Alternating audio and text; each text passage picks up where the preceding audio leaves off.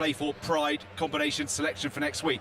But the way the Lions came out the blocks, you mentioned top of the show, Curry level slipper, Byrne gets over the ball, those two flankers were on a different planet, Sheehan's everywhere, Genge's marauding around, Finn Russell's got it on a string, and at times the Lions played some outstanding rugby, which is testament to their players and their coaching team. Yeah, I thought they looked really good. I thought they looked really connected. It looked like they'd used the 3 weeks that they'd been in Australia with all those games that were mismatches now and again, but they've really used their time well. I think this last week they've trained obviously on point, and I was really impressed. Jamison Gibson Park was just brilliant. You know, he controls that so well. He doesn't do anything flash, he just does everything very, very well. And so the big players stepped up. I thought Sione Tuipulotu, I thought, was excellent. Hugh Jones had moments. Tommy Freeman had moments. James Lowe had moments. It wasn't the full package. And if it had been, we'd have been talking about a bigger scoreline. There's no doubt about that. This is where I start to do the Australian thing and talk about my line in commentary, where I said, and here's the line, an Australian has scored the first try for the Lions in 2025. And then we had, on our ABC broadcast, we had James Lowe with my sideline colleague doing an interview, and here's this broad Kiwi accent talking about State of Origin Rugby League. It was almost like it was a post-game to a Bledisloe Cup, not a... Bit surreal. Yeah. But in terms of some of the good rugby, and I really would love to hear your perspective, Quentin, as sort of someone who doesn't see these Lions players up close and personal every week and who really caught your eye. But you mentioned the Tuipulotu try. There were two touches from Russell, weren't there? One to put Sheehan through, and then his ball over the top must have skipped three players. So this was a game when, yes, it's kind of suited to Finn. It's a quick Suncorp trap against a quick Suncorp track. It wasn't kind of rainy and really, really tight and attritional, but at times in that first half he was just beautiful, wasn't he? Was sublime. He was in complete control of his game and everything around him, and that's what you want from a standoff. I tell you what he'll be spewing about, Jonesy, was the try or the no try that Joe McCarthy. He was on his own. It was a crossfield kick, and all day long Finn does that. He does that. He puts on a sixpence every time, and it came off the side. You saw it. There was a good angle in the stadium. It came off the side of his foot. That could have gone high. It could have gone low. It was a walk-in try. He eats those for breakfast, doesn't Absolutely. he? Normally? Yeah. He nails that. And it's a kick pass. That's what that's what everyone calls it, and he executes that better than anyone. So he'll be really angry about that, because that's normally bang on. And Quentin, from an Aussie point of view, who were you thinking pre-tour would be a handful, and has kind of shown that this evening? Well, I think you hit the main point with Russell's skill. It's a simple word, but he's a very skillful footballer, either with his decision-making, with his hand on boot with those kicks, even though he did miss that one out to the left corner, which should have been a try. There was one pass at one point where he set one of you guys down the left wing with an ability to read where the tackle was coming, keep his arm free and pass the ball. So, yeah, Finn Russell was excellent. Curry, you mentioned, and Byrne. That was... we thought, as Australians, that maybe at the back of the scrum, that's where we could match you guys with Wilson and McWright. I mean, get Rob Valetini in the Wallabies team as quick as we possibly can, because we need that.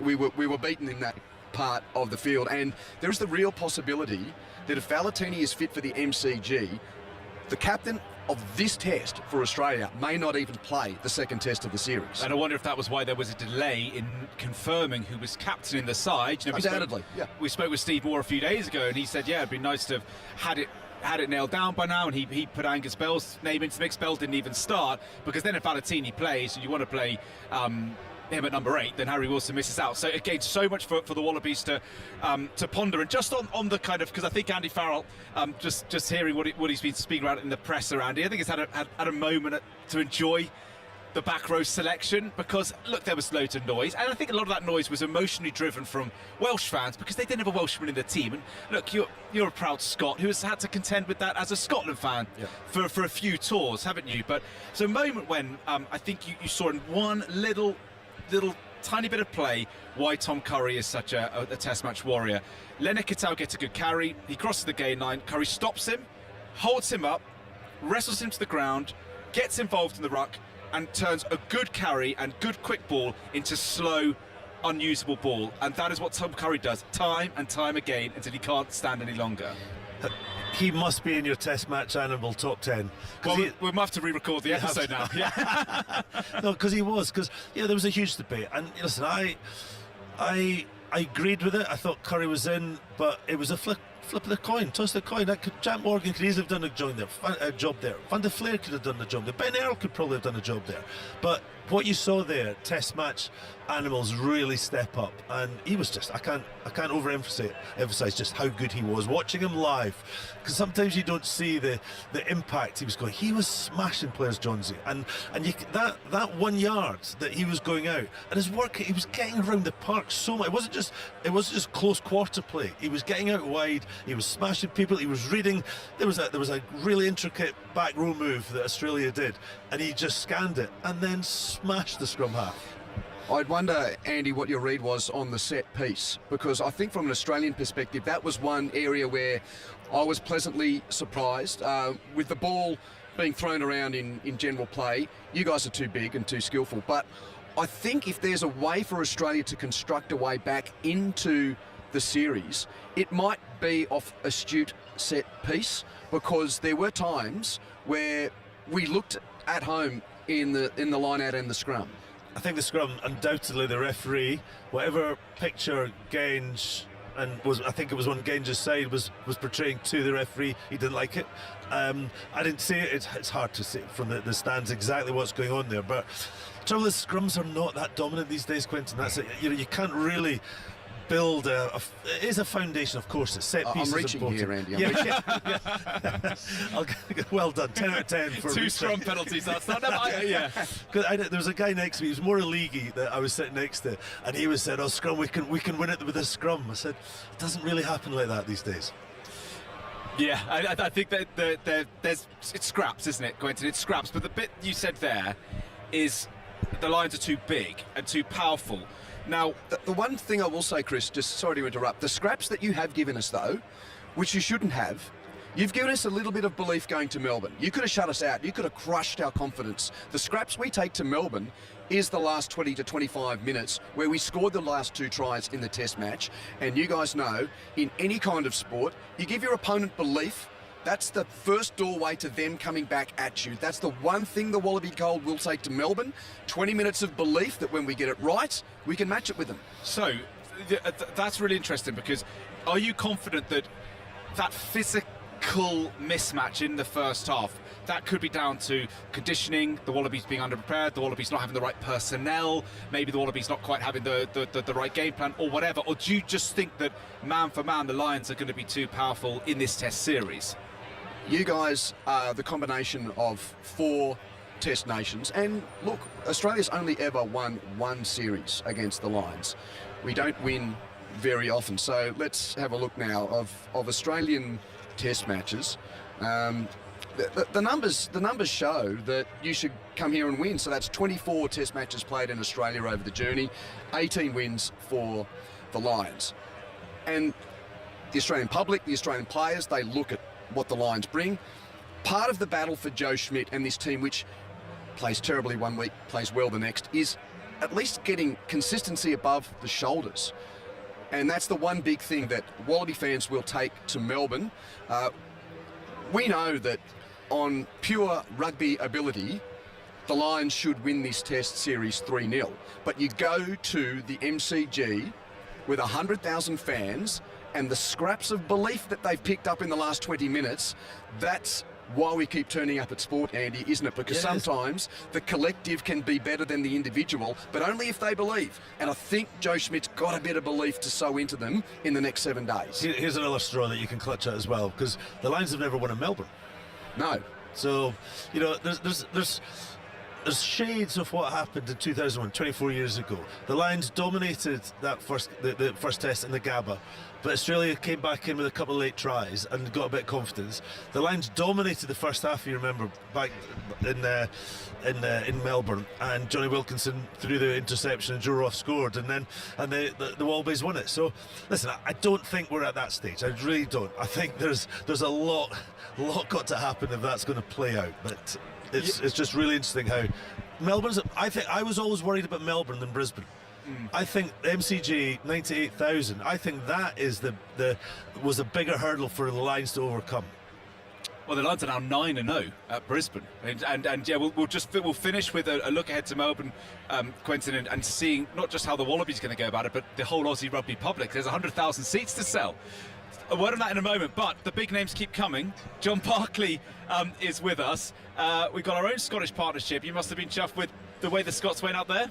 Yeah, I was. Yeah, I thought Finn was one of the best players on the pitch. We were chatting to him post-game, and it's funny, you felt like the Lions had so much more in the tank, and actually kind of left the stadium feeling almost like a bit flat. And you felt flat as well. You sense off the players and the coaching staff. It's like they won, and they won pretty well, if you're honest. But chatting to Finn Russell post-game, and he said they had one starter player they used.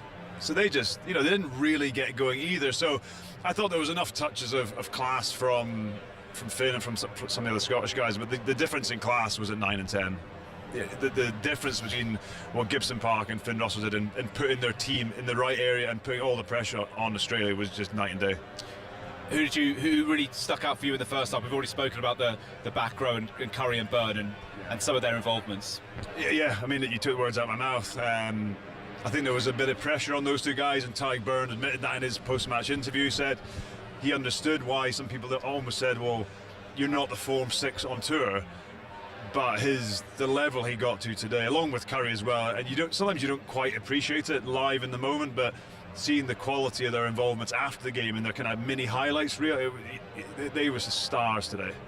Yeah, because as we chatted about with Jamie Roberts, it kind of doesn't matter as much as it maybe did on previous Lions tours, where coaches would keep things really open. Whoever's had the best game in the midweek might get the shirt, but there are certain players that Andy Farrell will look to and go, well, they've played so much Test rugby at the highest level, and I can rely on them to deliver. I think Genge is probably one that's played himself into the team. That's true. Think at the start of the tour, I think Farrell might have gone with Porter, but I think Genge did. He was outstanding again in that first half. Really good. So you're right. I think that team was fairly set from the outset, and even with all the chat, Jack Morgan, Ben Earl, Chesham, Andy Farrell knew what he wanted, and they delivered. So he's vindicated, 100% vindicated. Second half, John, what do you put that down to? Because the Wallabies, Adam, our producer, soaked my notepad with mid-strength Aussie lager. 14-3 second half to Australia. Do you put that down to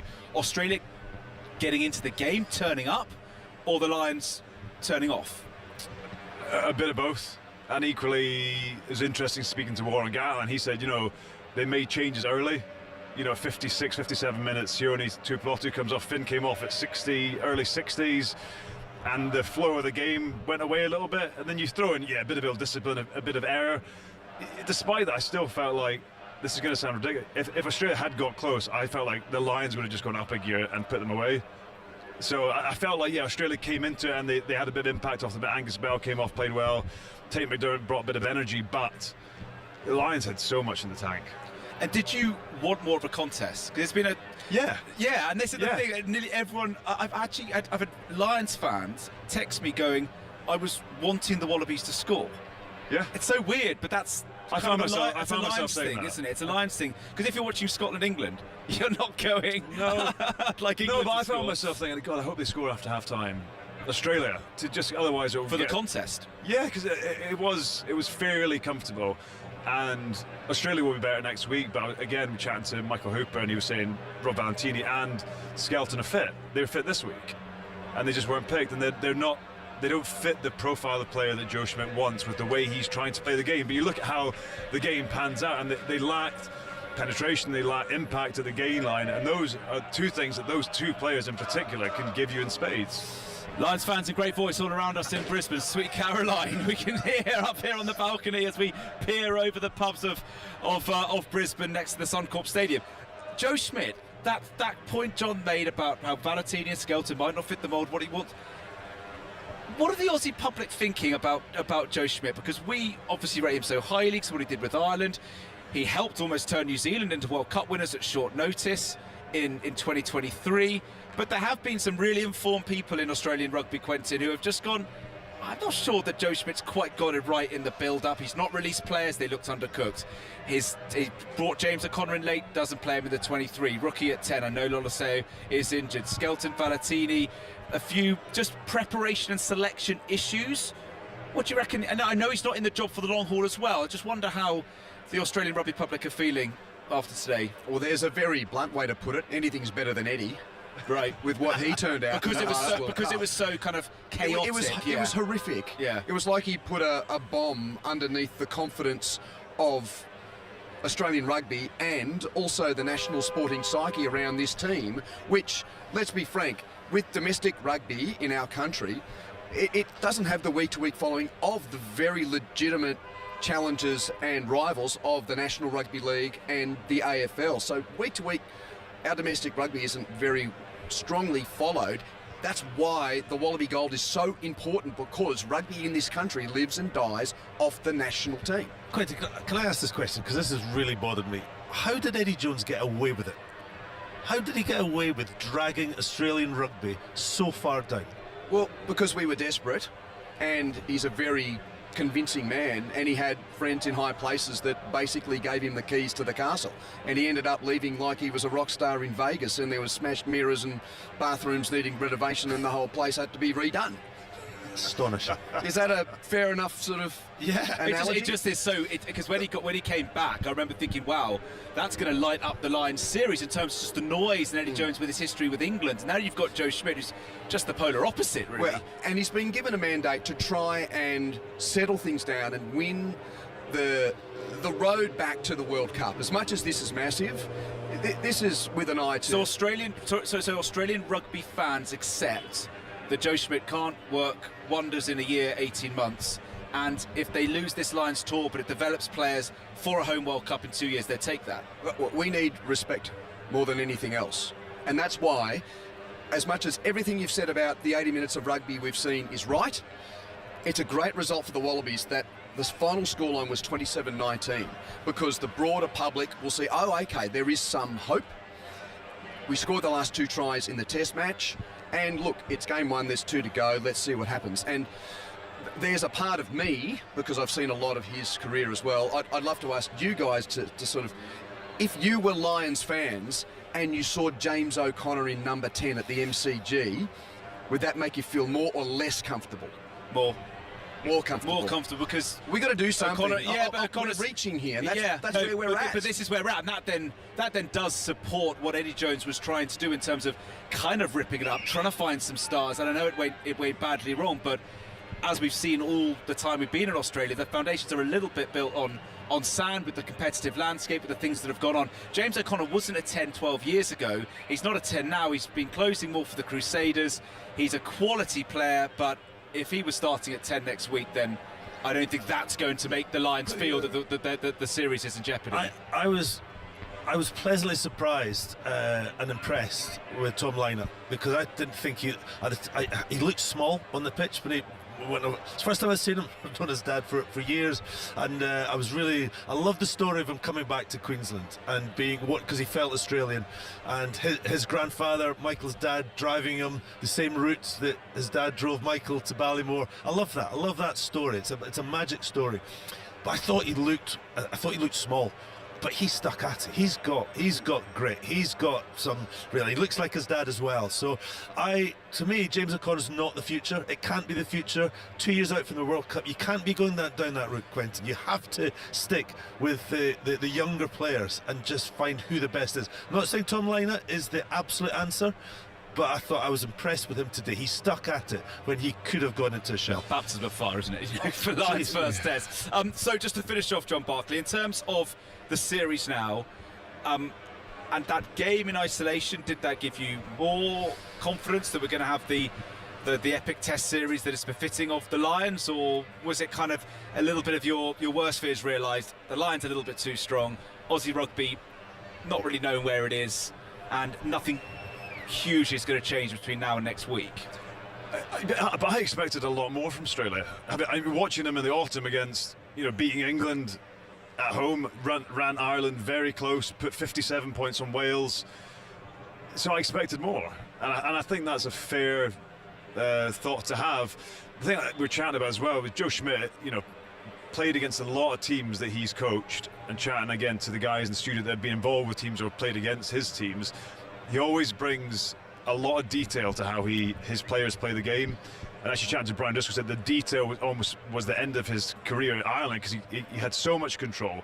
But when I watched the game tonight, it looked like all the detail was missing, which is a bit. I don't know if that's a good thing or a bad thing, because the detail and the review is always great, because you see it in plain black and white. This is actually where we're going wrong here. So I think they'll be much better next week.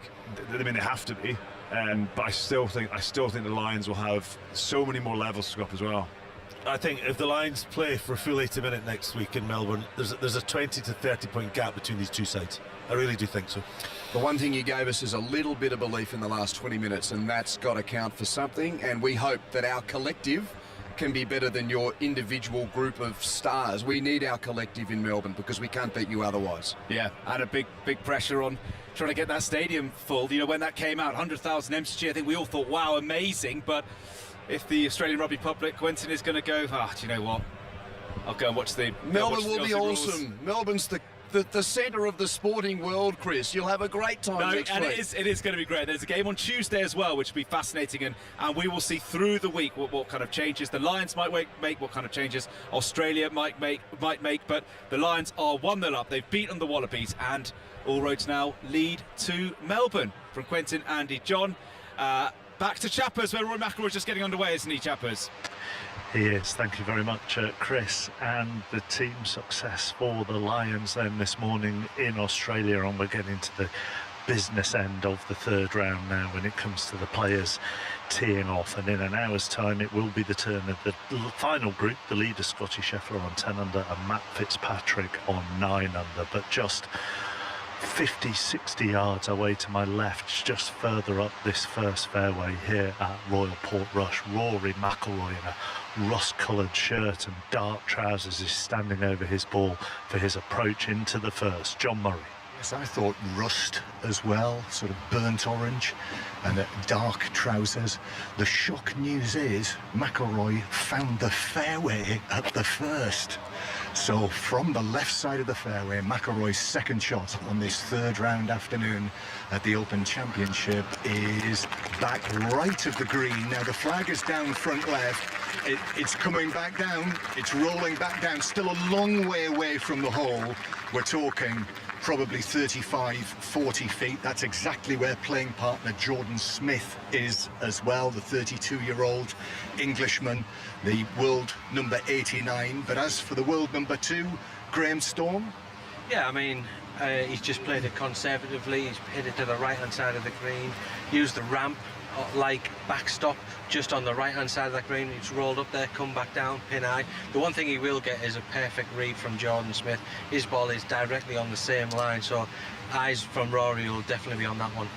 So that is Graham Storm, who is going to be following this match with me. Graham Storm, former French Open champion, former amateur champion, and also in an extraordinary twist, Graham won the South African Open, and on that day the final group was made up of Graham, Jordan Smith and Rory McIlroy, and we're watching those two today. I still can't get my head around it, Mark. He's kind of being disrespectful again, Graham. No, not at all. He's just pointing out a nice fact, and it's great to be able to stroll this links and walk up the first hole with these two great players. He had a very good first yesterday, did Rory. He birdied the first yesterday, didn't he? You know, a hole that has caused him problems in the past, notably 6 years ago when he went out of bounds in the first round here and took an 8, but he birdied it yesterday. Yes, he did. He bogeyed it on the first day, birdied it yesterday. And also, you know, they are starting, these two, 3 under par. So that's in a tie for 12th. That means they're 7 shots behind the leader, Scotty Scheffler. And I wonder whether, for Rory McIlroy, first round 70, second round 69. Remember the second round back in 2019 when he got on a real charge and went round in 65 and actually just missed the cut by a shot. I think probably that's the sort of number he's thinking of, Graham, yeah? Yeah, that's the score that he'd be looking out to try and shoot today. The weather conditions are absolutely perfect. A little bit of breeze into the players' faces as they climbed up to the first green, but perfect conditions to shoot that kind of score. But Jordan Smith is going to put first, Mark. I was going to say, they started out tied 12th, but there are a lot of low scores out there at the moment. So if you're on 3 under at the moment, you are tied 17th. Justin Rose has just gone to 3 under by birdieing the 3rd. But out there on the course, Corey Connors has actually finished 5 under for his round, 4 under for the championship. John Parry is out there on 17. He's 5 under for his day, helped by a hole-in-one on the par 3 13. Wyndham Clark 4 under for the day and 4 under overall. Matt Wallace, friend of 5 Live, been part of our commentary team at the Ryder Cup, he's 4 under for the day and 4 under for the championship through 8. So there are scores out there, Graham Storm, as you wait for Rory. Absolutely, chappers. There's definitely scores there to be had, and hopefully Rory can get this roller coaster, did Ali Bruce Ball say yesterday? Roller coaster, yeah. That's what he called it. Well, Jordan Smith has already putted, and he's actually raced that, maybe 6 or 7 feet past, and this is Jordan Smith, who himself went round in 68 yesterday, and that was a bogey-free round. In fact, Smith's last bogey was the 17th on Thursday, and he's got work to do here to avoid dropping a shot at the first.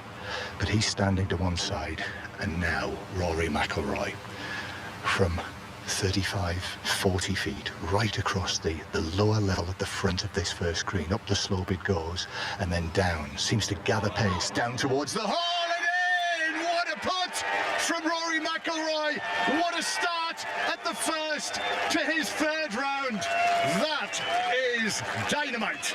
Absolutely amazing, John. Unbelievable scenes around this first hole. The crowds have gathered in the tenfold to get around this first green and see that putt and witness that putt drop into the front of the hole. I told you that he'd get a great line off Jordan Smith. He got the line and he did it to perfection.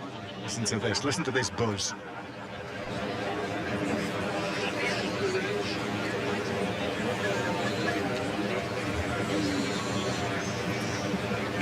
I'm just looking behind me at people are laughing, looking at one another, and I think the favourite phrase was, "I don't believe it."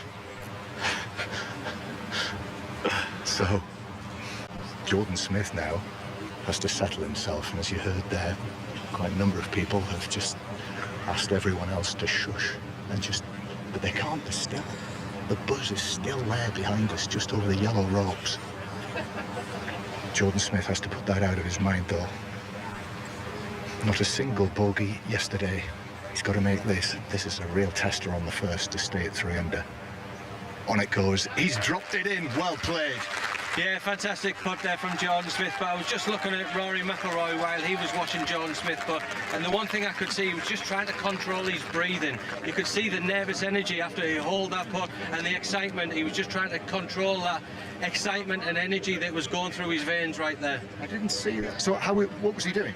Yeah, he was just kind of just taking deep breaths and taking it all in and just trying to calm his heart rate down a little bit, which was really interesting, talking to his caddy, Harry Diamond. Well, I don't know about you, I can feel the adrenaline, Graham, never mind Rory after that. And we're walking through the walkway, and again, listen to this.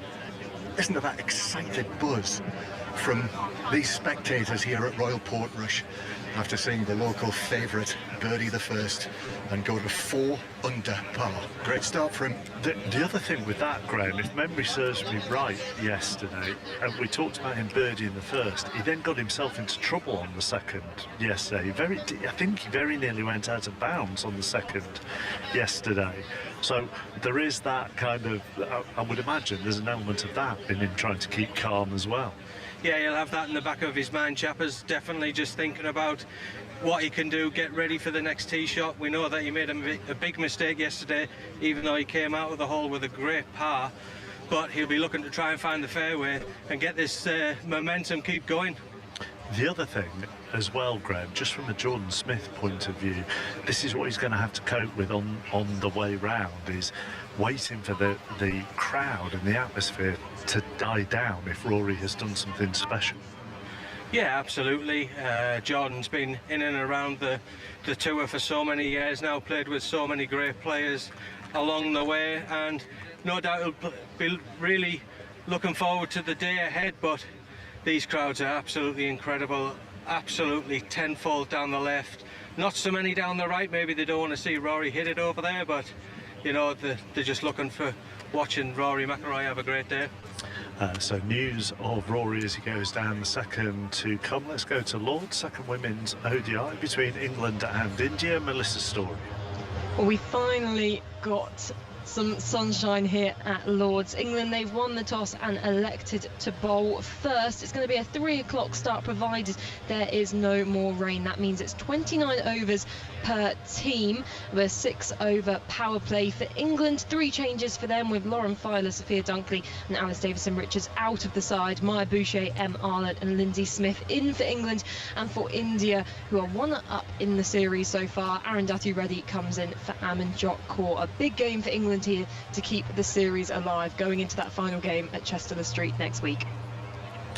Thank you very much, Melissa. So Rory McIlroy is up and running for his 3rd round here at Royal Portrush, and very shortly Nicolai Højgaard will get underway, and then they'll obviously build up all the way through until 3:35, and that is when Scotty Scheffler and Matt Fitzpatrick get underway as the final pair for the 3rd round here. Let's talk about the heavyweight fight tonight. Undisputed heavyweight title, Usyk against Dubois 2. Steve Bunce is with us. We have reached the day itself, Steve, with 100,000 people expected at Wembley. Yeah, we're finally here, chappers. The rain has come and hopefully it's gone. We've been on buses, we've been at Wembley, we've been in private rooms interviewing fighters that don't want to be there. We've been at open workouts, we've been at weigh-ins. Now it's all over. 2 months of negotiations. It all comes down to, I don't know, a 5 or 6 hour wait before we go live with the rematch. And it's a big one, chappers. And if people weren't listening yesterday, what did you make of them both at the weigh-in? Well, I'm trying to understand why people wouldn't be listening yesterday when I was giving you live and exclusive stuff on the way, and that's my first response to that question. But no, I tell you what I made of the weigh-in, chappers. Very little, to be honest with you. They were just about exactly where I thought they'd be. Dubois was a few pounds heavier, and Usyk was a couple of pounds heavier. But once again, and I think I talked to you after the press conference when they had a head-to-head there, one of 3 or 4 head-to-heads this week. And when they came together again, there's just a calm between the two of them. They can't take their eyes off each other. These two don't need to slap each other, throw bottles of water over each other, throw tables and push and shove. No, they could have been restrained by nobody. It's standard to stick people in between them. These two, the kind of season, it's not Daniel's style to lower himself to stunts, and it's certainly not Usyk's style. But you could sense it. I was about 12 feet away, and you could really sense the intimacy. You could sense it. It was electric. Here is Daniel Dubois then, and what a win tonight would mean to him. Good, good to do it on home turf, and go down as a legend. I've resurrected myself, resurrected my career, and now we're on a roll. So I'm unstoppable. I feel like I can't be beat right now. I'm in my prime of my life, and I'm going to go through whatever I have to do. And in terms of Usyk, how good is it to get the opportunity to right the wrong that you felt happened in Wrocław? I remember when I sat with you in your room after the fight, how disappointed you were, and you said you wanted to do it again. How good does it feel to get the opportunity? Now. We're here now, so no more excuses. That's my main thing. No more excuses. And having shared the ring with him, what have you learnt about him? I got to beat him this time, man. I'm going to win this time. Going to cause chaos, knockouts, by any means necessary. That's my whole approach. When you fought Anthony Joshua, I've got to be honest, not many people thought you would do what you did to him right from the opening bell. How are you seeing this playing out? A win. That's a win, and coming through, putting it on him, just bringing my style, bringing what I got.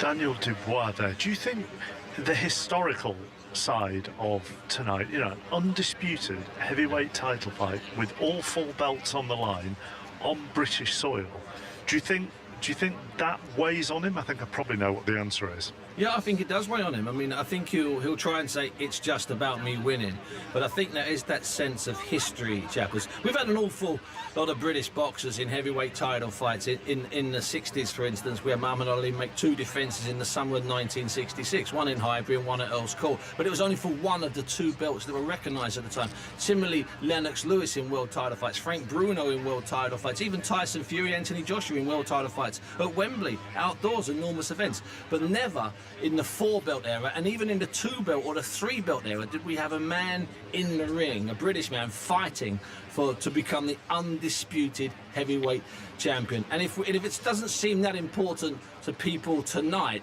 tomorrow it's more important. Next week it's incredible, and in 10 years' time, when people are looking back, this will be the night when the undisputed title was contested at Wembley, and possibly a British man walked away with all 4 of the belts. That's history, it genuinely is. Let's hear from Alexander Usyk then, speaking about his opponent. Listen, it's a hard guy. It's a young guy. It's a good boxer. It's a world champion. For your last fight, Daniel win. Great. When you met them in London for the first press conference, they talked a lot about low blow. They said Usyk was faking, Usyk was cheating. What do you think about all that? I don't think about this. For me, it's just blah blah blah. Empty words. I live in my bubble. I do just what I want. That low blow, not low blow. For me, it doesn't matter, yo.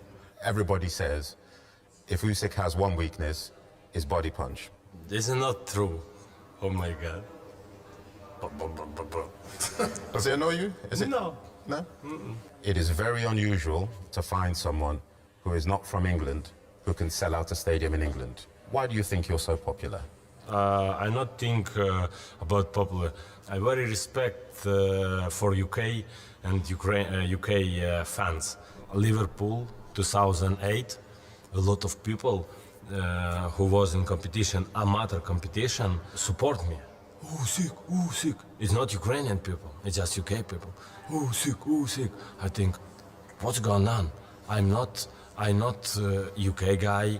Listen, UK, it's my second home. He talks there then, Steve Bonds, about UK being his second home, but this will have a very different feeling for him than, say, fighting Fury in Riyadh, which actually, when we were there, that's a big Ukrainian contingent there.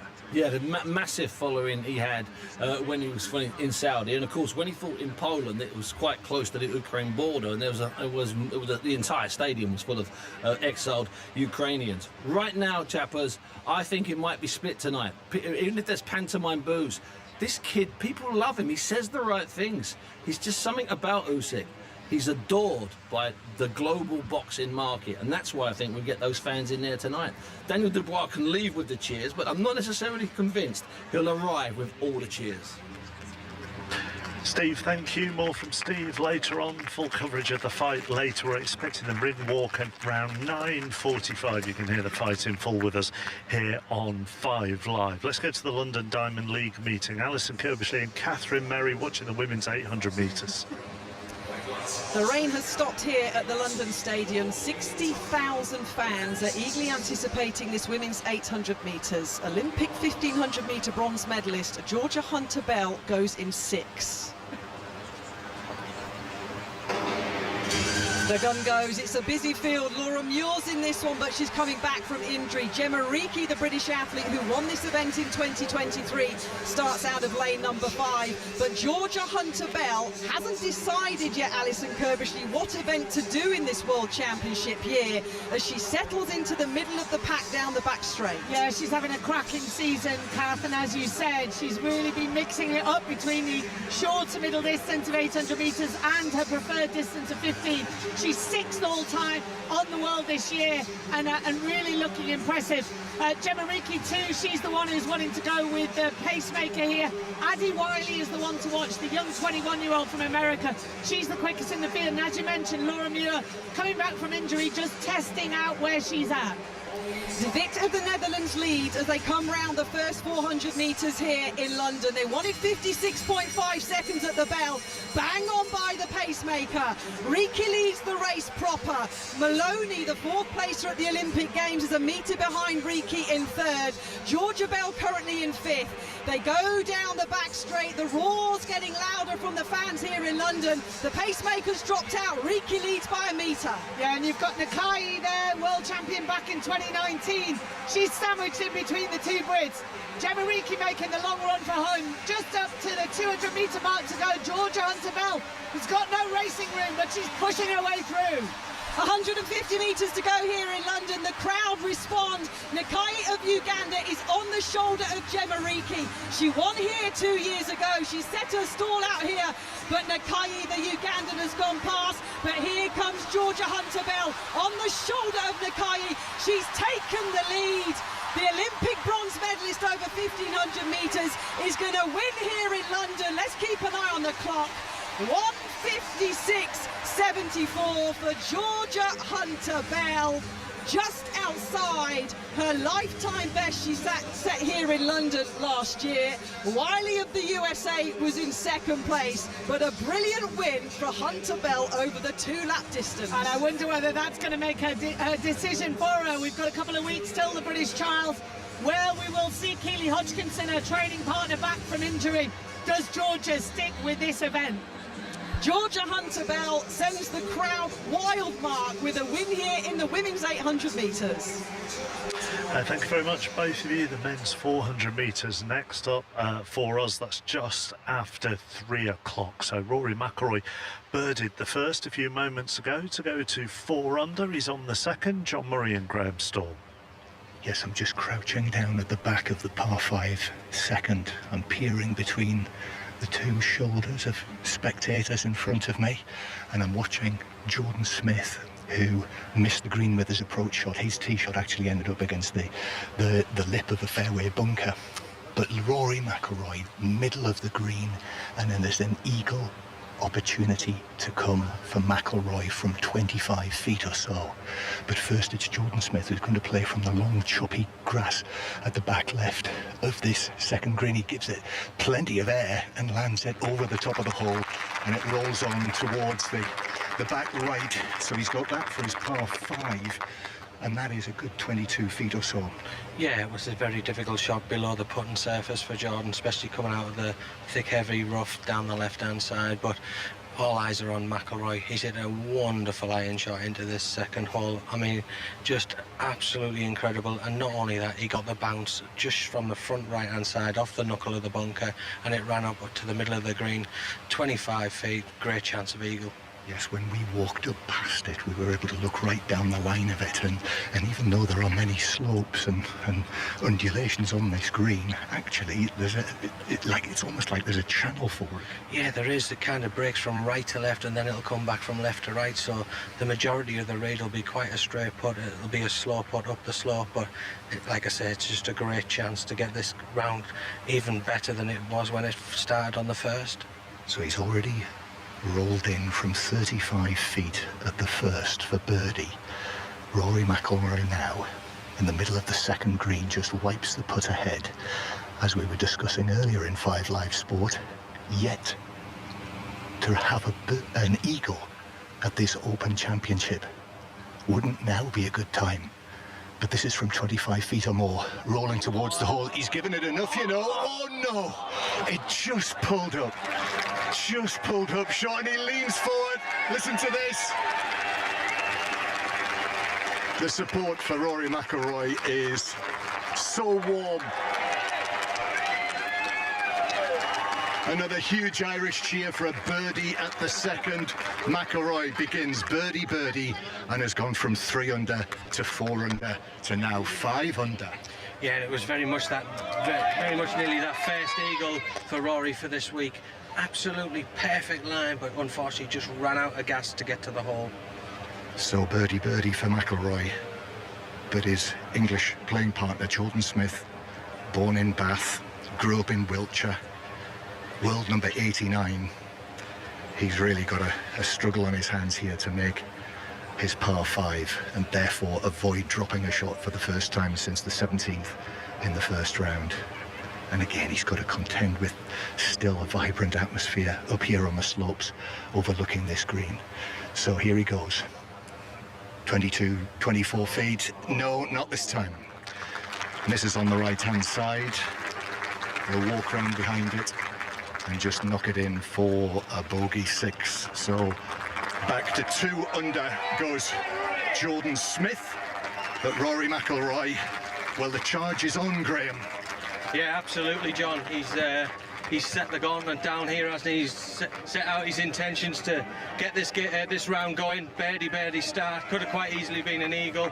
We said that he needed to be around about 3 under after 5 to get to that par 5-7, and he's well on his way to do it. So he's now, what, Mark, 5 shots behind the leader. Started off tied 12th. What is he now? He's tied 5th now by going to 5 under. Joining also on 5 under, Chris Gotterup, who's just got his 3rd round underway. He's bang in the middle of the first fairway, just away to my left. He's playing with Tony Finau, who starts his round on 4 under, but also on 5 under. Harris English and Bob McIntyre, they get underway at 3:05. Rasmus Højgaard and Tyrrell Hatton, who get underway at 3:15. And the only men who are ahead of Rory McIlroy now, Houghton Lee and Brian Harman, both on 8 under. They get underway at 3:25. And then our final pair, Matt Fitzpatrick on 9 under, Scotty Scheffler on 10 under. And they get underway at 25-4. Just approaching 3 o'clock. You're listening to 5 Live. We're at Royal Portrush for day 3 of the 153rd Open Championship. And we'll take a break for Carl Hartley in the news. The voice of the UK. This is BBC Radio 5 Live. Thanks, Mark. Dozens of people have been arrested for showing support for Palestine Action during a protest in London. The group was declared a terror organisation by the government a couple of weeks ago, meaning it's illegal to publicly support them. Similar protests are being held up and down the country. At least 28 people have been injured after a car has been driven into a crowd of people in Los Angeles. It's believed the driver lost consciousness, with reports he may have been shot before his vehicle hit the crowd outside a music venue. The owner of the Wall Street Journal says it'll defend its reporting vigorously in the face of a lawsuit from President Trump. He's branded a story in the paper saying he once sent a suggestive birthday message to the late sex offender Jeffrey Epstein as fake news. And BBC News has discovered that the former MasterChef presenter John Torrod was sacked for allegedly directing the N-word towards a colleague on set. It's understood a total of 9 complaints were made against the TV presenter. 1 was upheld. He says he has no recollection of using the racist term. UEFA Women's Euro 2025 on 5 Live and BBC Sounds. Oh, it's over the bar! And England are through to the semi-finals, and the Lionesses have done it! Somehow they have done it! On Tuesday at 8. Don't miss England against Italy in the semi-finals. When I wear an England badge, you do anything to keep your country in the competition, and that's exactly what we did. Come on, England. Just ask your smart speaker to play BBC Radio 5 Live.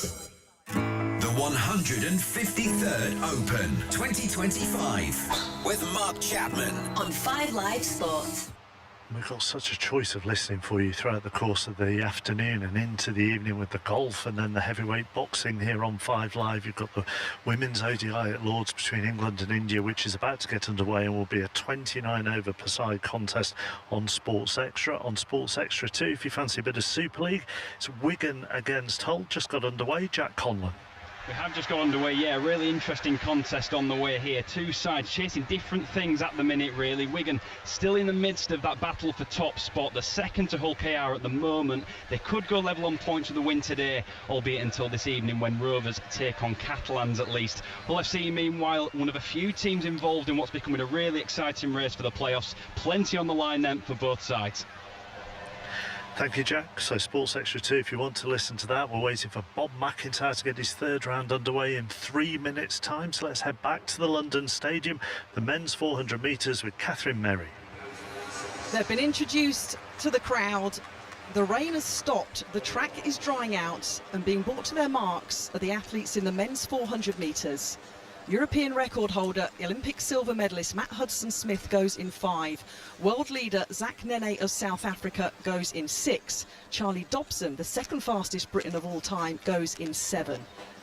1 lap of the London Stadium, Hudson-Smith, in his favourite lane, is settling down. Black shorts, purple top, one final look round the first bend. The crowd are expecting here. How fast can Hudson-Smith go? Well, it's a clean start, and the bright orange spikes of Matt Hudson-Smith are absolutely flying. Nene, the fastest in the world this year with 43.76, is moving a little bit quicker than Hudson-Smith at the moment, and Dory of Botswana moving well. Kebinatsi of Botswana also on the inside line, moving nicely at the 200-metre point. Charlie Dobson with the ginger hairs at about 3rd place here, but here comes the battle with 120 metres to go. Matt Hudson-Smith has a very slim lead of Norwood of the USA in 8. The European record holder's got a bit of work to do here, and Nene, the world leader, is on the shoulder of Matt Hudson-Smith. But look at Charlie Dobson. Charlie Dobson has finished like an absolute train out of lane number 7. Has got his hands in the air in total disbelief. 44.14 seconds. That is outstanding from Charlie Dobson. All eyes are on Hudson-Smith, Alison Kirbishley, who came 2nd with 44.27. But he's shaking his head. Charlie Dobson, wow, 44.14. It's also like that picture, the scream. He's got his hand over his mouth. He can't believe what he's just done. He's shaking his head, Charlie Dobson. With 50 metres to go, Kath, I was going to say to you, Matt Hudson-Smith is in a race here. These guys are going to make him work. And then somebody gave Charlie Dobson another gear, and he just found something, and he sailed past 3 world-class quarter-milers. And Matt Hudson-Smith was just tying up. He didn't have his fluidity. He really started to rock and roll. And Norwood was rocking and rolling. Nene was rocking and rolling. And Dobson just took that door, was wide open, and he just flew through. 44.14. 2nd all-time on the British list. It's a 1-2 for Britain in the men's 400 metres, but it's Dobson that takes the win ahead of Hudson-Smith. World leader Nene of South Africa came in 3rd.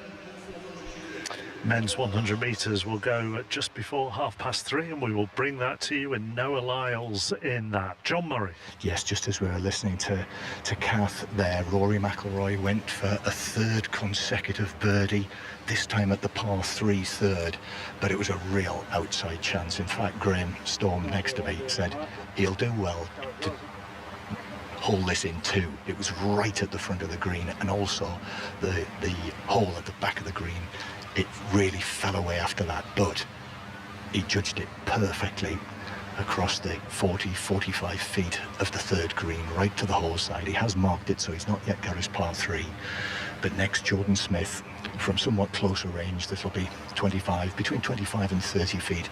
This for birdie for him to get back the shot that he dropped at the last. The ball comes up over the rise, then down towards the hole, but I think that's a little short, Graham. Yeah, he just hasn't quite got the pace right there, Jordan. He struggled with the pace on the first hole as well, didn't he? Not for McIlroy. McIlroy had a beautiful first putt, rolled it up to around about a foot away from that. Such long distance, and like you said, if you hit it 3 or 4 feet by, it just runs off, and then you can almost de-green it. But the judgment was perfect. Just looking at McIlroy, standing to one side, looking as calm and serene as possible in this sort of rust-coloured shirt, maybe auburn, perhaps, burnt orange even, leaning on his putter, watching Jordan Smith, who is just going to finish off now. Yes, he does. He rolls it in, so that is his par 3 to remain at 2 under par. This Englishman who's never finished in the top 40 in the Open in 4 previous attempts. So this is, for him, heady heights in the Great Championship. And now Rory McIlroy, just from close range, just to make sure of his par 3. In it goes. So after a birdie start, that is a par 3 at the 3rd, and McIlroy remains 5 under. He turns a little bit like Tiger Woods, Mark. He had the ball in his hand, just tossed a little catch from one hand to the other, and that is very much the air of him. A man in control, as Harry Diamond, his yellow bib, his caddy, chases after him, picks up the bag, and Rory McIlroy walks down to the 4th tee. He is in control, although the American Russell Henley is just nestled in ahead of him on this leaderboard. 6 under, Russell Henley. He's 6 under for the day as well. He's through 12, and that 6 under helped by him eagling that par 5 12th, so he is flying as well. There are a lot of low scores out there. Billy Foster caddy is alongside me, caddy for Colin Morikawa. The first 2 days here, I mean, these conditions are perfect at the moment, aren't they? Yeah, it's absolutely sweet. It's probably only rolling about 10 miles an hour.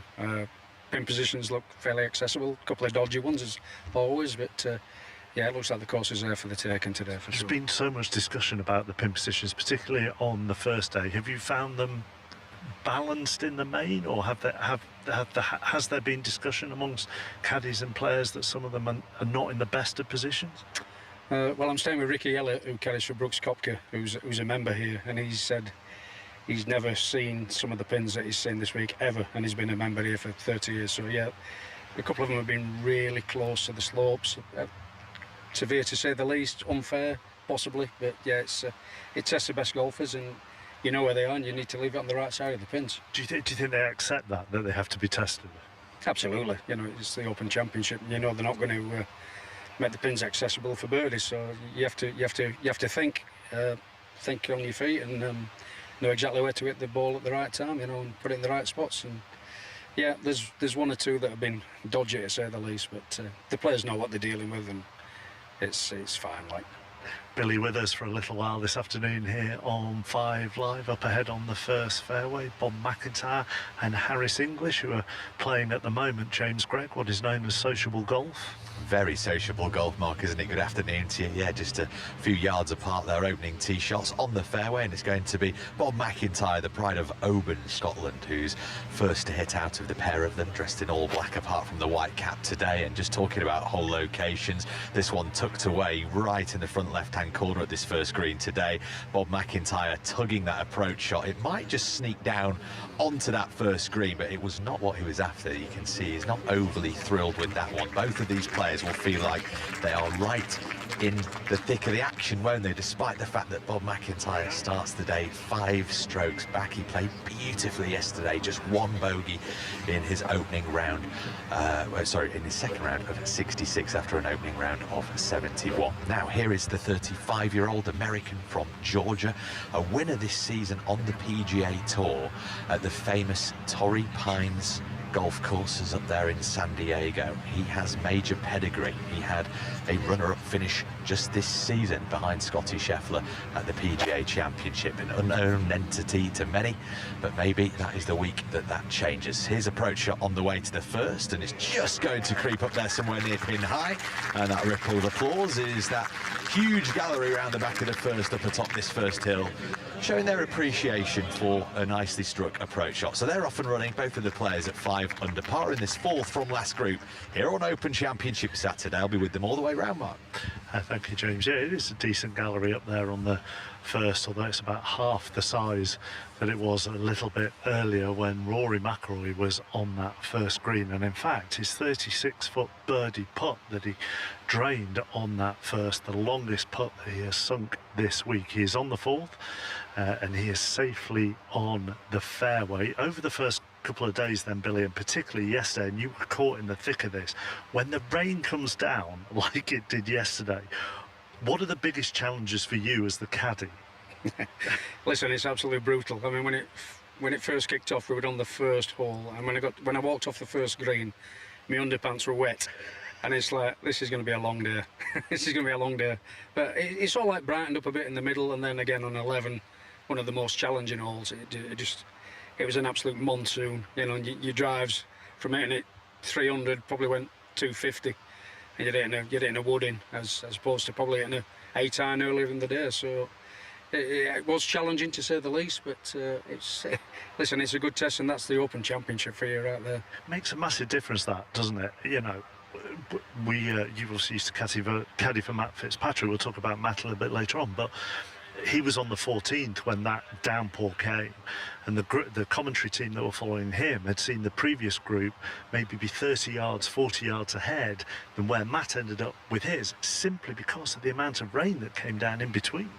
Yeah, I mean, for sure. I mean, to give you an idea, I mean, Colin Morikawa had 188 yards to the front of 11, and it normally flies at 215, and he absolutely nailed this 4-iron. It pitched a yard on the green, and it pitched 189 yards, which, it's 25 yards less because of the conditions of the rain, and the ball dribbled off the front of the green, ran down 20 yards short of the green. Another good club, that's why I missed the cut. Let's go up to the first green where Bob McIntyre has a birdie putt, James Gray. Just feeling the line with his feet at the moment, Mark. His ball did nearly sneak down from a little hillock down into a swale just on the right-hand side of this green. I'm getting a few looks from the gallery. I think my foghorn voice needs just tempering down a couple of decibels or two. It's been a long morning with no golfers to feast our eyes on in terms of commentary, but here we are now with the man from Oban, Scotland, who is a fresh-faced 23-year-old. 6 years ago, last time out at Royal Portrush, recorded what is still his best Open Championship finish, a tie for 6th there, but so much has changed in the last 6 years since the 2019 Open Championship. Bob McIntyre with a huge breaker from the fringe from around 30 feet up and over that same ridge that we heard Rory McIlroy navigate so brilliantly well with John Murray a few moments ago. This is on a very good line. The speed looks good. Just going to leave himself a couple of feet left for his par. It was all about just cozying it down there, that one. Just completely, just get off to a good start. Make sure that there's no banana skins, Mark. Okay, up ahead on the 4th, Rory McIlroy. John? Seen here, Mark. So this is the 4th where there is the out of bounds down the right-hand side, but Rory McIlroy has very safely negotiated that tee shot right side of the fairway, maybe 3 strides in on the short grass, but beyond the hedge is the rather plush Dunluce Lodge Hotel, which has recently been renovated and is, Graham, where McIlroy and his retinue are staying this week. And when we came across, looked up above the hedge, standing on the top of the drive, the edge of the drive, are all of the staff from the hotel who've clearly come out to give McIlroy a cheer when he walks past. So there's about 15 of them. So you've got the chefs, I guess you've got the wine waiter as well, I imagine, up there as well. Probably the cleaning staff are up there, and they're all standing looking down on McIlroy, who's on the right side of the fairway. Yeah, the chef, the sommelier, the managing director of the hotel, potentially, they've all come out to support the man that's staying in their hotel. It's just a great sight for them to come out and witness these scenes as McIlroy's hit the perfect tee shot down the right-hand side on 4. Couldn't have walked up and put it in a better position to be able to get access to this cheeky little location on the 4th, where the pin is just tucked in on the front left over that little hump. Yes, Jordan Smith is safely on the green in 2. He's at the back of the green. The flag is fluttering at the front. McIlroy just staring at him back down the fairway. Beautiful afternoon now. A mixed sky, let's say. There's a couple of darker grey clouds, but blue sky as well. And McIlroy 5 under par, 5 shots off the lead. As Graham said, if he could have put his ball down exactly where he wanted it on this 4th fairway, it wouldn't be too far away from where he's just played this second shot. Walks after it, lands right towards the flag. It pulls up short. That's probably 8-10 feet away, but it was bang on line. What a beautiful iron shot from Rory McIlroy. High towering 8-iron from 175 yards, holding it into that breeze, down to about 8 feet, straight up the hill. Great chance for another birdie for Rory McIlroy. Yep, so off he marches. Just going to keep an eye, Mark, just to see if there is an acknowledgement. He might have done that already, actually. He turns and gives his club. He just has a little look up there as well. They're applauding, and he has got that perky walk about him.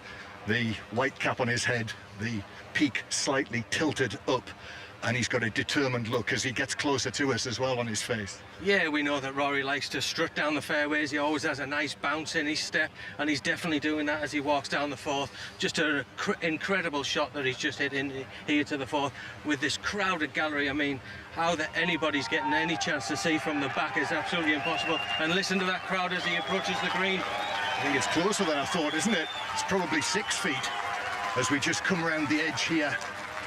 Rory McIlroy will very soon be within sight because he has to walk through these 2 narrow hillocks. He's just about to come within full view of everyone up here. Let's just see as he walks up towards his ball. Yep, that's 6 feet. That is 6 feet, 5.5, 6 feet that he will have for his birdie. And now he just walks between the 2 little hillocks.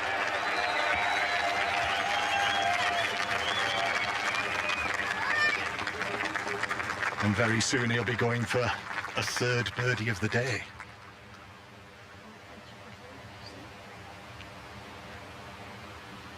Oh, was that for me to come in, John? Yes, because I'm standing next to the 5th tee. Okay. All right. Well, whilst you wait for them to tee off on the 5th, the first thing I was thinking was if you're having a late lunch at the Dunluce Lodge, you might be waiting a while to get your bottle of wine if the sommelier's just gone out to watch Rory McIlroy putt on the 4th. James Gregg has watched Bob McIntyre complete the first.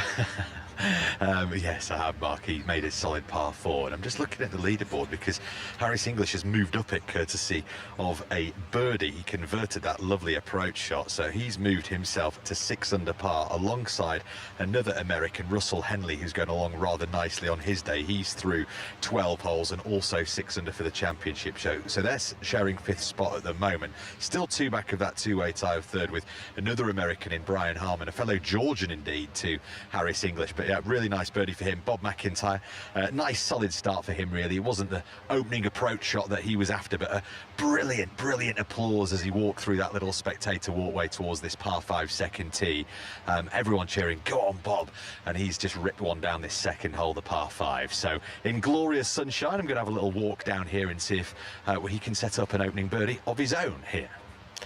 I wonder how attacking everybody's going to have to be today, Billy, when you say, you know, McIlroy's gone birdie par with a very good birdie chance on the 4th as well. It means that quite a lot of players are going to have to play attacking aggressive golf, doesn't it?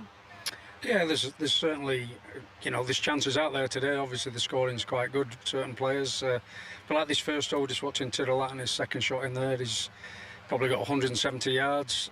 But there's a big false front where the pin is, the green's like, you have to land it further than 7 on. The pin's only 9 on and 5 from the left, so it's paramount that you have to keep it past the flag and to the right. So there's certain flags that will be birdie chances where you will attack, but the first hole is certainly one of those that you'd be quite happy 15, 18 feet past the flag to the right. So you need to be sensible on certain holes, for sure. I have a couple of questions on that, which I'll come back to after news of Rory with John. Yeah, McIlroy is ready now. He's had a look at this putt. It is 5.5, 6 feet, Graham.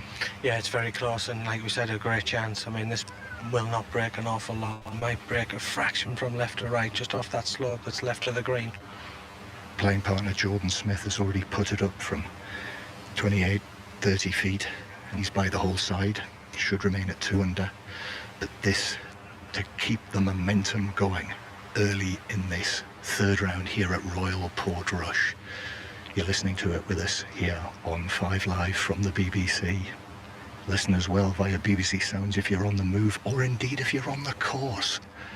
McIlroy steps forward, one hand on the top of the club. Then the 2nd hand joins it. This for birdie number 3. Never in doubt. And there it is again, another birdie for Rory McIlroy. Fantastic 3 at the 4th. One of the toughest holes on the golf course, but he's made it look super easy. This is quite the charge now. It's official, isn't it? 3 birdies in the first 4 holes, and McIlroy is now 6 under, inches another shot closer to Scotty Scheffler. He does, John, and he's going to be walking up to this 5th tee where it's very much drivable, short par 4, and McIlroy can quite easily reach this green from the tee box. Jordan Smith just to finish off for his par 4. From close range in it goes, just to tap in to stay at 2 under. And McIlroy again just quietly acknowledges there's the slightest nod of his head. And up he now walks through the avenue of people onto the fourth green. There's a little low five with somebody there, some youngster. And then they see him in the grandstand behind as well. He's wearing this Auburn shirt, Mark, but there are no signs of rustiness. Oh, very good.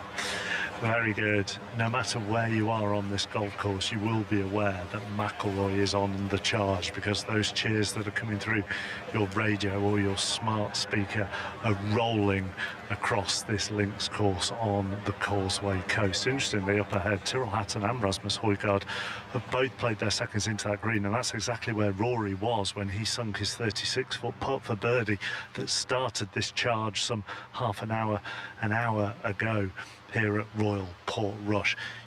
You're a massive football fan, Billy. You often talk to managers at the start of the season. I do, and they'll have their fixture list, and some of them will go 3 points there, maybe a point there, won't get anything there. When you get their pin positions at the start of a round, does your player and you go, opportunity there, opportunity there? If we just get off there with a par, we're happy. Yeah, for sure. I mean, you'll go through the pin locations, and like I said, the first hole, it looks like, for me, it looks like the ball front edge, which obviously, if it rolls off the front of this first green, it literally finishes 20 yards short of the green. So it looks like they're both hung on to the front edge, and they're going to have a difficult two-putt up a big slope, right to left. Looks like to be about 40 feet, I guess. So yeah, but you look at pin positions, and you will definitely say you need to hit here, you need to hit there, and box clever on certain holes, and there's certain holes that you definitely want to attack, and that's going to be the case today. Because there's a mentality to that as well, isn't there? When you're trying to keep your player going, you go, do you know, you picked one up there, and at the start we didn't think we were going to, so come on. Absolutely, you know, if you nick a birdie on a hole that's a real difficult pin position, it's all motivation, and you know, it's moving forwards. It's you know, it's gives you a lot of confidence going to the par fives or whatever's coming up next. You can see yourself birdieing 3 or 4 holes in a row all of a sudden. If you nick one on a hole that's tough, yeah, it gives you that extra bounce. So, speaking of football, we're standing here with you in your Leeds United cap. Are you staying up? It's a tough one, that, isn't it? We'll see. I mean, I went to Elland Road a lot last year, and the atmosphere was incredible. So it's one of those old stadiums that really, you know, it really gets the players up for it, and you know, makes the opposition fret a little bit. So hopefully, if they pick a lot of points up at home, they can get more than 11 points or whatever Southampton got last year. But we'll see. They're playing Man United right now, and it's 0-0 at half-time. So it is 0-0 at half-time. There you go. Yeah. Sean Longstaff, the latest to join Leeds. They've had a decent transfer window so far. Let's head back to the London Stadium. Men's 100 metres is next up, Cap. They're being introduced to the crowd. A huge roar for Louis Hinchliffe, the British athlete, the current British champion, starting in lane number 1, the former golfer, the 23-year-old. Not many races this year under his belt, but he starts on the inside line. Akeem Blake, the Jamaican, the Diamond League final winner in this event last year, will start in lane number 2. A huge roar from the crowd for the British record holder, Zarnell Hughes. He holds the fastest times ever over the 100 and 200 metre distance. The British star starts in lane number 3. The sunshine is coming out on the centre lane athletes here in London. In lane number 4, Oblique Seville, the Jamaican, the second fastest man in the world this year, 9.83 seconds. The centre lane of 4 outside Hughes. Noah Lyles, probably the loudest roar of the day, surpassing the roar that Katarina Johnson-Thompson got when she was introduced here in London. The Olympic champion, the American, starts in 5 in his first 100-metre race of the season.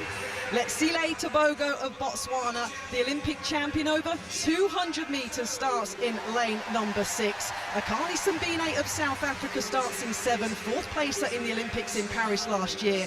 And the 3rd Brit in this men's 100 metres, the world indoor champion, Jeremiah Azu, goes in 8. The sun has burst through just as these athletes were introduced to the crowd here. There was a huge roar when the in-stadium announcer said, next on track, the men's 100 metres. The Olympic 100-metre champion Lyles, on his season opener over this distance, goes in 5. The Olympic 200-metre champion Tebogo in 6, and Zarnell Hughes, in his bright red strip, settles into his blocks in lane number 3. A pin could drop at the London Stadium. Who is going to take the London crown?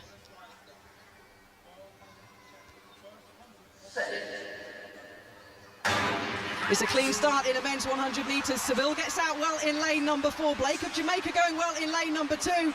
Oblique Seville in lane number 4 has upset the party. The Jamaican has absolutely smashed it out the park. 9.85 seconds.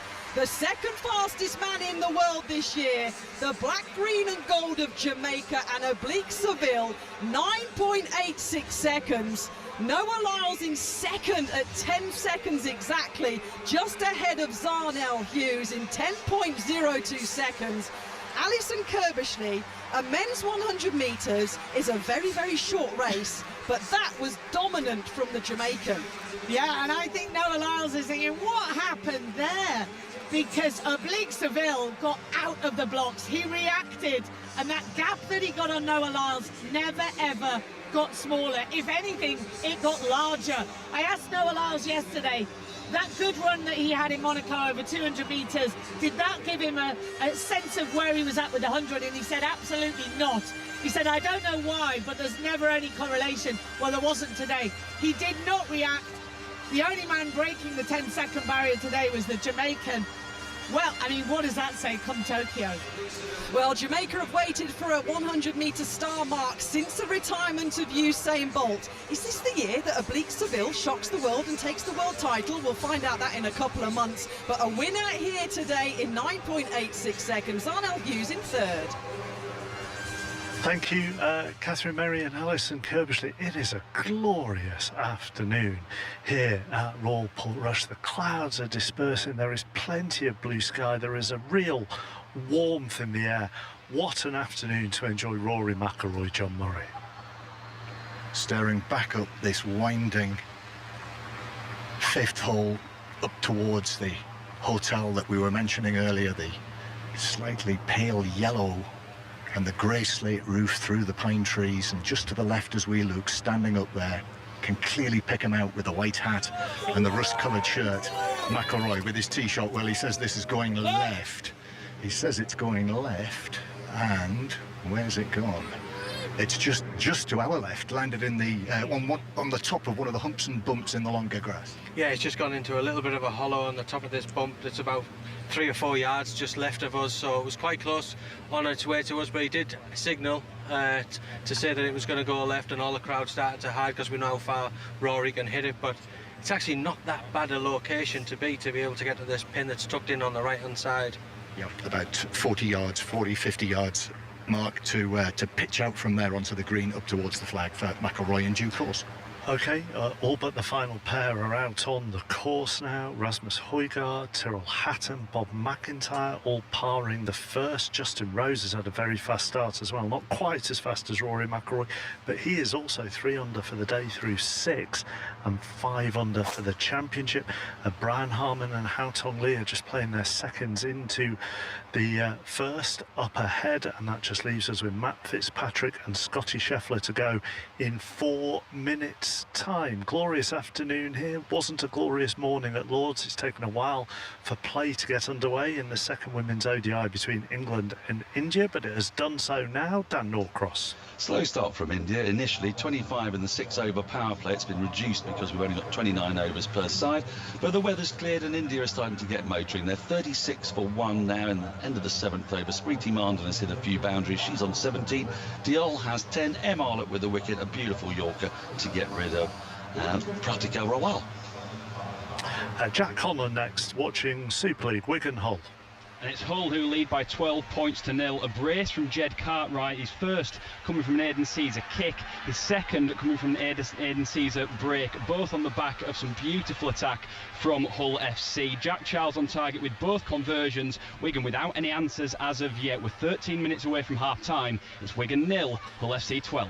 Seem to enjoy playing against Wigan this year. The Hull FC knocked them out of the Challenge Cup a little bit earlier, and they lead this afternoon. So I just look back down this first fairway to that little horseshoe grandstand around the first tee, and we're just a couple of minutes away from the final pair getting underway in the sunshine. Ian Carter.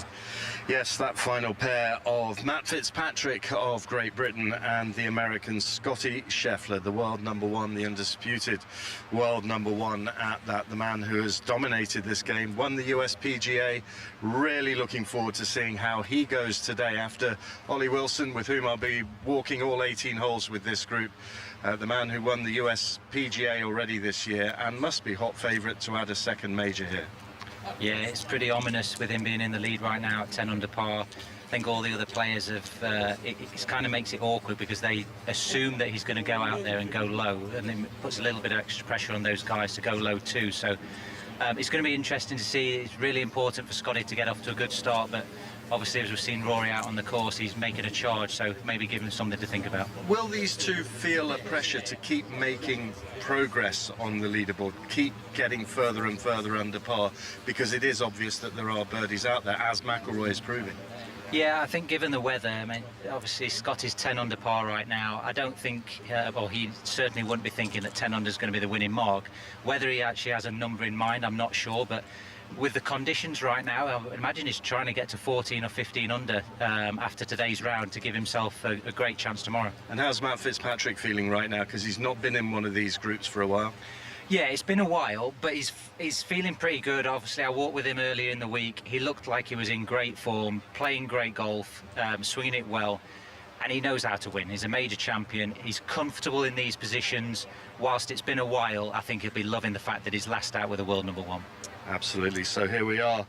The top two on the leaderboard. They shared 8 birdies apiece yesterday. Scotty Scheffler at 10 under par, one ahead of Matt Fitzpatrick, the 2022 US Open champion, beating Scotty Scheffler to that title. So Fitzpatrick, a resurgent figure, top 8 in his last 2 events, bouncing back from the worst spell of his career, and he's had brilliant rounds so far this week, looking much more like the player of old, the man who did win at Brookline that US Open title. Rounds so far this week of 67 and 66, and now here he is on the tee, ready to get his 3rd round at the Open underway.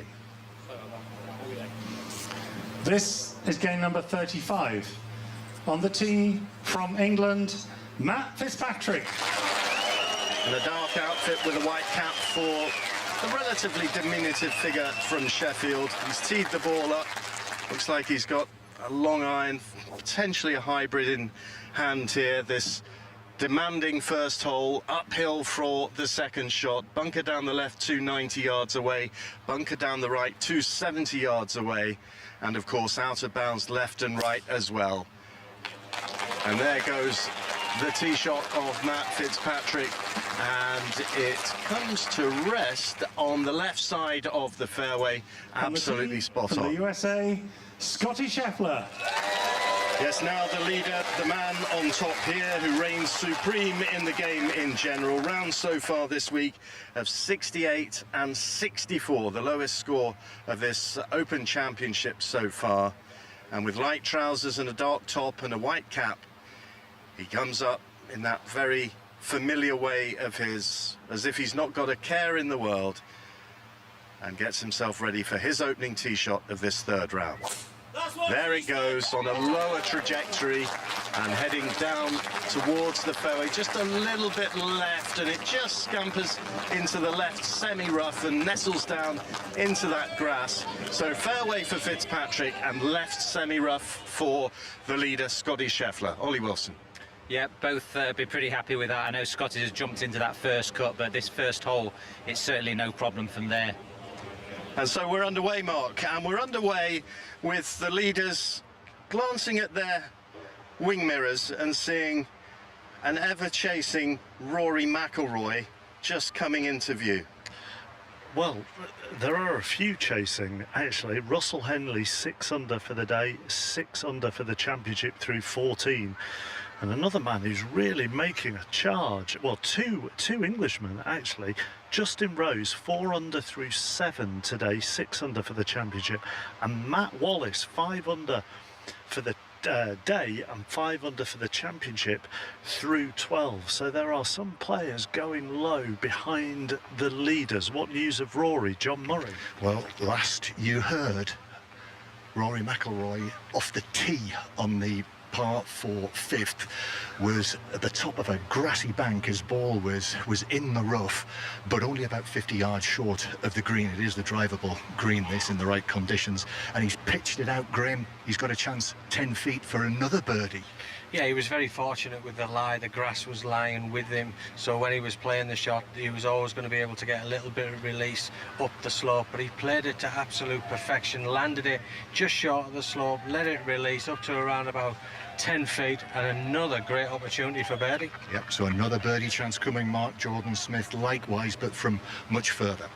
Okay, thank you. Everybody underway now on the 3rd round of the Open. Back to the London Stadium. Women's 200 metres is next in the Diamond League. Catherine.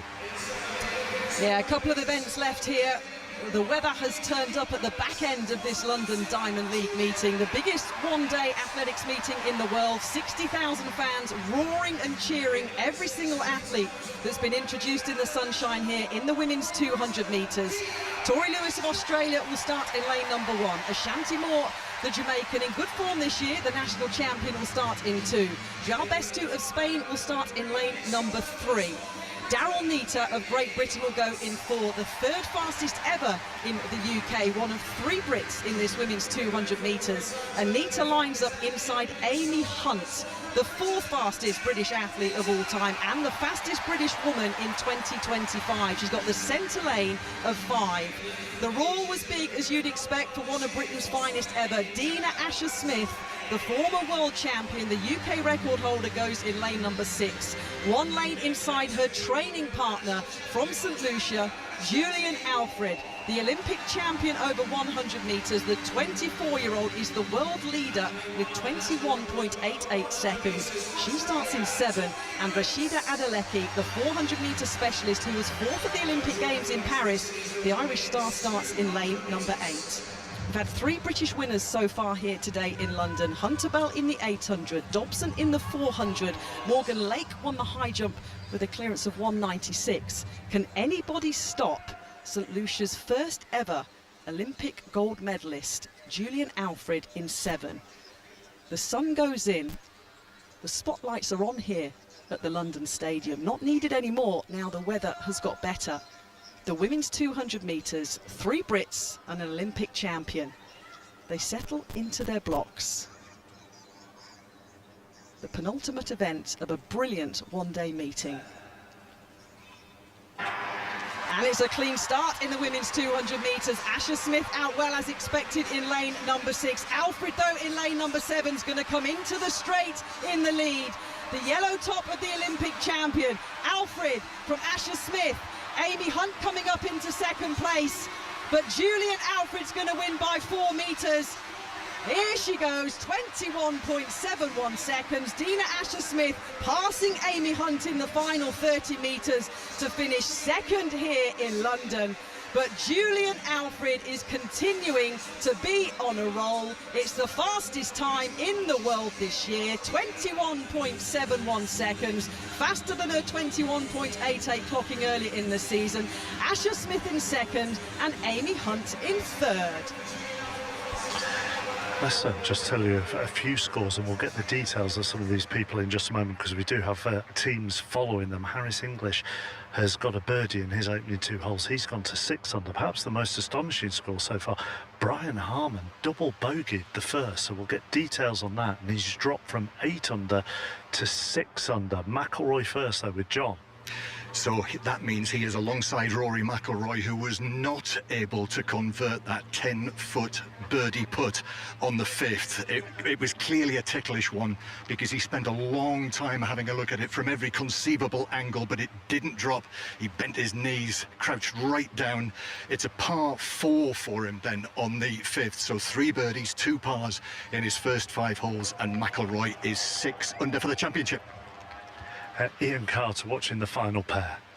Yes, and they're just making that steep climb up to this first green. Both have found the putting surface with their approaches, which were both from around about 165 yards out from the rough. Scheffler, the leader at 10 under par, absolutely to the inch pin high, but around about 30 feet to the right of the flag.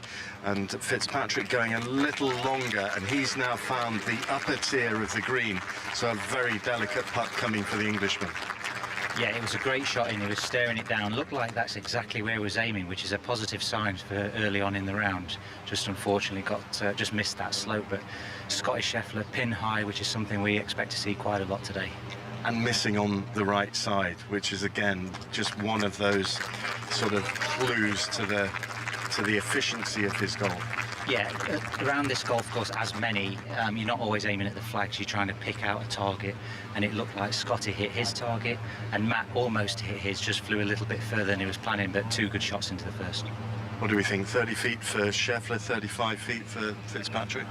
Yeah, funny enough, Scotty's putt is pretty much identical to what Rory had an hour and a half or so ago. So quite a lot of break right to left, maybe 8 to 10 feet right to left, but relatively flat. So just got to get the line right, and he should be in with a chance. Well, Fitzpatrick just taking the flag from the hole. He always went through a long period of putting with the flag in the hole, and he's putting it back in. Just took it out there because he was lining up from behind the hole. Dan Parrott, his caddy, just gives him his ball, and he trudges up that slope. And this is just a case of getting the ball moving, isn't it? Yeah, the greens aren't overly fast. They're only running about 10 on the stimp meter, but this is downhill, slightly downwind, and past the hole it's also downhill and runs off the front of the green, so it's got to be a little bit cautious here. Yeah, anything bold here, and it goes past the hole, and there's nothing to stop it, and it would potentially run into the steep bunker at the front, or even go beyond that. It could go sort of 50 yards behind. So he doesn't need a putter here. He needs a feather duster, tickling stick. You can see him just trying to feel the putt with a couple of little rehearsals. And now he just sets the ball rolling very, very slowly. Now it gathers pace as it comes down the slope, swings from left to right, towards the hole, and then misses to the right, and it's gone on by about 4 feet. I think that's as good as you could have hoped for.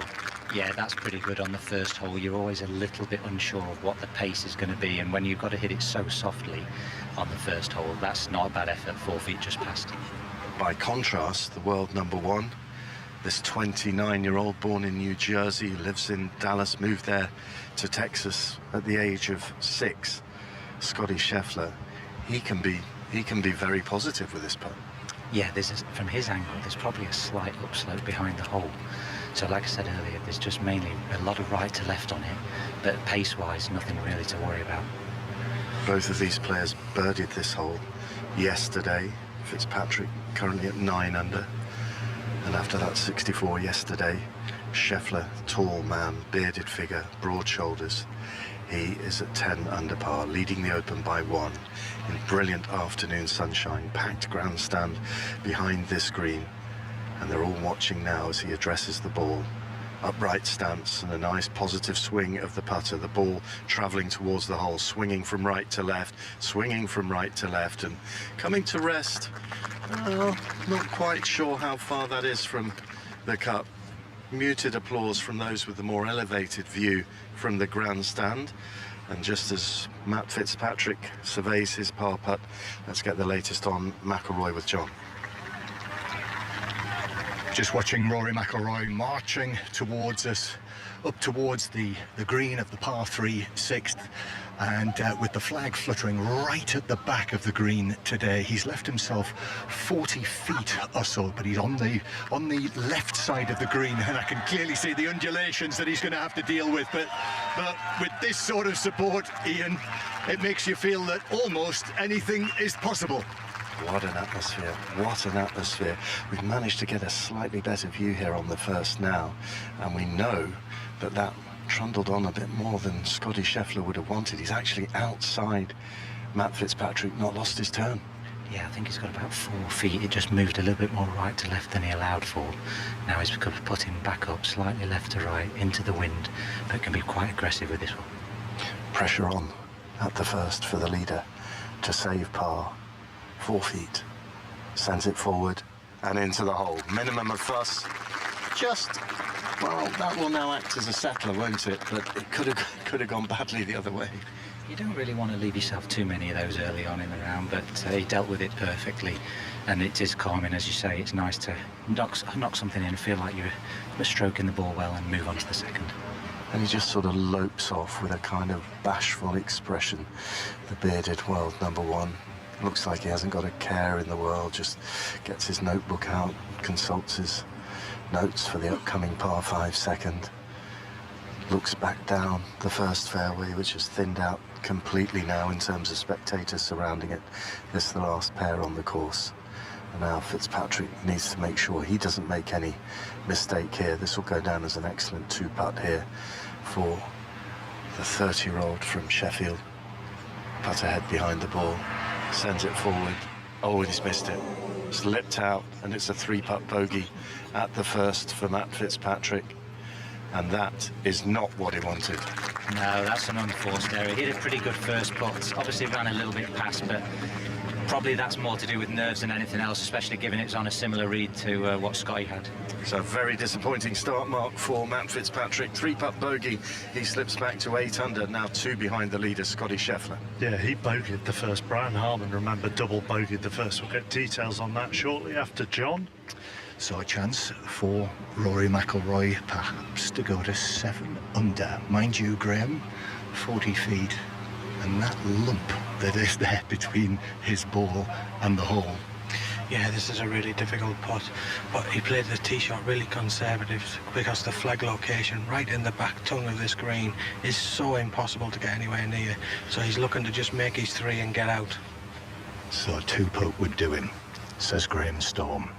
Behind, on the other side of the green, people sitting cross-legged, row after row after row of them, up to the top of the dune. It winds up and down, and all of those heads looking down on McIlroy, whose ball goes up that slope and then heads down towards the hole, but will roll by on the left, and it is to within a couple of feet. Yeah, that was a great putt. We know we've watched Rory play these first 5 holes, 6 holes. He's been swinging the club beautifully, but the one thing that's been really good today is the touch on the greens. He's going to mark it, but he should hole it from there, for his par 3 to stay at 6 under after 6 for the championship. Thank you. Talking earlier as part of our build-up this lunchtime about Brian Harman looking unflappable, in control of everything that he's doing, just going on and getting on with his job. Cue Alistair Bruce Ball. Yeah, it was a very un-Harman-like hole playing the first here in his 3rd round of the Open Championship. Found the fairway with the driver, so the first part of the job was done. 115 yards, that was all he had into the flag, cut tight on the left-hand side. He missed it into the bunker, took 2 to get out of there, and then couldn't hold the 30-footer for bogey. Pretty much the same putt that McIlroy holed for his birdie on the first. So yes, Brian Harman, our Open champion 2 years ago, has dropped back to 6 under par, and a good par by his playing partner, the Chinese Hao Tong Li. Good 2-putt from the back of the green, because the first one was quick down the slope, and he holed the return for a 4-footer. He remains at 8 under. Let's just go to the Super League. Half-time between Wigan and Hull. Hull were leading last time we were with Jack Conlon. And they built that lead out to 20 points to 0. That Jed Cartwright brace added on to by an Aidan Caesar try. He crashed over from close range. Jack Charles was again on target with the conversion before adding a penalty goal on the stroke of half-time. Hull FC upsetting the odds a bit here. It's Wigan 0, Hull FC 20 at the break. And to Lords for the second women's ODI between England and India. Henry Moran. Reduced to 29 overs aside. India are batting first, and England have picked up 3 important wickets. 57 for 3 is the India total, and their captain Harmanpreet Kaur is walking back to the pavilion, having been bowled by Sophie Eccleston for just 7. 57 for 3 the India score in the 12th over.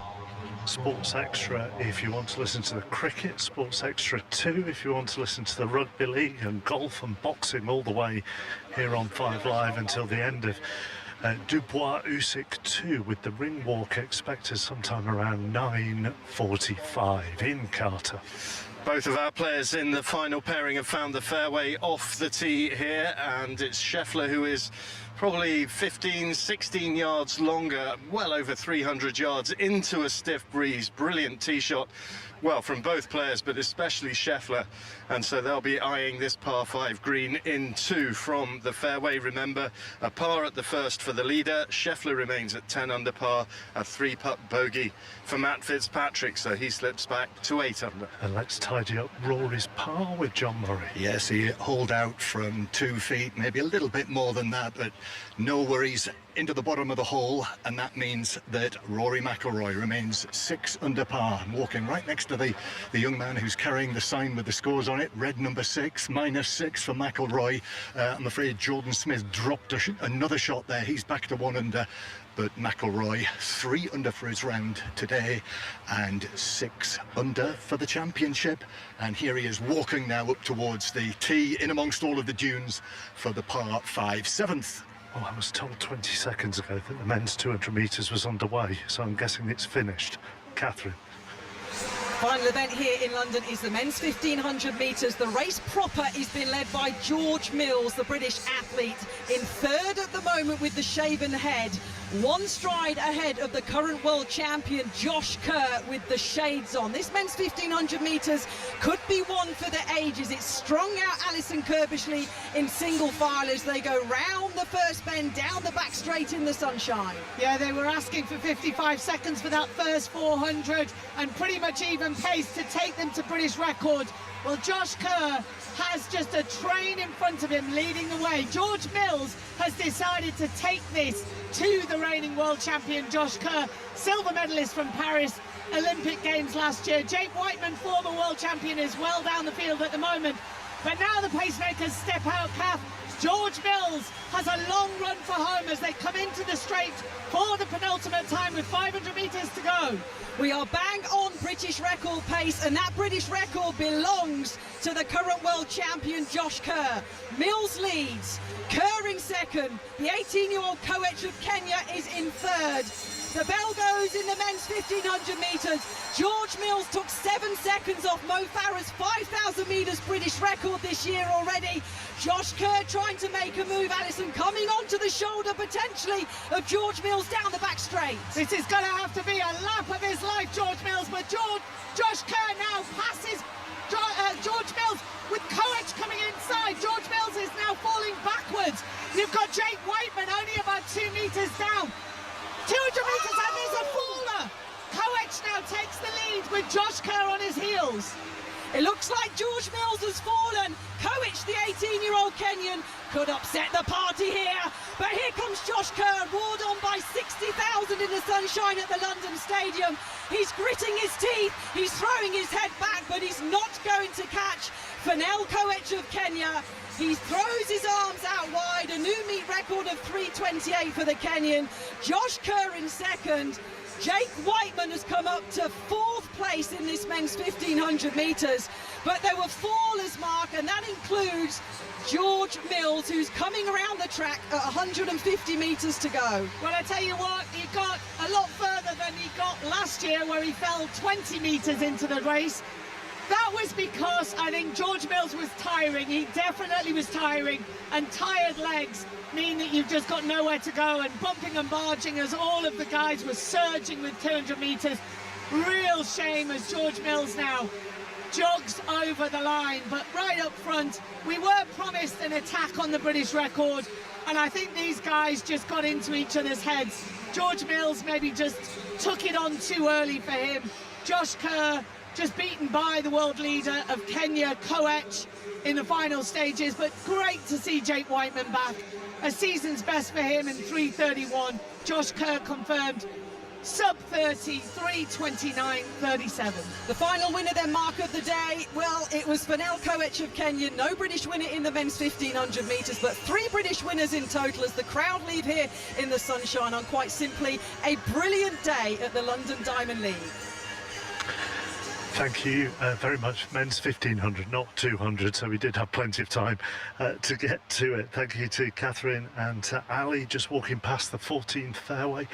Matt Wallace's caddy just raking a bunker there, so I'm assuming his man has been in that bunker, but he is 5 under for the day, 5 under for the championship. There are plenty of low scores out there at the moment. Let's go to Catherine Downs. Who are you watching, Kat?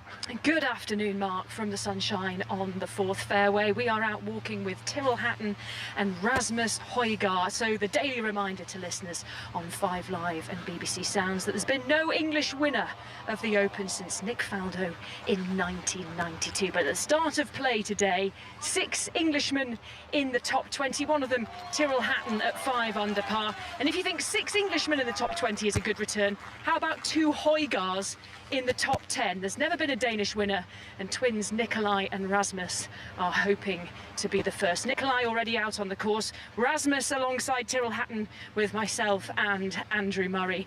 And 3 straight pars for both of these players. Tyrrell Hatton has had some good chances. He had an eagle putt on the par 5 second, which was a tricky one. It was a long and winding one, but he gave it such a crack, didn't he, Andrew Murray, that he nearly let it fly off the green. It nearly de-greened it, yeah, and that was a slippy putt.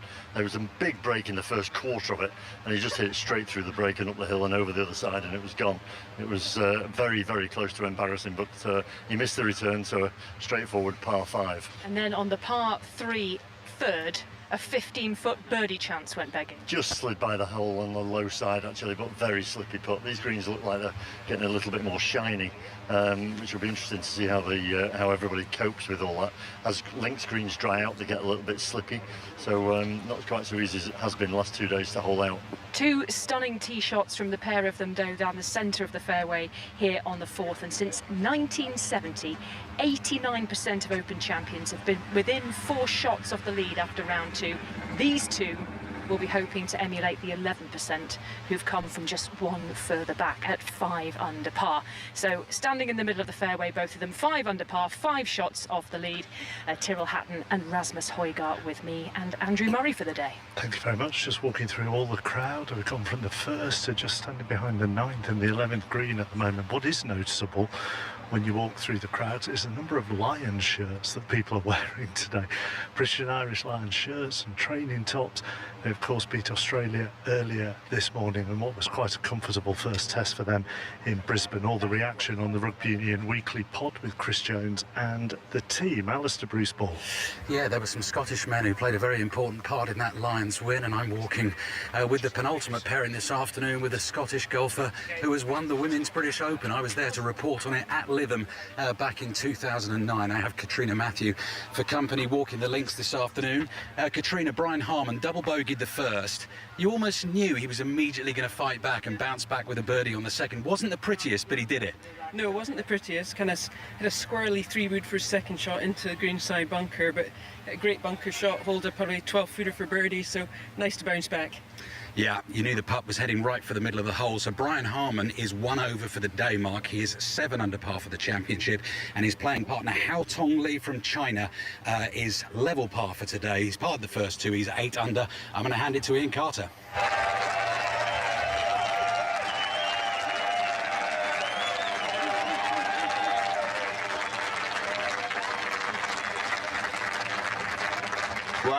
Wow. Matt Fitzpatrick has chipped in for eagle at the second. That was the roar that you could hear. What a shot from him. He'd missed the green just to the left. He looked short-sided. He uses that left hand below right grip, and he used it to brilliant effect. What a way to bounce back from the drop shot at the first. Yeah, phenomenal effort. He was slightly fortunate to not go down the second ridge, so it kept it right on the edge of the green, but he was definitely short-sided. Little hillock to come up and over, and played it perfectly. It looked like it was in as soon as it landed on the green. So as it stands at the moment, he's into a share of the lead at 10 under par, but that is most likely going to change because Scotty Scheffler has found the green with his second shot on this par 5 second. He's got about 45 feet and quite a few undulations to negotiate with this eagle putt. Well, I tried to stand behind it and read it, and quite frankly, there's about 8 different breaks in it. It's relatively straight overall, but it's going to wiggle its way all the way up the hill over the top of the crest, and flattens out on top at 45 feet, slightly up the hill.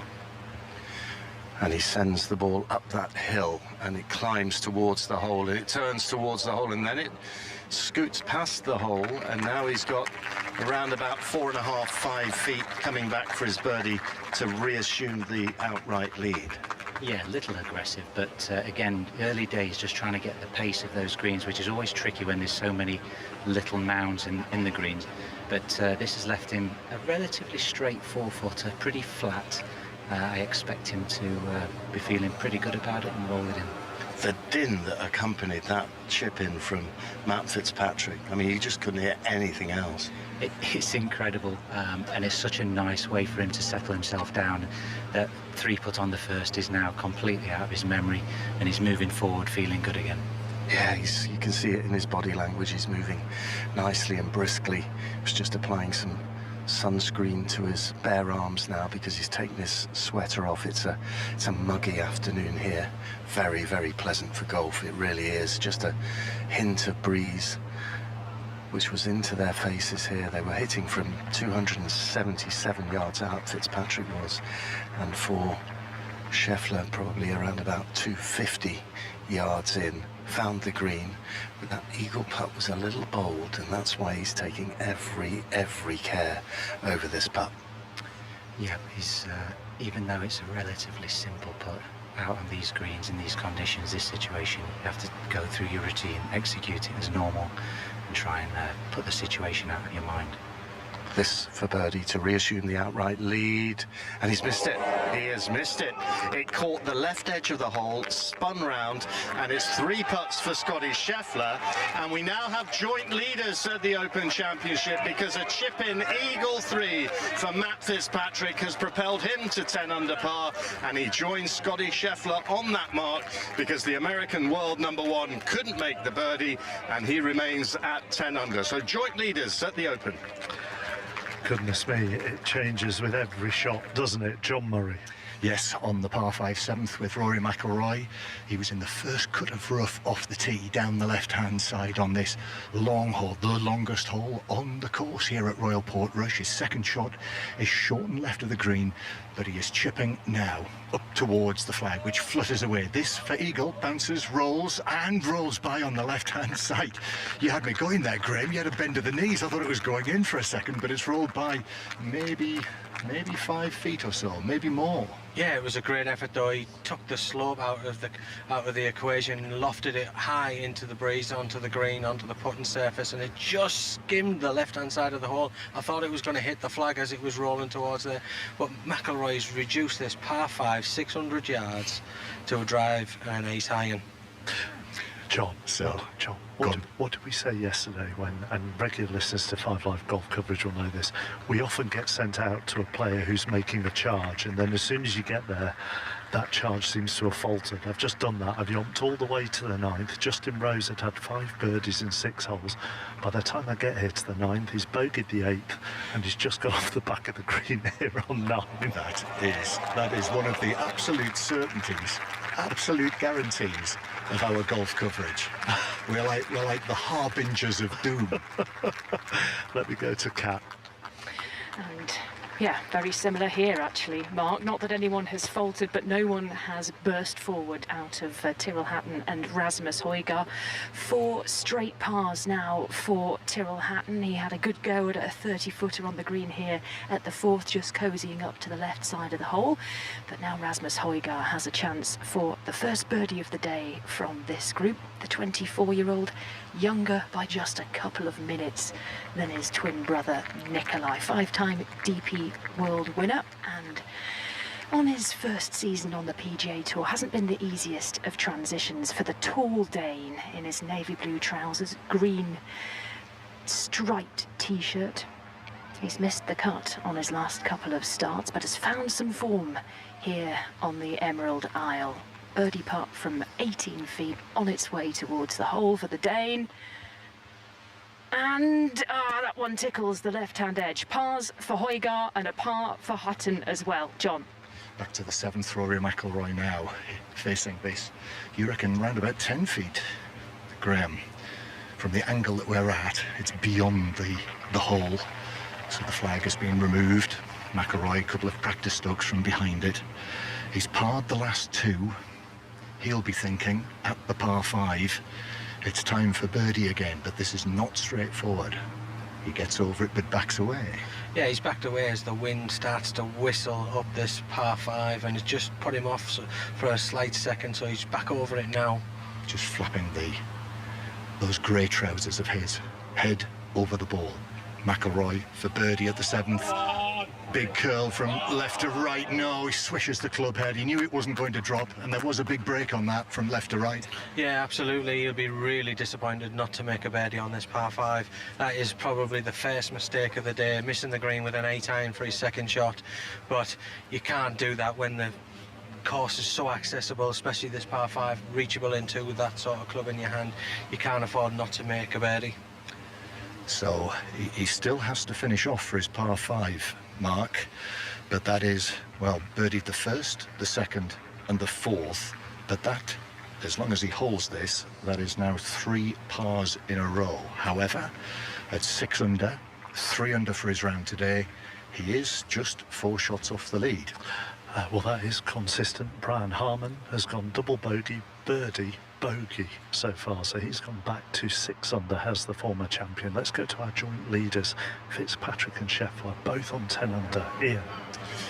We're on the par 3 third, which today measures 181 yards, inch perfect for distance for Matt Fitzpatrick, fresh from that eagle on the 2nd. He's got around about 22 feet for birdie. And Scotty Scheffler, well, he just missed it to the right, and there's a gathering area immediately behind that flag, which is located in the back right corner, and he has dribbled off the green there. Went straight at it and just cut it into that wind and misjudged it a little bit, and it caught that runoff. A little bit aggressive, more aggressive than I thought it would be, but Fitzy perfect in his position here. Our players arriving at the green, John. It's safely in, Ian, from close range from Rory McIlroy at the 7th, so that is his par 5. So as I say, McIlroy 6 under for the championship. Fitzpatrick and Scheffler lead on 10 under. Haotong Li is on 9 under. In fact, he's had a very steady start, Ali. He's playing really nicely, actually, Mark. Very solid, well, really good 2-putt, as I said to you on the 1st. You could argue 3-putted the second hole, the par 5, but he was putting right from the front of that green, Katrina Matthew, was he? Long putt up the slope towards the hole. Just didn't quite give the first one enough, which meant he couldn't convert the birdie. Yeah, it was a tough putt. He had 60 feet up there. The pin was 30 yards on, and big hump in the middle, and then up another slope at the end, and he just crept up that slope, and he just slid his birdie putt past the left edge. Yeah, but then a stunning iron shot into the par 3 third, knocked it into 4 feet, made the birdie. He's 9 under par, Mark. Back to Ian. Watching Scotty Scheffler as he surveys this putt from just off the green. It's sharply uphill for him from the swale that gathers any ball that tiptoes to the right of the hole off the tee, and that's exactly what happened to him. And the breeze freshens here. You can really feel it starting to sweep across the green as he goes down low, crouches low, does that squat just to have one last look at the line here. 3 putts on the 2nd for a par after reaching the green in 2. Here's his second shot at the par 3 third. The ball climbs the hill, swings from right to left. Oh, and he's misjudged that for pace by quite a way. That has gone 6, 7, 8 feet by. Yeah, he only had about 15 to 18 feet, but the trickiness of it was that it was putting through the fringe onto the upslope, and then as soon as it got up towards the hole, it runs away from him. So, again, early on in the round, still trying to gauge his pace, I think, at the moment. And again, Fitzpatrick has to be careful of the pace of this putt because there is the fall off beyond the hole, but he can have a look at birdie here. It was an excellent tee shot. Yeah, perfect tee shot, great distance control, giving himself a pretty flat putt. It is slightly back into the wind, so he can be relatively aggressive with it. I don't think he'll be too worried about missing it long, but I guess as well, there's not a whole lot of break on it, so it should be a good opportunity. A pale yellow shirt, navy blue trousers, white golf shoes and a white cap for Matt Fitzpatrick, 30 years of age, from Sheffield, and he's just having a chat with the much taller figure of his blonde-haired caddy, whose those blonde locks hidden somewhat by his white cap, Dan Parrott. He walks away, and Fitzpatrick, who wastes no time over his shots once he's decided he knows what he's going to do. Just a couple of little wafts of the putter by way of practice swing And now this for birdie, this for the outright lead of the Open for Britain's Matt Fitzpatrick, delicately down the slope. He didn't want to fall foul of going beyond it, and he's come up a couple of feet short. Yeah, maybe that slope came more into his mind than you thought, because that was relatively tentative for that chance. It was a good chance, an outside one, but still good off it. And he's not a tentative putter, is he? He likes to be positive with the flat stick. Yeah, his pace is very much, he likes to see the ball going in the hole, hitting that back lip and taking the slope out of it, but that was not on that occasion. Still a chance that Matt Fitzpatrick will hold the outright lead heading to the 4th tee, because this is a tester for Scotty Scheffler, currently at 10 under par, pars at the first 2 holes, but this is 8-9 feet for his par at the 3rd. Over it now, putt ahead behind the ball, one last glance at the hole, the rock of the shoulders, the ball travelling, looking good and disappearing, and that was clutch. That was clutch from Scotty Scheffler, especially after off the back of 3-putting the second, and he remains at 10 under. Yeah, it was a little low and it just hung on to that right-hand side. I think he was convinced it was going to go in until it found the bottom of the hole, but a nice steadying putt after a little bit of a over-aggressive tee shot, I would say. And this is 2.5-3 feet for Fitzpatrick, who missed from a similar distance on the first, so his ticker might be just accelerated a little here.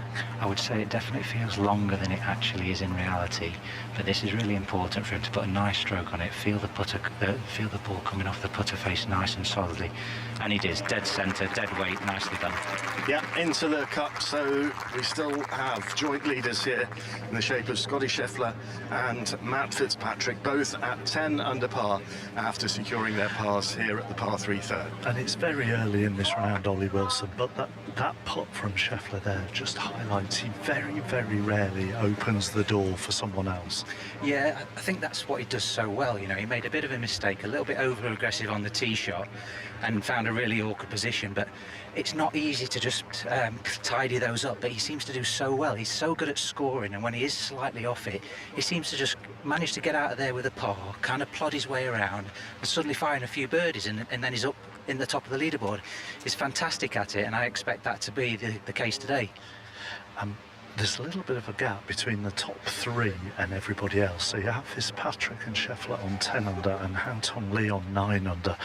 But then listen to some of the names that are trying to chase these 3 down. Russell Henley, Rory McIlroy, Tony Finau, Chris Gotterup, Harris English, Brian Harman are all on 6 under. Get to 5 under, Wyndham Clark, a major winner of course, Matt Wallace, Tommy Fleetwood, Justin Rose and Tyrrell Hatton, and then on 4 under, and these 2 have finished their rounds, Corey Connors and Dustin Johnson, but then you also have Sung Jae Im, you have the defending champion Xander Schauffele, Ludwig Åberg, Keegan Bradley, the US Ryder Cup captain, Bob McIntyre and Rasmus Højgaard. There are some names near the top of the leaderboard trying to chase down those 3 who just have that little bit of a gap between themselves and the rest. Our coverage of the 3rd round continues after Carl Hartley in the news at 4:15. The voice of the UK. This is BBC Radio 5 Live. Thanks, Mark. Police have arrested 55 people in central London for allegedly carrying placards in support of the banned group Palestine Action. The arrests in Westminster took place during the first major pro-Palestinian demonstration since the organisation was banned by the government earlier this month. The Met say expressing support for the group is now an offence under the Terrorism Act. Meanwhile, 8 people were arrested at a similar demonstration in Truro in Cornwall, and 17 people were arrested at a protest in Bristol. 3 people are in a critical condition and more than 20 have been injured after a car hit a crowd of people outside a nightclub in California. It's believed the driver lost consciousness before his vehicle hit the crowd. Captain Adam Van Gerpen from the fire department says it appears the driver may have been shot. When the paramedics were loading up one of the patients that was considered immediate, they did find that there was a gunshot wound. Reports are that it's the driver. We haven't confirmed that yet. An investigation into a deadly building collapse in South Africa has found it was caused by a series of preventable safety failures. 34 construction workers were killed when the building came down in the town of George in May last year. The owner of the Wall Street Journal says it will defend its reporting vigorously in the face of a lawsuit from President Trump. He's branded a story in the paper saying he once sent a suggested birthday message to the late sex offender Jeffrey Epstein as fake news. John Marino is a former prosecutor and Republican strategist. If this case proceeds, the Wall Street Journal will have to produce that letter, and they'll have to produce who allegedly gave it to them. If they cannot do that, Donald Trump can say, look, they can't even produce what this document is, where it came from, and when they asked me about it, I told them it wasn't from me. And BBC News has discovered that the former MasterChef presenter John Torod was sacked for allegedly directing the N-word towards a colleague on set. He says he has no recollection of using the racist term. The 153rd Open 2025 with Mark Chapman on 5 Live Sports. And let's go straight for a birdie opportunity for Hao Tong Lee. Alistair Bruceball. Chinese golfer from 25 feet. Oh, I tell you what, the line is good. Left to right, 25-footer on the fourth, and that is desperately close to dropping in. It sidles up to the next of the hole. Inches to tap that in for a par. 1 under for his round, having played 4 holes so far today. The birdie came at the par 3 third. We heard Cat Downs reminding us that Matt Fitzpatrick today is trying to become the first Englishman, not today, this weekend, to win the Open Championship since Nick Faldo in 1992. Well, Hao Tong Lee is trying to become the first Asian man to ever win the Open Championship. He's been really impressive so far, Katrina Matthew. He has. He's hit every fairway, every green, giving him, he looks very relaxed, very calm, and he's just giving himself some nice chances. As you said, that fantastic shot into the par 3 third. Yeah, so we're on our way down the beautiful, stunning par 4 fifth. I'm really struck as well, Mark, by the physical difference between the two men in the group today. So Brian Harman stands at 5'7" tall, the little punchy left-hander. Hao Tong Lee, you know, much more sort of physically imposing on the tee. If you think Rocky IV, it's sort of Hao Tong Lee as Drago and Brian Harman as Rocky Balboa. Are you, do you tower over Brian Harman? Do I tower over? I wouldn't say tower. Edge? Creep? Hao Tong Lee, by the way, Katrina, has had 1 bogey all week, which is the fewest in the field, and that is some achievement. Yeah, that's fantastic. I saw that he had a bogey on 14, I think, in the second round, and I can see why watching him today. The first time I've seen him playing this week, and he's just very steady. He's hitting a nice little cut off the tee. In fact, off the first, we thought it was going right out. We actually thought it was going out of bounds, and then it cuts right back in. He said that same shot, knows what the ball's doing, hitting the same shot every time. So he's looking good. McIlroy's on the 8th. John Murray. Yes, he is, with another birdie chance here. But this one is again from long distance, 35-40 feet, because he had to be careful with the approach shot, Graham. He did this pin on the 8th hole, is on the front left-hand side, very devilish, massive slope shot of the green, false front, but he did the right thing. He put it into the heart of the green, give himself an outside chance of a birdie. So this is another one where you'd say, take 2 putts and get off with your par. If it goes in for birdie, you'll hear about it, because this is the most boisterous spot that we've found so far, full of Rory McIlroy supporters, and the ball rolling. McIlroy looks after it, and then a bend of the knee, so we knew it was going to roll past, but he was interested there for a long while. He was, but he needs to be really interested in the next one, because this one's about 4.5 feet, so it did run on a bit too far for Rory McIlroy. It's just gone round to mark it. Just walks away, and actually his body language kind of matches what you just said. Yeah, he'd be disappointed with how far it's ran past, but we'll come back to that one. Yep, we will. So, Ian, what have you got with the leaders? Well, one of them, Scotty Scheffler, about to hit his second shot from the left side of the fairway on the difficult par 4 fourth. A short iron into this flag, which is located at the front of the green. And that one finding the putting surface, but not threatening the hole. In fact, can't quite see it. Must be over to the right-hand side of the green there, which is obscured by a sand dune. Judging by the applause, though, it is on the green. Matt Fitzpatrick just edged him in terms of the yardage here, Ollie. Yeah, both of them beautiful drives down here. Really tough par 4 with out of bounds down the right. He's got about 160 yards in, wind out the right, a little bit of a slope. feeding down to the flag here, so it's not as tough a hole as it normally is after this tee shot. And he's got a nice angle here for his second shot. The breeze is dying down as well. The ball on its way, heading towards the right side of the green. So distant birdie chances for the two leaders here, John. We're watching McIlroy now. This for his par 4 on the par 4 8th. The Rory supporters, how two-faced, Graham. Suddenly there was a chorus of Rosie, Rosie, because Justin Rose has just walked past over our shoulder. They'll change their tune if this goes in, and you'll hear it. But he's got to be very careful here to stay at 6 under. He's got it. He's got it. No worry. Here we go.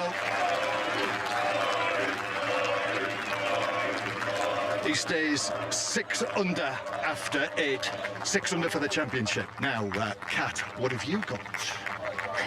Watching Tyrrell Hatton putting from long range for an eagle on the par 4 fifth. This is this white knuckle ride of a hole that bumps and kicks down the slope towards the blue North Atlantic, which is so clear today. It is a patchwork of different shades of blue. The turquoise near the shore, navy blue out to sea, and a vortex of seagulls chasing a little fishing boat back towards Portrush. Tyrrell Hatton's eagle chance, cozying up to the hole, then borrowing away slightly to about 3 or 4 feet.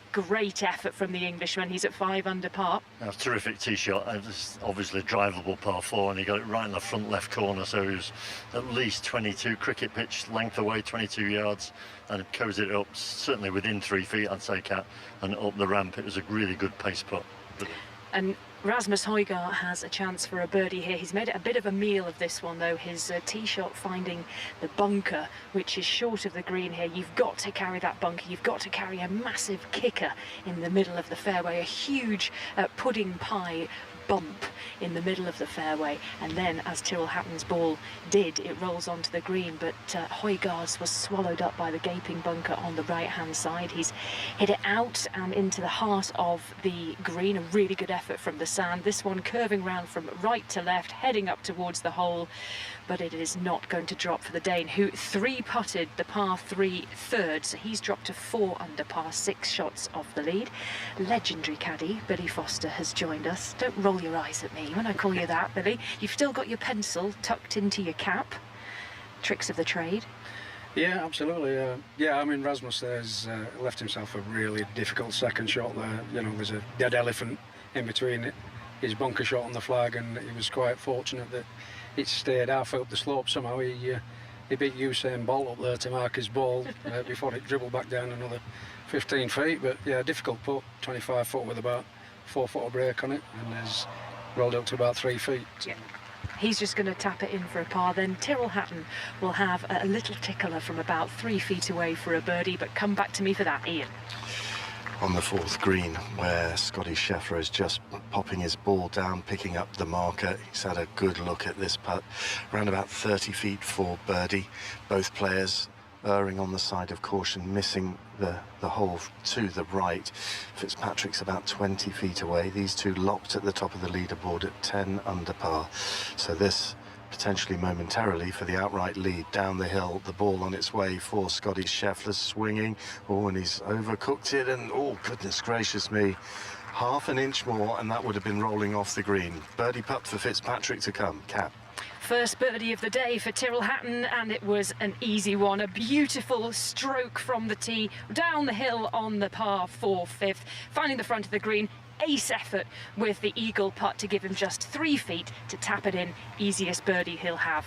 He's at 6 under par now, 4 shots off the lead, Ian. Thanks, Kat. And my goodness me, Scotty Scheffler's heart must have been in his mouth there. Yeah, I think it's okay there. I don't think it's ran on too much further. And Matt Fitzpatrick here has got a 25 to 23 to 25 footer, slightly down on a very similar line to Scotty, so he should be able to learn from Scotty's putt. And the breeze now just kicking up and tugging at the back of that yellow shirt that Fitzpatrick's wearing as he makes this stroke and sends the ball towards the hole. Go on! It didn't quite. Stays above ground, but it's a stress-free par, just a fraction short, just a couple of revolutions and it would have disappeared. It's a par 4 though on a tough hole, and that is golden. He'll remain at 10 under. Here on the par 4 9th. The crowds are now 5 or 6 deep just away to my right because Lee Westwood has gone through, and they are now waiting for Rory McIlroy, which means that John Murray and Graham Storm will be coming into view shortly, as well as the sun continues to beat down on what is a glorious afternoon on the Causeway Coast. Back to Lords, Henry Moran. They're just losing the important wicket of Smriti Mandana for 42. England on top. This match reduced to 29 overs a side. England 1-0 down in the series, but on top in this game, India 98 for 6 in the 21st out of 29 overs. Let's take you to the Super League. Jack Conlon. Wigan have hit back in this game. They still trail Hull FC by 20 points to 6. It was a bit of magic from Christian Wade. Some quick hands put him away down the left wing. He turned Zach Hardaker inside and out to score. Harry Smith on target with his conversion. We've got around 18 and a half minutes left. It's Wigan 6, Hull FC 20.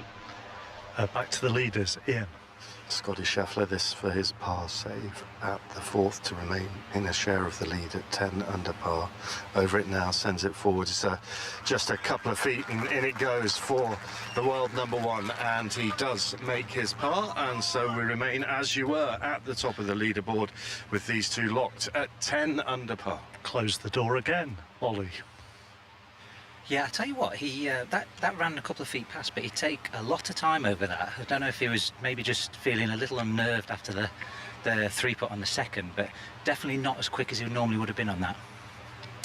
Here on the par 4 9th, on the opposite side of the fairway, I can see John Murray with Graham Storm striding ahead of him. That's unusual. You're normally way ahead of him, John. Well, I was just inquiring as to whose ball it is that is in the bunker, and that was Jordan Smith's ball in the bunker. So we are just now, Graham's just arriving at Rory McIlroy's ball, which is way down the right, and it is in just the light rough. Graham there. Yeah, he's got a kind of a indifferent lie. It's almost favourable because he can get the club behind the ball and get into the back of it, but it's kind of sat in a little bit of a cupped area, so there is a little bit of grass to be careful of in front of the ball. But he's absolutely hit a monster down the right hand side here on 9. I can't tell you how far he's hit it. He's literally got lob wedge to go. I think that's the longest I've seen a tee shot on this hole, the 9th, the par 4 9. Yeah, it was almost like he put an extra bit of effort into that one, having not made birdie at 7, had an outside chance at 8, and it looks like he's just going to try and rip this course apart from this point on. That sounds ominous. I've been here 45 minutes, maybe something like that, and that's the longest drive that I've seen here. Westwood, actually, in the group up ahead, wasn't far off there. He just landed it on that spectator walkway, but McIlroy has gone past there, John. Yeah, he's passed there by probably 15 yards. Yeah, I mean, he's hit it absolutely miles past the crossway. I mean, it's literally going to be only around about a 85, 90 yard shot. I can just say the one thing though today, the pace of play is totally different. So my strides are getting longer and I'm getting as fast as I possibly can to get near these long tee shots of Rory's. Do you know how many steps you've done this week, Graham? Well, on Thursday, I think it was around about 20,000 steps. I mean, I've probably tripled that over the last couple of days, seeing as we did a couple of loops yesterday. Shojo Saka said to me yesterday he did 38,000 steps. That's like double what I've been doing. Well, he's working a lot harder then. Alistair Bruce Ball. My legs are a lot longer. Yeah, I do, yes. I think I'm 2 or 3 to every one of John's. We're back to the old Drago and Balboa analogy again. Our Drago and Balboa have come into view. This is the penultimate pairing in the 3rd round of the Open Championship, this bright, beautiful, sunny Saturday. And you don't get a hole more beautiful than the par 4 5th White Rocks, the almost drivable par 4 today, brilliantly described by Cat Downs 5 or 10 minutes ago. This huge hump hill right in the middle of the fairway, just about 20-30 yards short of the green. What have our 2 players, Haotong Li and Brian Harman, got here with their second shots? Yeah, Haotong's got 62 yards to the hole, but the problem is there's a huge ridge that runs across the middle of the screen, and he's got 57 yards to the top of that, and then he's only got just 6 yards down, and it's hitting a downslope. So I think he might go in the high route, and then Harman, who's just that little bit closer, I think he'll probably go low, bounce into the slope, and let it run up. Digital leaderboard tells us Hao Tong Li from China, world ranking 111, not even at the last 2 Open Championships, and missed the cut in his previous 3. He's just 1 shot off the lead, waiting to hit his second shot into the green at the 5th here, trying to set up the birdie chance that will get him into a share of the lead with Matt Fitzpatrick and Scotty Scheffler. I'll tell you how relaxed he is as well. I caught him yawning ahead of his putt on the 4th green. It's a relatively low runner up into the slope. It's not enough. It's not going to get there. It's going to trickle back down to the middle of the green on the right. Steep slope to come with the next putt. Cat Downs. Vivid black shadow cast by Tyrrell Hatton in the centre of the green here on the 6th, looking for a birdie to add to the birdie that he just pocketed on the 5th. This one curving up left to right up the slope, just puts on the brakes slightly short, but he'll be able to kick that in for a par. He'll stay at 6 under. John. So Rory McIlroy then after that mammoth tee shot on the par 4 9th.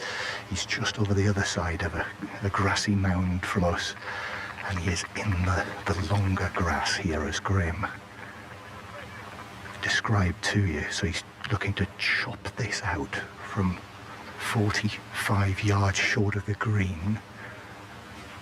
And let's see how close he can get this. Lands on the green, bounces and rolls up towards the back of the putting surface. I think it'll catch the slope and come back down a little, and it is. It's rolling back down towards the hole, so it is a birdie opportunity, but that's probably, I'm thinking, 18, 20 feet, maybe a little bit more. Yeah, that was a real smart play there. There's a bit of a backstop behind the green on 9, and he managed to land it with from great height and got it to come down quite quietly. Just trickled up the slope and came back down. It could have done with just going a little bit higher and caught the ramp and come a little bit further back down towards the hole for another good chance for birdie. Yeah, birdie chance coming up again after 4 pars in a row. You do get that feeling that McIlroy is keen to get on the birdie train again, as I believe they call it, Mark. I tell you, Graham Storm, as you're on this hole in this hole, I'll talk to you about it. I tell you who has just come into the mix on this leaderboard on 6 under, the defending champion, who has just sunk a monster eagle putt on the 12th, and in fact on 2 of the par 5s on this course now, on the 7th and on the 12th, he has eagled them as Xander Schauffele, and at 6 under, 4 off the lead as the defending champion. You're not going to rule him out. Well, I'm super happy with that because he was my pick for the week, so I'm over the moon with that move onto the leaderboard, chappers, so that's absolutely fantastic to see. You can never rule out Xander Schauffele. He's a fantastic golfer, and if he can get himself in the mix going into tomorrow, then he's definitely a danger. Birdies and eagles flying in anywhere, but I think it's a little bit more, well, what would you say, mundane with you, James Gregg? Yeah, I'm actually up here on the 7th just discussing with one of my fellow commentators working for the network how stunning that second shot of Bob McIntyre's was into this par 5. It's one of my favourite holes on the golf course, the huge dunes that basically mean it's like a little toboggan run. I think Cat Downs described that so brilliantly well, and you can hear the reception for Scotland's Bob McIntyre walking up towards this green. He has about 6 feet for an eagle, and you talk about getting on the birdie train. How about the eagle train? He'll have 6 feet to get his round really going, even par up to this stage at the moment, and well, this is a game to 7 under for the championship and back in things here on this Saturday afternoon. John Murray next. Back with Rory McIlroy on the 9th. He's standing up the slope. The green slopes quite dramatically up towards the little stand at the back of the green, and now he takes a couple of strides down, so this is round about 25 feet for birdie at the hole that has been renamed Darren Clark's, his inspiration. Will it drop for him? He walks away to his left and urges it on. It doesn't take that final couple of rolls, but it is right up by the whole side, and I think he will. Yes, he will. He will tap it in. So it's a 5th consecutive par for Rory McIlroy, who is 3 under for his front 9, 6 under for the championship. Ali. Real outside chance of a birdie for Hao Tong Li on the par 4 5th, up a really steep slope, and the ball is turning right to left from 40 feet, and now it pulls to a halt, and he's left himself, Katrina Matthew, almost about 10 feet there for the par. Yeah, I would say so. It was a poor chip he hit in, and he just about had to go off the green there to get it high enough on the right-hand side to then let it run down to the hole. Very difficult putt he left himself. Shadows of the clouds just drift over the 5th green here. Leaderboard away to the right. Fitzpatrick 10 under, Scheffler 10 under, Hao Tong Lee in front of us, 10-footer to come to keep himself at 9 under par. Brian Harman about to putt for his birdie. He's at 6 under par here. We had the roller coaster yesterday. I don't think we can go with the Harmer coaster, but this has been double. No, we won't. This has been double bogey, birdie, bogey, par. And this is for birdie from Brian Harman, one of 8 left-handers that started this Open Championship. Rich blue waters of the North Atlantic Ocean rippling in the distance behind him. Just those thin, little, short, black and white, out-of-bounds posts that are marked along the back edge of this green. Good 30 feet or so for Harman here to try and find the birdie. Settles himself, just rocking into the putting position. And the ball now is on its way from Harman to try and get himself back to 7 under. That is not going to go in. James Gregg. Yeah, and Bob McIntyre down there on his haunches, just lining up this eagle putt from 6 feet. It looks very straight indeed for the Scot, who's had a very slow, meandering start. A bogey at the par 3 third hole, and then a birdie a couple of holes after that, and the 5th where you are right now, Alistair Brisbane. But here, Bob McIntyre to get himself 2 under on the day, and with his name back on that leaderboard. The Sid moving to 7 under par. I should say that Harris English has just tapped in for his birdie to move to that same score. McIntyre on the way. In it goes. Bob McIntyre, magnificent eagle here at the 7th hole at Royal Portrush. He's right back in the thick of things now. Alistair, back to you. Hao Tong Lee needs this one on the 5th. Stands alone right in the middle of this big, smooth putting surface. Just rocks his shoulders into position. Needs this for par to stay within 1 of the lead. Red shafted putter. Hits the ball towards the hole. Brilliant putt from Hao Tong Lee. Right into the heart, turning right to left. And keeps himself at 9 under par. Good up and down. Yeah, that was a very good up and down. You know, it's a drivable par 4, but there is problems on the hole, and it ended up coming off with a good par to stay 1 behind the lead. Yeah, I beg your pardon. My definition of up and down there, actually, Mark, it was second shot onto the green, but the first putt was so difficult from 40 feet up the steep slope. I'm counting it as an up and down. It will go down as 2 putts on the green, and Hao Tong Lee is very much in contention for this Open Championship, playing very nicely, 1 off the lead at 9 under. I don't think you can put coaster on the end of any golfer's name and make it work like you do with gate in any crisis. You can't do that, can you? I know, I'm giving up on that now. I'm giving up on that. Ian Carter.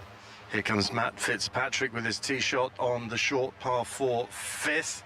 And he has dispatched that down towards us, and we look for the ball to bounce down the right-hand side of the fairway, and that is not bad at all. The ball just teetering off towards the semi-rough there and just nestles in. It's a really good tee shot, but it's left him a devilish attempt at getting that up and down. He's going to have to deal with the same thing the group in front had to, with a big swale short of the green, feeding it right to left. He'll do well to get it within 10-15 feet from there. Fitzpatrick 1 under par for his round, courtesy of the Eagle 2 when he chipped in at the 2nd after dropping a shot at the 1st. It's been par golf so far for Scotty Scheffler. That's why he remains at 10 under par on this 5th tee. And the world #1 tall figure ready to dispatch this one, gives it a mighty swipe, and the ball heading in our direction. And we wait to see where it lands. There it is, right next to Matt Fitzpatrick's ball, and likewise just nestles down into the semi-rough. And actually, even from this distance, we can see it has settled down in there, which will make it even more difficult for him. Yeah, very similar to Matt, maybe a few feet to the right, even a slightly worse angle than Matt has. There's just a giant mound in the middle of this fairway, and you kind of got to get it going over the middle of it. It feeds off on both sides, but the right-hand side is almost dead from there, so they've been a little unlucky with the really good tee shots. So, Mark, they had a good long wait on the 5th tee, waiting for the green to clear. Neither of them had the firepower to actually reach the putting surface. They're both just about, I don't know, 10, 15 yards short of this very long green, and the hole located a good 32 paces on. So, awkward chips coming for their second shots into this par 4 5th. Sometimes funny how these things work out, Oliver Wilson, isn't it? I was mentioning Xander Schauffele, who's eagled 2 of the par 5s today and actually birded the other par 5 of the 3 that he's played, and he's now in the mix on 6 under, the defending champion. He only made the cut yesterday thanks to 4 birdies on the back 9 that managed to get him from 2 over to 2 under, and now it means he's playing the weekend at a major for the 15th consecutive time, but he could easily have not been here. It's fine margins, and a player like him, that he knows that if he can just get to the weekend, the chances are he's going to keep moving up the leaderboard, because they're so good in each area of the game. They just need time, they just need holes. So it's a great effort, and he's obviously drawing the leaders in. And Scotty Scheffler at the moment is the only person on the leaderboard that isn't under par. And actually, I mean, obviously it's not for Scotty Scheffler, but if you were one of the others a few moments ago who was level half the round, Tyrrell Hatton springs to mind. Actually, he was on his starting score of 5 under for quite a while. How tempting is it to get even more aggressive when you see what everybody else is doing? It definitely plays a part. That's why, for me, I don't like looking at leaderboards, because when you see everybody under par, you kind of feel like you need to do a little bit more and add extra pressure instead of just staying patient. At this level, if you just stay patient, keep doing your thing, you will pick up birdies, you will climb that leaderboard. But it always feels, when conditions are nice, that everybody's doing better than you, no matter how many under par you are. So it's just important to have that perspective during the round. As we mentioned earlier, I was sent out to find Justin Rose, who'd had such a magnificent start. Well, he's just bogeyed the 11th, so ever since I caught up with him on the 9th, it hasn't really been going to plan for him, and the 11th hasn't been a great hole for him. Bogeyed it today, triple bogeyed it yesterday. John Murray with McIlroy.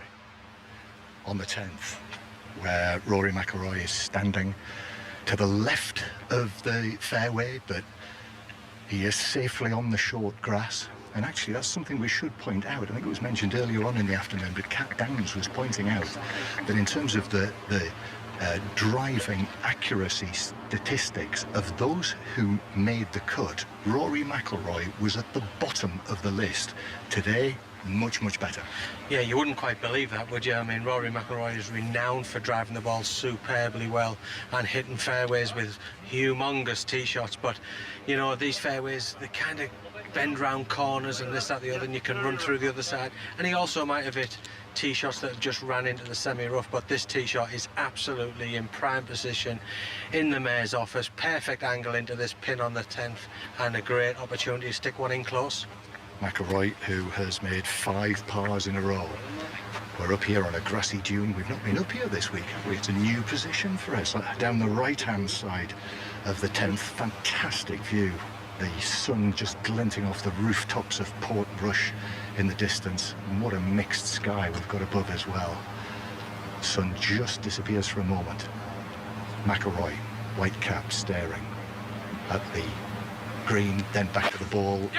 Now it's on its way from the left side of the fairway. The flag is to the left, the front left of this green. It's over the top of it, lands on the putting surface.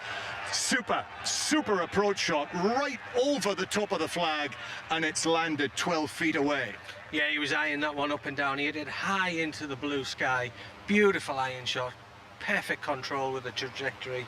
Great landing area. Perfect little bit of spin, and about 12-15 feet for his birdie. What a superb swing. Yep, 6 under for the championship. He is trying very hard to get back onto that birdie train, Mark. Or indeed, Cat. I don't know if you can hear these shouts. I can barely hear myself think. Tyrrell Hatton has just holed out from down the fairway for an eagle on the par 5 7th. That was a cracker. You know what, it's an incredible golf shot because the pin is so tight to the front slope. You cannot miss it right, you're dead. You're going to be hitting it left. And as I said to Drew, if anybody can do it, it's Tyrrell Hatton. He's one of the best wedge players in the game, and then he goes and does that. It's incredible. What a golf shot. 8 under par now, Tyrrell Hatton. 2 shots off the lead, a moment of magic on the 7th. Ian. Matt Fitzpatrick's second shot to the par 4 fifth, just a little chip, and he's discretion the better part of valor. It was just such an inaccessible flag because of the undulations between him and his ball, and it was only a 40-yard pitch, but he's just bunted it up there, and he's given himself a look at birdie from around about 25 feet. Yeah, they're both in a real dilemma. There's only one way to get it close, and that's a big high explosion shot with the face wide open. But they've taken, or Matt's certainly taken, the safe route, playing out to the left, leaving himself a 30-footer for birdie. Scotty looks like he's trying to go a little bit tighter to this ridge, which is definitely risky, but it looks like he's playing away from it too, just a little bit more aggressive than Matt, I think. Yeah, he's scooted it up the slope that is guarding the flag, and that's run on quite some distance, and he's probably put it 30 feet away. It's not been immaculate from Scotty Scheffler by any stretch of the imagination so far. It's not what we're accustomed to seeing, but to be honest, he really had nothing left there. The wind's coming down out the right, the pin's tucked on the right half with this big swale short of the green. There's really, in this situation, to take on the hero shot would be kind of silly, especially as the out of bounds is so close to the back of the green. So at this time, you just take your medicine, try and hold a long one and get out of there. But it's a shame because it's such a great par 4, short par 4 drivable. It's an opportunity, but they just hit the wrong side of that mound, and such a short distance away, they had nothing.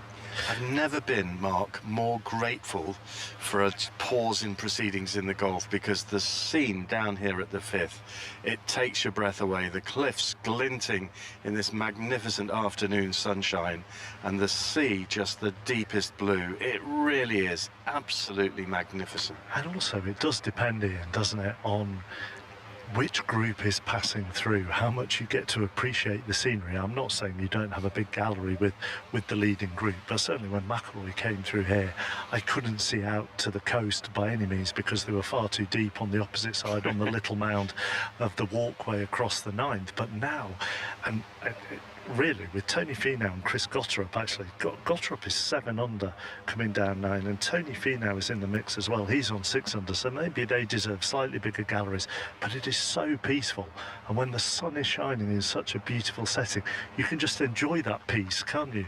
Absolutely, it's just glorious. Matt Fitzpatrick putting up for his birdie, nicely judged, the ball just turning to the left of the hole. Simple tap in, par 4 for Fitzpatrick. He remains at 10 under par. So it's funny, the optical illusion that you get, Fitzpatrick was actually the further away. It looked for all the world that it would be Scheffler who would be putting first. So he's going to be surveying his birdie putt, and if that drops for the American, he would take the outright lead. Far from peaceful with Cat. Well, the clamour has died down. Rasmus Højgaard has given his eagle attempt on the green here at the 7th a good effort. He's got about 3 or 4 feet, though, to go for his birdie. But what a moment that was for Tyrrell Hatton. From about 120 yards down the fairway, the ball bounced on the front edge, caught the little downslope, funneled towards the hole. And you know that moment where it just slows and it slows and it slows, and then it drops. Absolute brilliance from Tyrrell Hatton. Ian. Scotty Scheffler for birdie from around about 25 feet across the back of this 5th green, and he watches as this one scoots across the green up to the hole side, and it's going to be a 5th successive par for Scotty Scheffler, and the leaders remain at... Broad shot, flighted it over the flag. Actually, it's about 18 feet. He's looking at it from behind at the moment, down on his haunches. But you reckon, Graham? Yeah, I think this is a great opportunity straight back up the hill, slightly down the breeze, but that won't affect the ball, it won't affect Rory's stroke in any way whatsoever, and this is a great chance. Standing just up the slope, shadow cast behind him, and beyond that the grassy bank, and dozens, hundreds of spectators staring down. McIlroy steps forward for 18 feet to get back in amongst the birdies at the 10th. The ball is rolling on its way. No. A man in front of us puts his hands on his head in anguish. McIlroy grips the handle of his putter, walks round behind it. He gave it a go. It rolled on by a foot, tacks it in. So that is 1, 2, 3, 4, 5, 6 pars in a row since his last birdie at the 4th. Yeah, and he gave it a really good go. Just slipped by down the right-hand side, but the one thing that I did notice when he was walking to the green was he was striding up the green, and the first thing that he looked for was the leaderboard. So it was interesting that Oliver Wilson was saying that he doesn't look at leaderboards. Rory McIlroy very much does. And we've got one over our shoulder here. Fitzpatrick and Scheffler 10 under, sharing the lead. Rory McIlroy is still back on 6 under, 4 shots behind, but he was 7 shots behind Scheffler at the start of play today. Let's just give you a few of those players who were in between. Fitzpatrick and Scheffler on 10 under, Haotong Li on 9 under, Tyrrell is on 8 under, and then you have Gotterup, Harris English, Bob McIntyre all on 7 under, and then Russell Henley, Xander Schauffele, Rory McIlroy, Tony Finau and Brian Harman are all on 6 under. Ian Carter. The 6th, the par 3, 190 yards today, and Matt Fitzpatrick bending down, just resting his ball on the tee, teeing it down low. What do you reckon he'll have his hand here, Ollie? Well, wind straight out the left, so I imagine it's going to be somewhere in the region of a 7-iron. He's going to have to try and fight this wind because it's perched right on the back tier. Quite a narrow section, and it falls off on both sides, so he really has to hit a great shot in here to get it on the green. Just 6 paces either side of the hole before you reach the end of the green. The hole located 42 paces on this enormous green.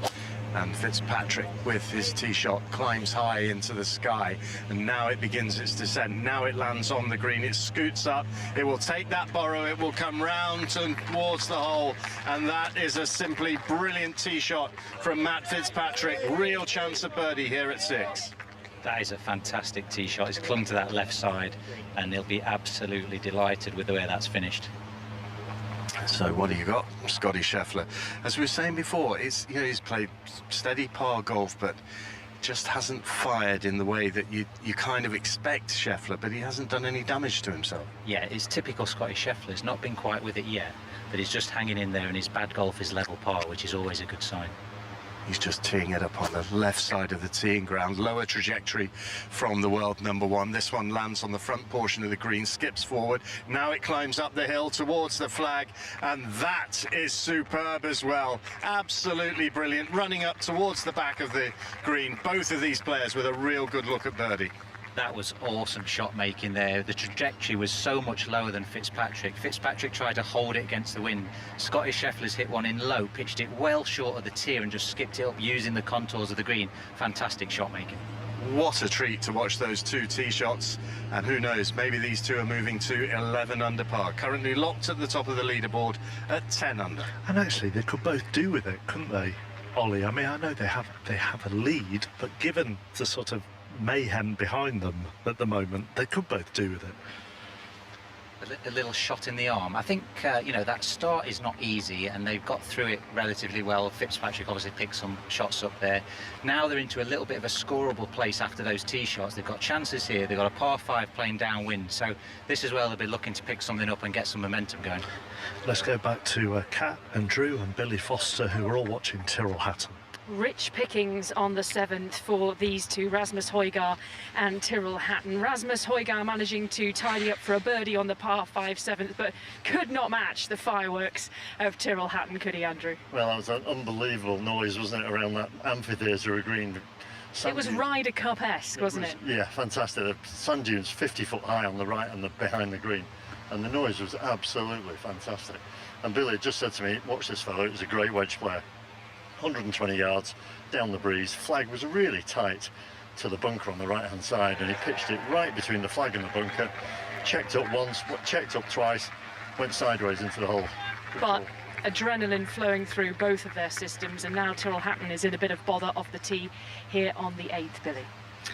Yeah, this is a really tight pin. It's only 4 yards over the false front on the left side there, and they're both in the rough, so it's going to be very difficult to get it within 20-30 feet really. So anything short's going to roll down a steep bank to the left and leaving nigh impossible chip. So anywhere in the middle of the green will do here for Tyrrell. He's in the deep rough Rasmus is in the semi-rough, but it's going to be difficult to get it close from there. Yeah, Tyrrell's caddy Hugo Dobson is knee-deep in the bracken to the right-hand side of the fairway here on the 8th. So come back to us for an update of how Tyrrell manages to dig himself out of there, Mark. News of a couple of other Englishmen. Matt Wallace has finished 5 under for the day, 5 under for the championship. Justin Rose, 5 under, playing the par 3 13th. Tommy Fleetwood has just bogeyed 14 and 16, so he has dropped back to 3 under. Ian.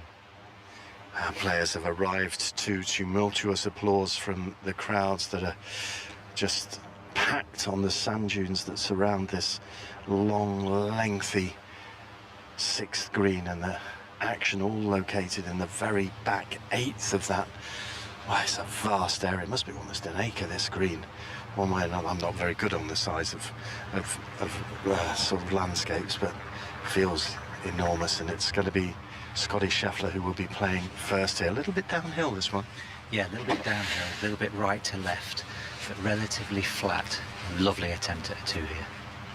10 feet for birdie to move to 11 under par for the world number 1, US PGA champion. Over it now, putting through the head of his shadow, sends it forward, borrowing from right to left and missing on the high side. Just let the ball go beyond the hole. Birdie putt for Fitzpatrick to come for the outright lead. John. We made a commentator's curse-style error of talking about Rory McIlroy's driving. He's missed the fairway on the right-hand side, but the better news is, Ian, he's landed on the area where the spectators walk, and it's not too bad. Thanks, John. Keep us posted on McIlroy. What a Saturday we're enjoying here at the 153rd Open Championship in the sunshine of Royal Portrush on the Causeway Coast in County Antrim. And here's an Englishman from Sheffield, Matt Fitzpatrick. A little bit of life left to right on this. He can be aggressive with it. It's up the hill.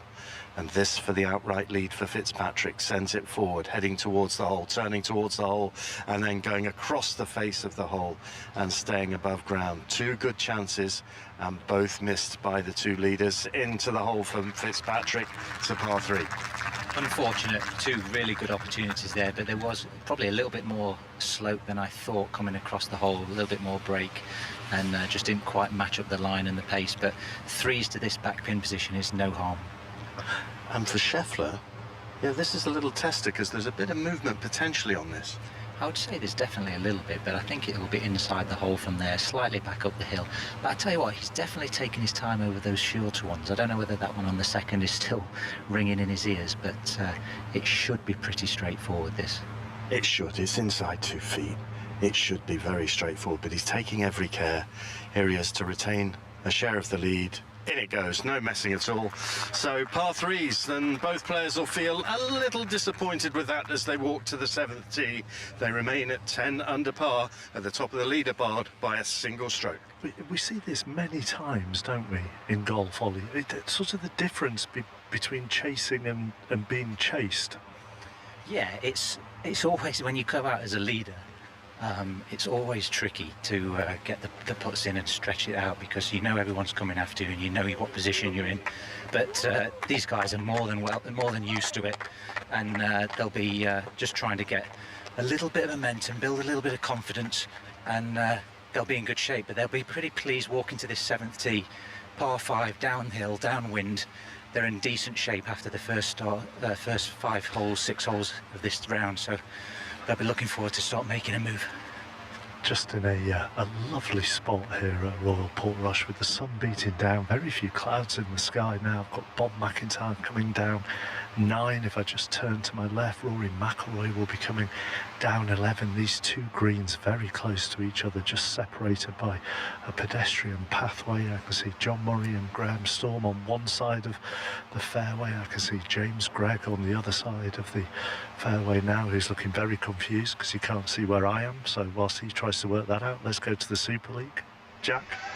where it's finished 32-12 in favour of Hull FC. The two sides exchanging tries in that second half. Christian Wade and Ethan Havard for Wigan, Jordan Rapana and Jack Ashworth for Hull FC. A big win for the Black and Whites, and one that moves them back into 6th place in Super League. But for Wigan, they could well finish the weekend as many as 4 points adrift of the leaders Hull KR.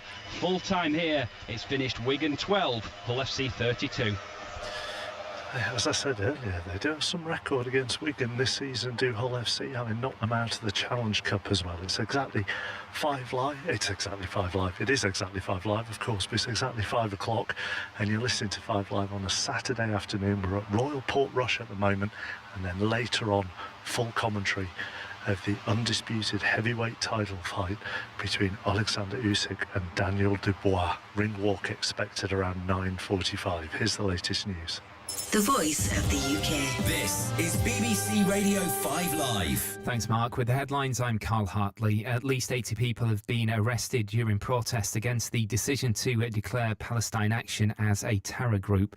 Arrests have been reported at demonstrations in London, Edinburgh, Manchester, Bristol and Truro. The majority of those held were in central London. It's illegal to show support in public for the organisation. At least 34 people have died when a tourist boat capsized in bad weather in Vietnam. Officials say 53 people were on board. Local media say most of those were Vietnamese families. 3 people are in a critical condition after a vehicle drove into a crowd in Los Angeles. Police are investigating whether the driver was shot before the vehicle hit the crowd. And Singapore is fighting what's being described as a serious cyber attack by hackers linked to China. Chinese officials have denied any link to it. World Championship boxing here on BBC 5 Live and BBC Sounds. It's the biggest fight in heavyweight boxing. 12 rounds to become the undisputed heavyweight champion of the world. Reaches and lands a right hand once again. Right, left, right, under the southpaw stance from Alexander Usyk. Usyk v Dubois 2, the rematch. 2 world-class boxers, each blessed with concussive KO power. Hear ringside commentary live from Wembley. Tonight from 9:45 on 5 Live and BBC Sounds. The 153rd Open 2025 with Mark Chapman on 5 Live Sport. Where Matt Fitzpatrick and Scotty Scheffler are the joint leaders on 10 under. For now, Alistair Bruce Ball. Hao Tong Lee is playing the par 5 7th. He's got the ball up to pin high into about 60 feet from a little swale to the left-hand side of the green. This for eagle. If it drops in, he takes the lead on his own. It would jump him from 9 under to 11 under. Big galleries massed on the dunes above the green. He sends this ball speeding across the green. It's looking pretty good. It's pacey and it nearly hits the flagstick. And there's a little backstop behind the flag there, but it's rolled on a good 6-7 feet or so. So that for the birdie, Katrina Matthew, to get into a share of the lead at the Open Championship. Yeah, that was a really good try for eagle. Just slid past that left edge, but as you say, it's just run on that awkward kind of 6-foot distance. I was just thinking this on the last hole, the par 3-6. Both Harman and Lee had really testing lengthy putts. They both got down in 2 putts, but so much of links golf, of Open Championship golf, is about judgment of distance and pace on these greens. It is indeed. I mean, as we saw there, Lee, he was putting from off the green. That's the beauty, I think, of links golf. You can do that, and it's difficult to judge the pace when you've got to come over that bit of fairway and then onto the quicker green. Lee birdie putt still to come. What news of Rory McIlroy, John Murray?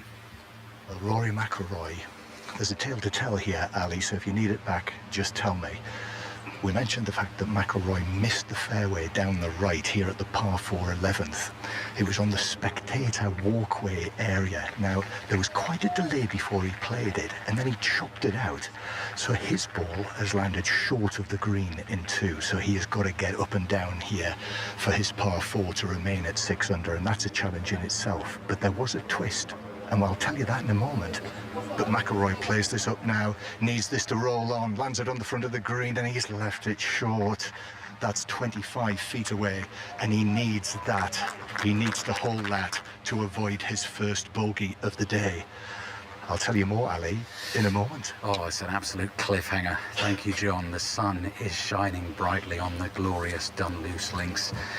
on this Causeway coastline in Northern Ireland. What about this putt then, Katrina Matthew, for Hao Tong Lee to get himself into a share of the lead at the Open?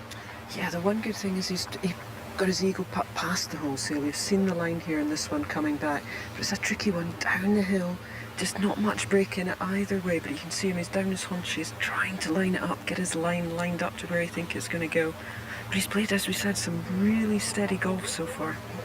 Here we go then. Tall man, he was down on his haunches there, he was almost bundled up into a little ball like a swimmer at the start of a race about to launch himself into the pool. Now he's almost at his full height and he's standing over the putt for birdie on the 7th to get himself to 2 under par for the round today. On its way, tickles it wide, and I tell you what, that was a quick one. That's rolled on by 3 feet or so.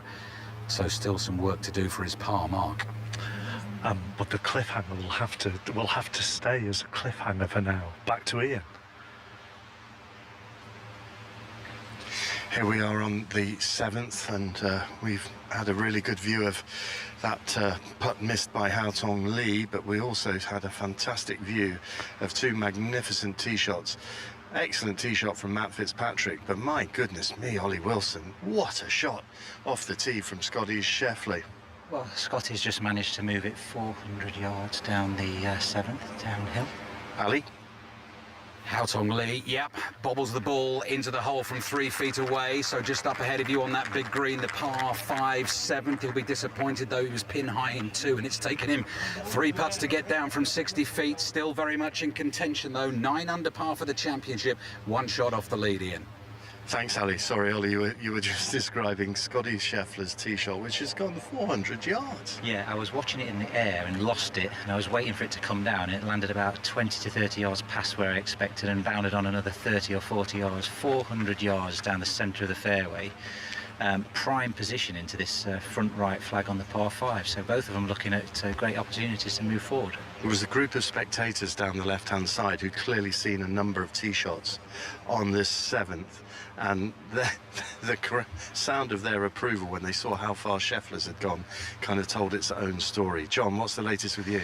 Right, Rory McIlroy is down, crouching down behind the line of this putt. It's all of 25 feet, and this is to avoid what would be his first bogey of the round. First backward step. Graham, he needs one of those Ryder Cup style saving putts here, doesn't he? He does, yeah. It's the first real big mistake, hitting the tee shot down the right hand side and then coming up short. And then a very poor chip for McIlroy, normally very good with a wedge, but didn't get it to the hole at all. Got about 25 feet. Needs this on its way. He's giving it a go, but it misses on the right. He almost ran after it and then grips his putter, looks to the heavens. It's a bogey. McIlroy's first bogey of this 3rd round, and after the early birdie barrage, that is the first backward step, and McIlroy slips back to 5 under now for the championship, Ian. Matt Fitzpatrick's second shot into the par 5 7th, and he gets it up close to the green, and the ball just tiptoeing back off the slope at the false front of the green, and it just comes down, still rolling, stops now. Not bad though. No, that's the right place to miss it. Anywhere right of this is absolutely dead. There's a bunker and a big downslope all the way to the flag, but that's a pretty good leave. Scheffler's been licking his chops at this approach. It's only a mid-iron in for him after that monstrous drive. The wind's helping as well. And there he is, framed by these giant dunes that border this 7th hole. Up it goes on a high trajectory. The ball landing just short of the green, skipping up. Oh, up to the hole side. And what a shot that is. He's put it to within 10 feet for an eagle chance. There was no playing safe there. He cut that one in left to right, using the slope and the wind to feed it in just under the hole. Absolutely perfect shot. And that is where he is head and shoulders above the rest in this game. Well, he's taken dead aim at quite a few flags, and that was executed perfectly. If you could draw a little spot on his yardage book where he was trying to hit it, that is it. Yeah, he is just so reliable with those approach shots, and he's come up with another belter, and he's got a good look at eagle to come here. Currently in a share of the lead at 10 under par with Matt Fitzpatrick, Mark. Come on then, John. You've built this story up. I would give it the EastEnders drums if I didn't think it might put Harris English off his putter on the 9th. It's a question of sports style. What happened next? Because when McIlroy chopped his ball out of the rough, what happened? 2 balls came out. McIlroy's ball and another ball that was hidden underneath it. I'm not sure. Graham, have you ever seen that happen before? I haven't, no, not in person I haven't. I've heard it happen before, but I've never actually seen it. And it completely derailed the shot of McIlroy's. Obviously the clubs then caught something else, slowed it down, and the ball didn't come out as he desired it would, because he had a really good lie in that rough, but obviously with the trampled down long grass from the spectators, he just couldn't see any of it. So luckily for him, there's just no penalty. That's what I was... Do you just chalk that off as one of those things and there's nothing you can do about it? Yeah, absolutely, yeah. He hasn't hit what we call a wrong ball in any way. He couldn't see the ball. It's just something that's come out of the grass that was totally invisible to him. But it's just really unfortunate because it completely took away the strike from the shot that he was in front of him. And from just teeing off now on 12, Mark, the par 5, and he is staring after it. So I think he's maybe concerned that this might have dropped into the bunker. But we'll see. Go on. I was just going to say, then from a rules official's perspective, Graham, because that is so unusual, are you still expected to know immediately what that rule is? Or could you scrabble for your rule book? No, I mean, that rule there, I mean, it's, like I say, he hasn't hit a wrong ball in such. He's just hit something that was underneath the ball, but it's something that he knew. He didn't even have to speak to the referee about it, so Rory knows the rules as good as probably as good as me, to be fair. Ian Carlton. Chance to come. Third shot with the par 5. It's just a little chip. It's not that dissimilar, although he's got a bit more green to work with than the one that he holed for eagle at the second. That after his 3-putt bogey at the first. And distinctively his left hand in its white glove below his right for this chipping action, lofts it up onto the green, lets it release down towards the hole. Oh, lovely shot, just snuck by the right hand side, 3-footer for birdie to come. Yeah, lovely attempt. Like I said, he was 3 or 4 feet below the surface of the green, played it lovely, and as soon as he landed it, knew it was going to be in good shape, and it looked like it almost caught the edge of the hole, but he didn't really react as if he thought it was going in. I was more positive about it than he was. He doesn't do positivity though, does he? Well, and to be fair, neither do you. I mean, it's a similar part of the world you come from, isn't it? You're from Mansfield and he's from Sheffield. I really can't say anything. I can only agree. You can't argue, can you? I mean, you're not far from that part of the world, Ian, yourself. We're a bit cheerier, about 40 miles south. Well, usually are anyway. Right, what do you think about this putt then? We're agreed on 10 feet? We're agreeing on 10 feet, straight up the hill with maybe just a hint of right to left at the end. To be honest, you can't give yourself a better look for eagle. I think all he's got to do is match the pace, but I think it's probably about right edge, just a confident stroke. And it's a relatively simple tap-in for eagle. He has such a routine, doesn't he? He addresses an imaginary ball at various stages. He's not one of these that does aim point, that straddles the putt line, but he takes it from right angles as if he were going to be hitting the putt from 3 feet out, 6 feet out. And now he's there looking at this putt from 10 feet out with that claw grip of his, putting from the shadow of his left leg, sends the ball forward towards the hole for eagle, and in, and as easy as you like. He just makes the game look ridiculously easy. It's an eagle that takes him to 12 under par, 2 clear as it stands of Matt Fitzpatrick, but Fitzpatrick with a short birdie putt to come. But the separation that gives Scheffler from the rest of the chasing pack really is significant. And that was just world number 1, like an eagle down the par 5. You couldn't hit better shots at any stage. And after a slightly slow start, eagle there just gets him going in the right direction. Well, that's it. He's covered the opening 7 holes in 2 under par, which is what you'd expect. And we were saying, oh, he doesn't look his best at the moment. Here's Fitzpatrick, in it goes, birdie for the Englishman, and so he takes second place outright at 11 under par. Scheffler has first place outright. He has moved to 12 under with that eagle at the 7th. And as that goes up on the yellow scoreboards around this beautiful, beautiful course, I wonder how much it will feel like the air going out of a balloon for some of the chasing pack, one of whom is Tyrrell Hatton, who up there on the 9th green is just resting on his putter as he waits for his playing partner to play, and Catherine Downs and Andrew Murray and Billy Foster are all following him. Yes, with a threesome after Tyrrell Hatton and Rasmus Højgaard. Højgaard, who's just seen his birdie chance teeter on the edge of the cup, not drop. So Rasmus Højgaard, who birdied the 7th to move to 5 under par, will remain on that marker. But here's a good chance for Tyrrell Hatton. Yeah, this is a really difficult hole, even with a bit of a crosswind, 432 yards, but it doglegs from right to left, so against the wind, and Tyrrell just let his drive go into that pot bunker at 300 yards, but played the most majestic shot from there, 120-yard wedge. I'm guessing 12 feet. You said 12, I'm going to go 12 or 13, I'm fine, whichever, as long as it knocks it in. I think it's a bit of left to right on the wind. I fancy him for this. He had made a massive putt on the previous hole that just came up a couple of feet shy, but it was beautifully weighted. The putter is obviously working very well for Tyrrell Hatton so far today. Not so though on the 9th green, and he gives his thigh 3 enormous slaps in frustration. He knew that was a great opportunity, Billy Foster. Yeah, it was a sensational shot.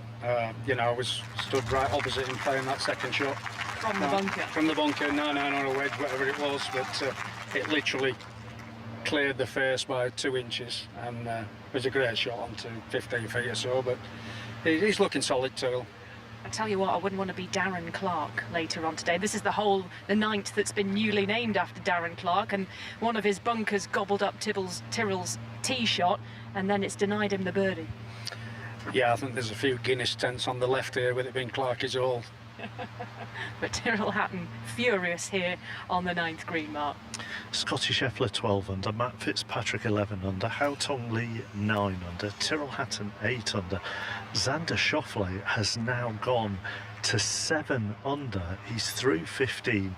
He's 5 under for the day. He's just birdied the par 4 15th. He is on a roll, Andrew Murray, isn't he? That's an incredible run, isn't it? And I mean, just almost made the cut by the skin of his teeth yesterday. Didn't look in particularly good form. I watched him a little bit yesterday afternoon in all that bad weather. And you just never know around links golf courses. These guys are so good. If they just get the bit between the teeth and they hit a couple of good shots, all of a sudden they're back on form. And that's how fickle the game is, Mark. And to get on a run like that, I mean, if he can finish 3-3-3, well, that's some target to set. Harris English 7 under as well. Get news of him from James Gregg shortly, but first of all to Haotong Li on 9 under on the 8th. Ali? Currently in 3rd place in this Open Championship Saturday afternoon, 5 Live and BBC Sound. Scheffler with the eagle at the 7th is at 12 under. Matt Fitzpatrick with the birdie is 11 under. And Haotong Li, who couldn't make the birdie on the 7th, now does have another birdie chance at the par 4 8th, called Done Loose. I reckon if you lay couple of John Murrays down back to back, that is about the length of this putt, 12, 13 feet or so for the birdie to get to double figures, to get 2 off the lead. Stands over the ball, the boards go up for quiet please, and Lee pauses before he strikes this putt up the hill towards the hole. It's another one. This one just misses on the right hand side, and he tosses the putter in the air in frustration. Mark, he remains at 9 under par. Thank you, Ali. I have been told where we're going next, but I've completely distracted as I was watching a bird just fly over the coastline just away to our left. Anyhow, let's go to Lord's. Melissa Story. India, they finished their innings 143 for 8 off their 29 overs. Smriti Mandana top scoring with 42, whilst Deepti Sharma finished on 30 not out. Sophie Ecclestone, the pick of England's bowlers, with 3 wickets. Felt like there was more runs out there for India with 6 dropped catches from England, but they have a score on the board, and England need 144 off 174 balls to level the series. Just watching a couple of gulls as they swoop down and chase each other above the 10th fairway, and I think further down the 10th is where we do find James Gregg. It's been fairly quiet going this afternoon, Mark, for both Bob McIntyre and the American Harris English. Bob McIntyre has had a kind of up and down opening 9 holes. He had an eagle that we heard about at the 7th. He had a brilliant bounce back birdie at the 5th, but offset by a couple of bogeys. So he's 1 under par. His name's still on that leaderboard there at 6 under for the championship, having just made the turn. He's got a good look to try and get to 7 under here on this 10th green. Harris English has played beautifully, a couple of birdies, meaning that he played that front 9 and 2 under. He's at 7 under. But if you just look, like Bob McIntyre has done actually, he's just had a good study of the big electronic leaderboard just to the right of this 10th green. You'll see that he is a long way back now, and he'll feel that way too. Your group is the very definition of steady, isn't it, this afternoon? A little bit that way, yeah. It's going to be a quiet afternoon, but I'm happy with it. I'm happy listening to all the atmosphere and seeing the throngs of spectators following all our marquee groups.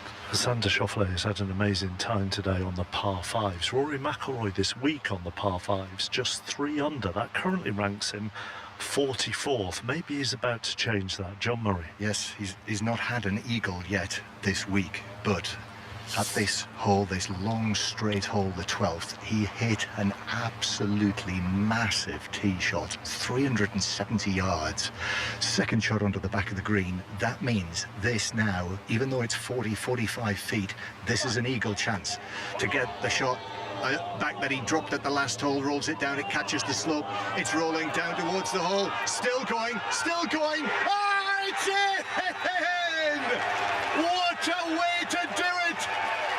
First eagle of the week for Rory McIlroy. He raises his putter. He waves to the crowd.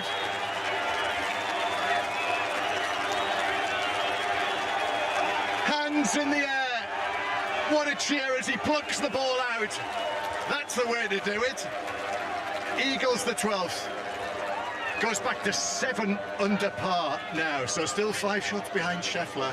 And they're trying to get some order here. Order, ladies and gentlemen, order. Because Jordan Smith taps in for birdie as well. The Englishman goes to 3 under. That was a great moment, Graham Storm. Probably the greatest moment of the Open Championship so far. Absolutely sensational from McIlroy. I mean, the second shot really didn't deserve that putt, to be honest with you. He had a wedge in his hand into this par 5 12, hit it to about 60 feet at the back of the green, but as he hit the putt, I mean, unbelievable. It got just over the ridge, and I'm thinking that's never going to reach, but he judged it to absolute perfection. Well, for a large part of this third round afternoon, he was 4 shots behind Scheffler. Suddenly, in the twinkling of an eye, it was back to 7, and now he's 5 shots behind Scheffler after that amazing moment. Honestly, Mark, we're right in amongst the throng of the spectators here. This is the sound of great sporting action. It is, mixed with you veering between Punch and Judy and the Speaker of the House of Commons. Say that again. I said it's great sporting action mixed with you veering between Punch and Judy and the Speaker of the House of Commons. And do you know what I'm going to do? I'm going to lead Graham Storm through a patch of thistles to celebrate. He'll love that. Ian Carter. Second shots into the 8th for the leader at 12 under par. Scotty Scheffler, who's just seen his playing partner from around about 25 yards behind him, 150 yards out for Fitzpatrick, find the heart of this 8th green. It's just a flick with a wedge after another immaculate tee shot for the leader. Scheffler, who's still wearing his black jersey, even though it's the warmest it's been throughout this entire championship. High trajectory in, lands it pin high, the ball settles down, 18 feet to the right, 15 feet actually to the right of the hole. Just immaculate. You're not going to mess with the left-hand side of the hole. Just brilliant golf. I'd say that's it's pin high, but I wouldn't say that was where he's trying to hit that. I think that climbed up a little bit more, but it's given him a great opportunity of a birdie. So both players on the green, birdie putts to come. Scheffler at 12 under, Fitzpatrick at 11. After he birdied the first, Rory McIlroy just took himself to the side of the first green before he walked to the second tee, and Graham and John told us about how they just went through a few breathing techniques just to calm things after the euphoria of that start to his round. I wonder if he's doing something similar as he makes his way to the par 3 13th. Rory McIlroy, we can see him up on the tee, away in the distance. The 13th tee is right up on the top of the slope. There's a little grandstand behind, a very steeply banked grandstand that is absolutely packed, full of summer colours. And we can see that rust red shirt of Rory McIlroy right up there, just hitches up his left shoulder, and he's got this tee shot, this magnificent 13th hole, the par 3 down the hill. Graham. Yeah, I mean, he's just going to be launching this one straight up into the high blue sky and try and get it to land really softly. This pin is probably the most accessible one that we've seen here on Fairgreen this week. On its way, they're urging it on. The flag in the middle of the green, lands at the front, rolls on, will roll by on the left, and then catches the slope and rolls on beyond and further away from the flag, and then comes to rest. 22 feet, I reckon. Ooh, being very precise there, John. Maybe 20 feet, but fantastic shot from McIlroy. Just caught the slope, which just fed it away a little bit further away than he would have liked. But, I mean, he's just absolutely turned it on right there. Yeah, that 20 feet, 22 feet, that's chicken feed compared to the one that he hauled at the 12th a few moments ago. So 7 under now, McIlroy. That's 4 under for his round today, and obviously 5 shots behind Scotty Scheffler's lead, Mark. And that's who we're going to go to next with Ian and Ollie. And it'll be Matt Fitzpatrick from this pair who will be putting first. He's probably got about 35 to 40 feet. Went well beyond the flag, and he's got a few undulations to deal with. Scotty Scheffler, 12 feet, something like that, and it's just one of those putts that I think anyone would want to take on. It looks just so inviting. Well, I was just crouching down trying to read the line, and I can't really see anything on it. I think it's going to be relatively straight, certainly inside the hole. And again, another great opportunity. Yeah, hitting the right spots on the green, Scotty Scheffler. 12 under par, 6 pars and an eagle so far. Just a brilliant eagle on that long par 5 7th, which he just ate up with that 400-yard drive. 595 yards, that 7th today. And this 8th, he's just had a drive and a wedge, and he's got a great look at birdie. But this is a chance here for Fitzpatrick. Yeah, down the hill, pin perched on the front with a little runoff behind it. But there's a little upslope, so although it's downhill, he can be relatively aggressive with it. It's on the way. He's stood up sharply, trying to see where it's going to go. It's feeding left, just short left, leaving himself about 3 feet. He'll give himself 7 out of 10 for that. Yep, walks up and marks it. Never quite gave it enough to the right-hand side. It was always falling to the low side, but the undulations there, difficult to judge the pace as much as the line.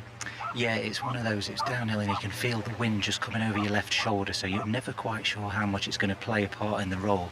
But again, he's done a pretty good job from that distance. Genuine, brilliant sunshine on the Causeway Coast here, 8th green, and people standing on the dunes all around this green, watching the best golfer in the world, and he's been showing us why over the last couple of holes as Scotty Scheffler, sitting proud at the top of the leaderboard. Scheffler 12 under, Fitzpatrick 11 under, Haotong Li of China 9 under, Tyrrell Hatton at 8 under, Xander Schauffele and Rory McIlroy and Harris English all at 7 under par. Bob McIntyre in the group at 6 under par, having covered the opening 10 holes in 1 under par. This to stretch his lead to 2, 12 feet for birdie for Scotty Scheffler. Over it now, one last look at the hole. Now the putter head is drawn back, goes through the ball travelling towards the hole, borrowing from left to right, and in! Of course it's in, of course it's in, he's in the mood. Not a trace of emotion, but my goodness me, he's in control of this Open Championship. Scotty Scheffler moves to 13 under. Well, the last couple of holes has been very much like PlayStation golf. Just plot it here, and knock it in the hole. Very simple. It's quite ominous looking right now. out of nowhere, 3 under par for his round. We were saying, oh, it's a little bit mediocre from Scotty about half an hour ago. Yeah, I mean, I referenced earlier when I watched him at the PGA, and this is kind of similar. There's been some okay golf, nothing spectacular, and suddenly he's leading the Open by looking like 2 shots. It's just phenomenal to watch, to be honest. Yeah, we're going to start sprinting as soon as this putt goes in, because we're going to go through the player tunnel to the 9th. And it goes for Matt Fitzpatrick. He makes his par. He remains at 11 under par. And Scotty Scheffler's lead now up to 2. He moves to 2 under for his round and 3 under for his round and 13 under par overall. Yeah, he has a 2-shot lead over Matt Fitzpatrick. He has a 4-shot lead over Hao Tong Lee. And he has a 6-shot lead over Rory McIlroy. John? Yes, McIlroy makes that move, and then Scheffler just edges a little further in front. However, another birdie chance for McIlroy here at the par 3, 13th, feather bed, as they called it. And how well named it was, the way that McIlroy played his tee shot in, and it landed on feather bed and then rolled on beautifully. But 22 feet past the hole. His playing partner, Jordan Smith, never been in this situation in the Open before. You know, they're all learning experiences, aren't they, for golfers, whatever their age of range and experience, to be in the middle of all of this when you've never really experienced it before. And I think he's got his par 3. Did he knock that in for his par 3? No, he's left it short, around about 4 feet. Unfortunately, didn't quite get into the hole. Didn't help McIlroy either, because McIlroy's on a very similar line. It's just a shame for Jordan Smith. He's just kind of plodding away, kind of making a few pars, made the odd birdie, a bogey here and there. He just feels like he's the support act in everything that's happening today. That means that the main event is Rory McIlroy crouching down behind the line of this putt. This is the 13th. This is one of the great spots. If you're coming tomorrow and you haven't been here this week, make sure you get to the 13th. Backs onto the 17th green, so there's action there at the moment as well. There's a little stand either side, flags fluttering. There's a hospitality pavilion as well. 2 tiers of that. It's absolutely packed, every single balcony. And all around, thousands of people inside the yellow robes urging McIlroy to follow his eagle at 12 with a birdie at 13, and it's just by on the left. It was online, and just at the moment it died away to the left. So it's a par 3 for him at 13 to stay at 7 under for the championship. McIlroy. Cat. Tyrrell Hatton is 1 shot ahead of Rory McIlroy at 8 under par, but has a shot from 25 feet here on the green at 10 to move to 9. This one just needs to curve around from left to right a little more. It won't disobediently. Tyrrell Hatton clenches his fist, clenches his teeth, and gestures at the green. It's not going to go in, but he'll have a couple of feet to save his par. Stay at 8 under par, 4 shots off the lead, Ali. Third birdie chance in a row on the way for Hao Tong Lee, who is trying to put a good fight up in this Open Championship. But Katrina, Matthew and I have just been shaking our heads at the inevitability of these Scotty Scheffler putts rolling in. The noise of that McIlroy roar as well that came thundering down the golf course towards us was something I'll never forget. But Hao Tong Lee has had birdie chances on the 7th and 8th, decent ones, not been able to convert. This one from about 20 feet. Gives it a good firm wrap up the hole. It's another one that just misses. You can tell that by the oohs and the ahs, and he holds his head high to the skies. Another par, stays at 9 under. John Murray? Just to see if Rory McIlroy makes absolutely sure of this very short putt, even though it is only a couple of inches, there'll be a great noise. In it goes. So a par 3 at the 13th. And McIlroy 7 under. Just in the group that Ali and Katrina are watching, for everything that Hao Tong Lee is doing, if there was one golfer, bearing in mind what we said the round getting underway, if there's one golfer that you wouldn't have thought would have just fallen off a cliff today, it would be Brian Harman, but he's all over the place, isn't he? Yeah, I mean, we've seen it shot for shot. You haven't, Mark, but the scorecard tells you that. Starting at the first with the double bogey. A couple of the errors, really unusually, Katrina, with the wedge sort of 115, 110 yards out, missing greens. And if you miss them in the wrong spots, it's really difficult. Yeah, very unusual for Harman, and he's short-sided himself, and then on the chip back up the green he's left them both short and they've come back down, so it's just not quite looking well sorts. Just very kind of, as you say, odd mistakes for someone like Harman. Yeah, and he's the man, of course, who won the Open Championship 2 years ago and did it in such impressive fashion. And Haotong Li nearly gave the game up 2 years ago, and he's the one who's in total control. He just cannot get these putts to drop at the moment, Mark, hanging in there. But also, Katrina, to put that into some kind of context, out of all the players who are under par for the championship, there are only 2 of them who are over par for their rounds. Lee Westwood, who's won over playing 14, and Brian Harman. Yeah, which I think is very surprising. As you say, the winner 2 years ago, you'd have expected him to come out third round. He's not in one of the kind of big groups playing with Haotong Li. I thought he would have come out and been a lot steadier, giving himself just some more birdie chances. His game is hitting fairways, hitting greens, and he's just not quite managed to do that yet. As Ali says, we've had plenty of cheers that have, to use his phrase, thundered down this golf course. McIlroy, Scheffler. So let's just bring things back to a little bit of calm and serenity with the very, very steady James Gregg. It's not me who's being steady, it's Bob McIntyre and Harris English. That said, the American, the 35-year-old who we heard quite a lot about late into the evening on Fridays, he played himself into a share of the lead at the Open Championship. We're having a bit of fun, weren't we, Colin Murray and I, right until the very, well, the sun was going down basically on Thursday on 5 Sports Extra.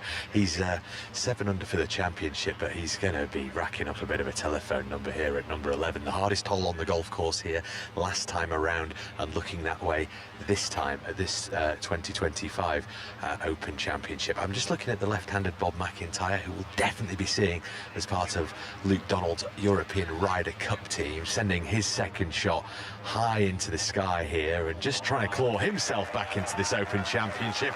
He's got a really good look actually for a birdie there. It'll be a 12-footer down the hill, and that'll be to go 2 under on the day and to get to 7 under par. But like you say, Mark, it's not exactly been sparkling stuff. It's just the sort of day for Bob McIntyre that he'll be desperately trying to just cling on to get himself within 3 or 4 of the lead of Scheffler. But any time he'll look up and look at a leaderboard, you'll see him do it in a minute. As he walks past where you and I are stood here, he'll look at one of these leaderboards and he'll study it, and he'll be so disappointed with it, because every time he sees it, the world number 1 is just moving further and further ahead. So he's got to try and find something, try and dig deep, and he's got a decent look here to really get his round going with a birdie putt from 12 feet, like I say, to get to 7 under on the hardest hole on the golf course, the 11th. The world number 1 is slap bang in the middle of the 9th fairway. We'll get news of that with Ian after John. With the world number 2, Rory McIlroy, who is 7 under, and he has hit at the 14th, the par 4 14th, another monster tee shot, Graham. Yeah, absolutely colossal, just right over the right-hand bunker. It's 311 yards into the wind to carry that trap, and he's carried it by a good 30.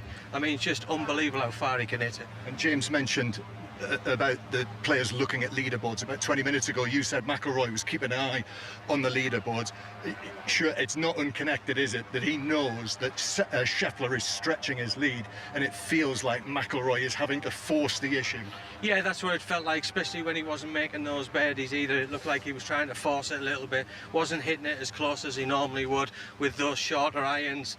But that eagle on 12 seems to have reignited him, and he's just hit a massive tee shot, like we just said, down the right here, and a great opportunity to get at this flag on 14. Yep, so I would suggest if that is the case, and it certainly looks to be, listeners, don't go anywhere. Well, no, but go to Ian, because Matt Fitzpatrick's approach on 9. Look at you and Ollie. Look, short sleeve t-shirts, shorts, perfect July Saturday afternoon out at the seaside. It's just glorious, isn't it? I've had shorts on all week, to be fair, Mark. Yeah. But they feel much more appropriate today than they did over the opening couple of days. So Fitzpatrick has had a long, hard think about this. He's one of the quickest players out there. He's got 155 to the flag, which is located right at the back of the green. Ollie and I are just chatting about it. He's hitting from the semi-rough, and it's one of those where it's very difficult to judge the spin and what this ball will do when it lands. Well, it's up on its way, pretty high trajectory, going for the back left corner. Oh, and he's just missed the green to the left. There's a gathering area there, and that will go way down into the swale. Yeah, it's just a really awkward shot. The pin tucked on the right with a big swale that takes the ball away, which is really not the miss. So he's just overdone it to stop that and left himself a really awkward chip across the green. Scotty Scheffler struggled with the driver on Thursday, was better yesterday. Today, it's just been a masterclass, an absolute masterclass. He is absolutely in the middle of this fairway. He's about 20 yards closer to the hole than Fitzpatrick was, so around about 130 yards. And here he goes. Lovely divot taken as he sends this up towards the elevated green, and the ball lands smack in the middle, then spins from left to right towards the flag. It's another great shot. You know, he's probably put that to 20 feet. Just a effortless masterclass right now. Yeah, that was a 9-iron and just hooded into the wind. A little bit easier shot than what Fitzy had because of that first cut, but from the fairway, hooded 9-iron, back to the right flag. Really good chance again. Watched some really immaculate golf from these two so far, and Fitzpatrick, I think the first not to hit a green in regulation because he has missed to the left here and is down in the swale, so he'll be chipping, and it'll be another birdie attempt for Scotty Scheffler. Let's go back to James Gregg. And a birdie attempt for Bob McIntyre. How about that? It's been an up and down sort of day for Bob McIntyre. He's barely moved up that leaderboard despite the good play, but that's a nice little leap. He was out in a 1 under 35. An eagle at the par 5 7th helping him just feel like he's part of this championship, but frittered away a shot the very next hole. But how about that? The statement birdie at the most difficult hole on this golf course, the 11th, for the Scottish left-hander. And, well, as you heard, the noise was quite something. There's a lot of support out here at Royal Portrush for a man who says that this feels like a home open, with it being so close just across the sea from where he grew up in Oban in Scotland. Bob McIntyre moves to 7 under for this Open Championship. A massive cheer from the 11th green. As I was saying, the 11th green and the 9th are right next to each other. There's just a pathway for the spectators in between them. And that cheer comes from 11, and everybody turns to look, with the exception of Scotty Scheffler, who just continues to walk in his own little world down the 9th fairway towards the 9th green. John. After that latest huge tee shot from McIlroy, he was in the rough and he has thrashed it out. The huge clump of long grass came up with it. This is on the par 4 14th, and from there he has landed it on the front portion of the green with the hole right at the back. Yeah, he's done a really good job there. He was really unlucky with the tee shot. Must have got a kick off one of these undulating fairways just down the right hand side of here on 14, and then he had to elevate this wedge into this tabletop green. You can't miss it to either side, absolutely dead either side, and he's got it perfectly into the heart of the green. Yep, so McIlroy will have a long putt across the 14th, which would be for birdie. Beautiful afternoon now, Mark. We've hardly seen the sea this colour all week, have we? Proper blue sea. And there are clouds, but there aren't many. That is properly broken through the blanket of cloud as the sun, and there's plenty of blue sky. Matt Fitzpatrick already ready with his 3rd here at the 9th here. 2 practice swings for this chip from the left of the green. Now he bumps it forward onto the putting surface, lets the ball release towards the hole. It's tracking towards the hole, but not with enough puff, and it comes up 5 feet short. Yeah, quite an awkward little chip across there, down with the wind off the left, slope off the left, and down towards that swale that takes the ball off the green. There's a slight upslope just behind it, but kind of awkward to use it, so it's just a little tentative there. Left himself a little work to do. The routing of this golf course is just wonderful. That 11th green is immediately to the left of this 9th green. We'll be going back down the 10th, and then you sort of come back almost on yourself. But the noise when Bob McIntyre just holed out there with James was, we heard it hit us absolutely smack in the face. Yeah, and then you've got the 14th green just to the right of us. It's just a sea of colour and people everywhere. It's absolutely glorious out here right now. And those clouds overhead, there are black tinges on there, but it's like used cotton wool, really. You know, when you look at the cotton wool, plenty of white on it, but you've managed to remove a little bit of dirt when you've used it. That's the sort of clouds we have overhead, but big patches of blue sky and uninterrupted sunshine right now. And it's really shining on this man, Scotty Scheffler. who's got around about 20 feet here for a birdie, putting up to the hole located in the back right corner of this tabletop 9th green. And he sends it forward and on it goes towards the hole, and he's missed. It's going to be a par for Scotty Scheffler. The grandstand behind him has "forged by nature," the catchphrase for the R&A for this Open. I was just thinking, he's a force of golfing nature, this guy. He absolutely is. I was just noticing there, is it a few putts now that the ones that have actually missed, but there's literally no reaction. He just watches it, he hits his putt and just waits and waits and waits, and if it goes in, he goes, gets it. If it misses, he just taps it in. There's no excitement, movement or anything. It's just a natural, this is it, this is what I do, and move on. Just the sort of reaction of someone who says, what's the point of golf? As he said to us in the build-up to this championship. Par putt for Fitzpatrick, straight in from 6 feet. No messing from the Englishman, and that was really important, to hang on to the coattails of the leader. So Fitzpatrick remains at 11 under par. He started his round at 9 under, so he's covered the outward half in 2 under par. He remains 11 under, and Scotty Scheffler, who started the day at 10 under, now 13 under, with that par at the 9th, and so he's 2 shots clear at the Open. That was actually going to be my question to you, Ollie, or my point to you. You know, watching him walk down the 9th fairway, you wouldn't know whether he was 13 under or 13 over. If you can't see where the cup is after he's taken a putt, you wouldn't know whether it's gone in or whether he's missed it. I mean, I'm trying to sort of wrap my brains of the least demonstrative sportsmen and women that I've seen over the years. He would be near the top. Yeah, well, it's a stark difference to watching Tyrrell, I'll tell you that. But he's just very stoic. You know, he reacts and performs exactly how you try to do. He executes the shots how you want to. His attitude is exactly the same. It's great to watch. Wonder how much he's worked at staying in that bubble. We'll talk more about that. Let's go to John Murray. Another long McIlroy putt. They're trying to urge it in. Up the slope it goes towards the hole, but I think that's pulled up short. Yeah, didn't quite give it enough.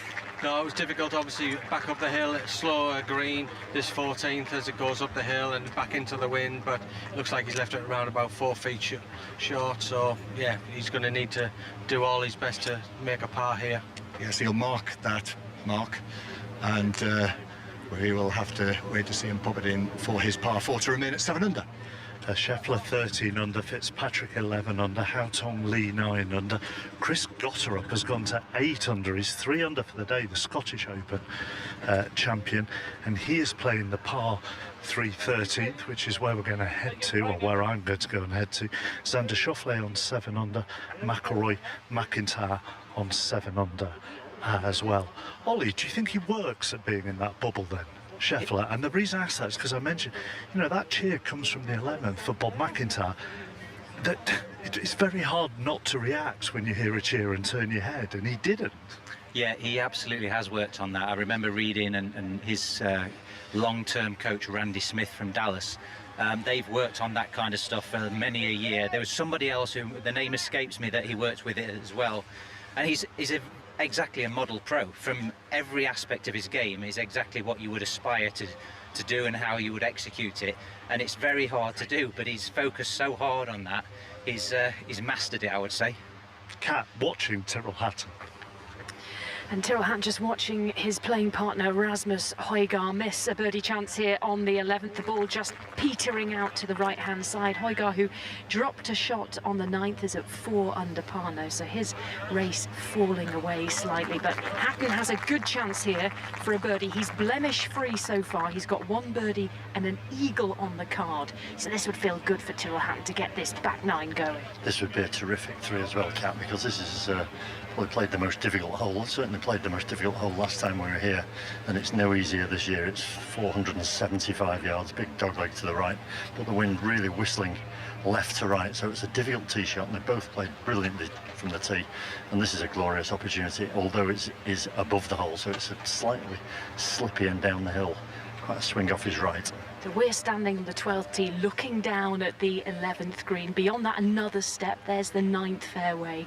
Stairs and layers of the golf course rippling out to sea.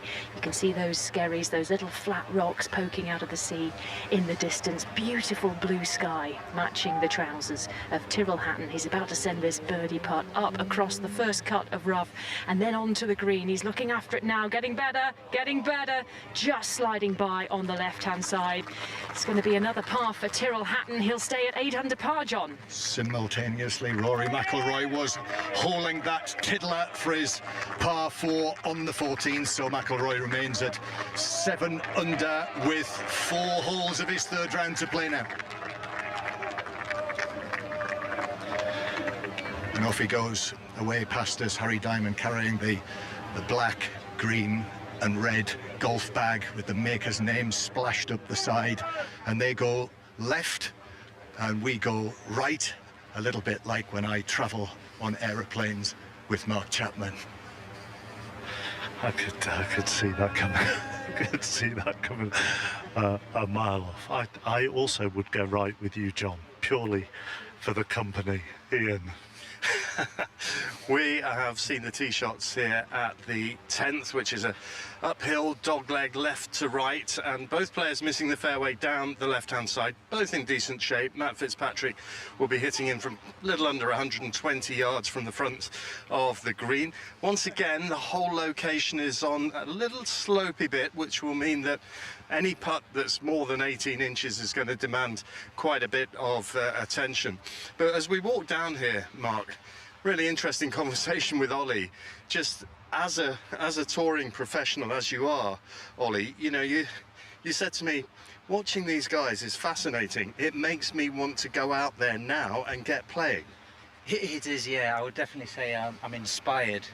I've had the pleasure of watching a few of the best players in the world right at the top and how they're going about it. And I've got my notes from 2019 on some of these greens where I'm trying to play, thinking back to the 6 on the par 3 especially, and they, you know, Scotty and Fitzy as well, they just go at every single flag, and they back themselves. If it doesn't come off, they back themselves to get it up and down, and if it results in a bogey, it's like, okay, let's move on, we'll make another birdie. Whereas certainly for myself, I'd be a little bit more cautious trying to hit the middle of the greens and maybe leave myself a little longer putts, but trying to eliminate the bogeys. But the way they're playing, they're not really thinking about bogeys. It's just about moving forward and getting the pedal down. So it excites you, does it, rather than frustrates you that you're not out there? Or is that element of frustration as well, that you're sort of stuck with us?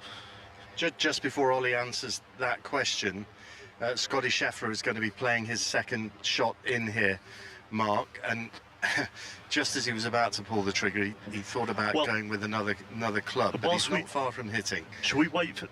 well, we've also got Bob McIntyre going for an eagle, so shall I go to James, Ian? Yeah, go for that if that's imminent. All right, James?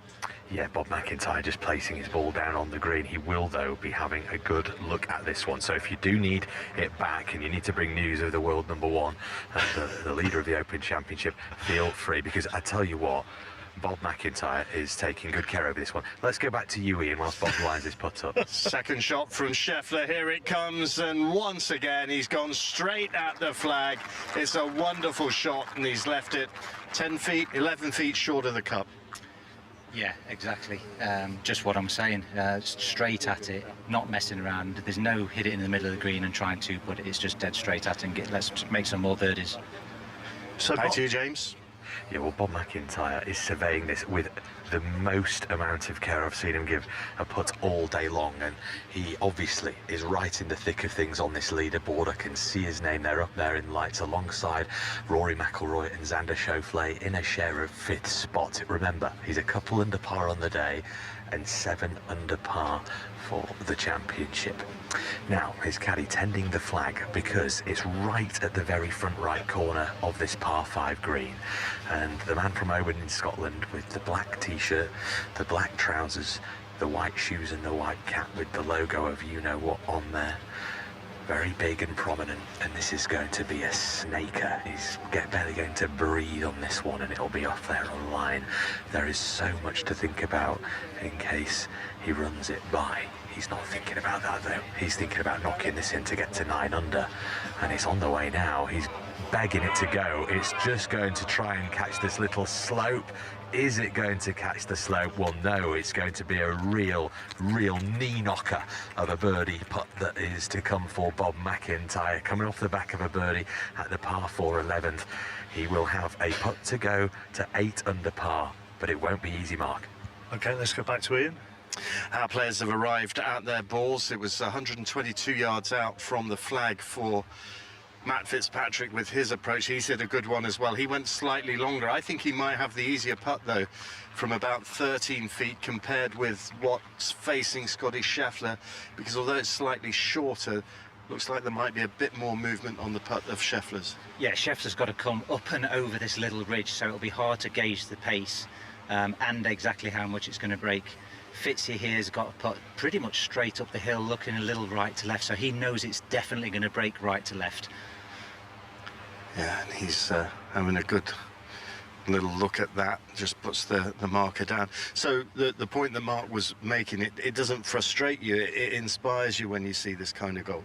No, it definitely frustrates me too. Let's not get away from that.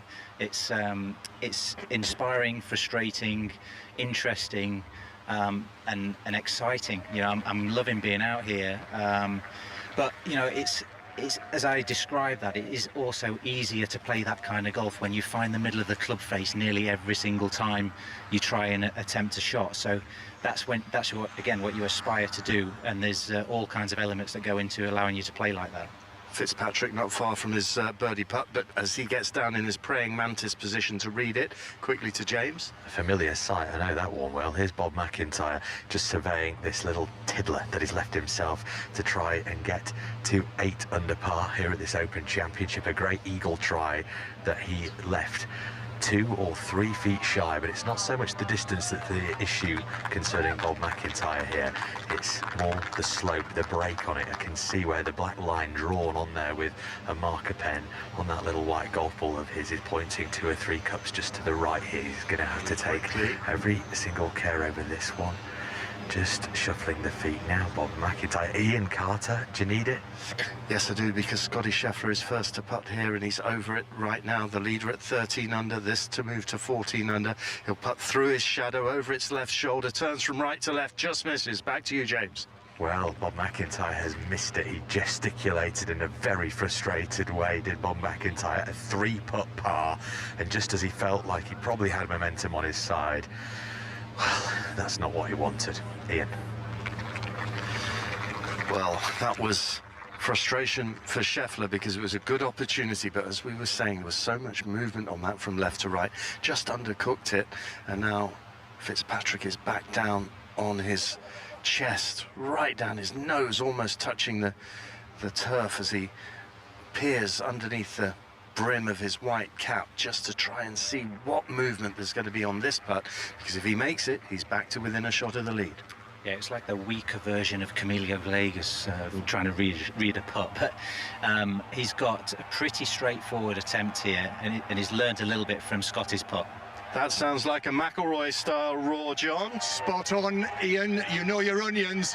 Brilliant shot. His second shot from the rough down the left side of the 15th fairway. He gave it some air, and it hit the flag.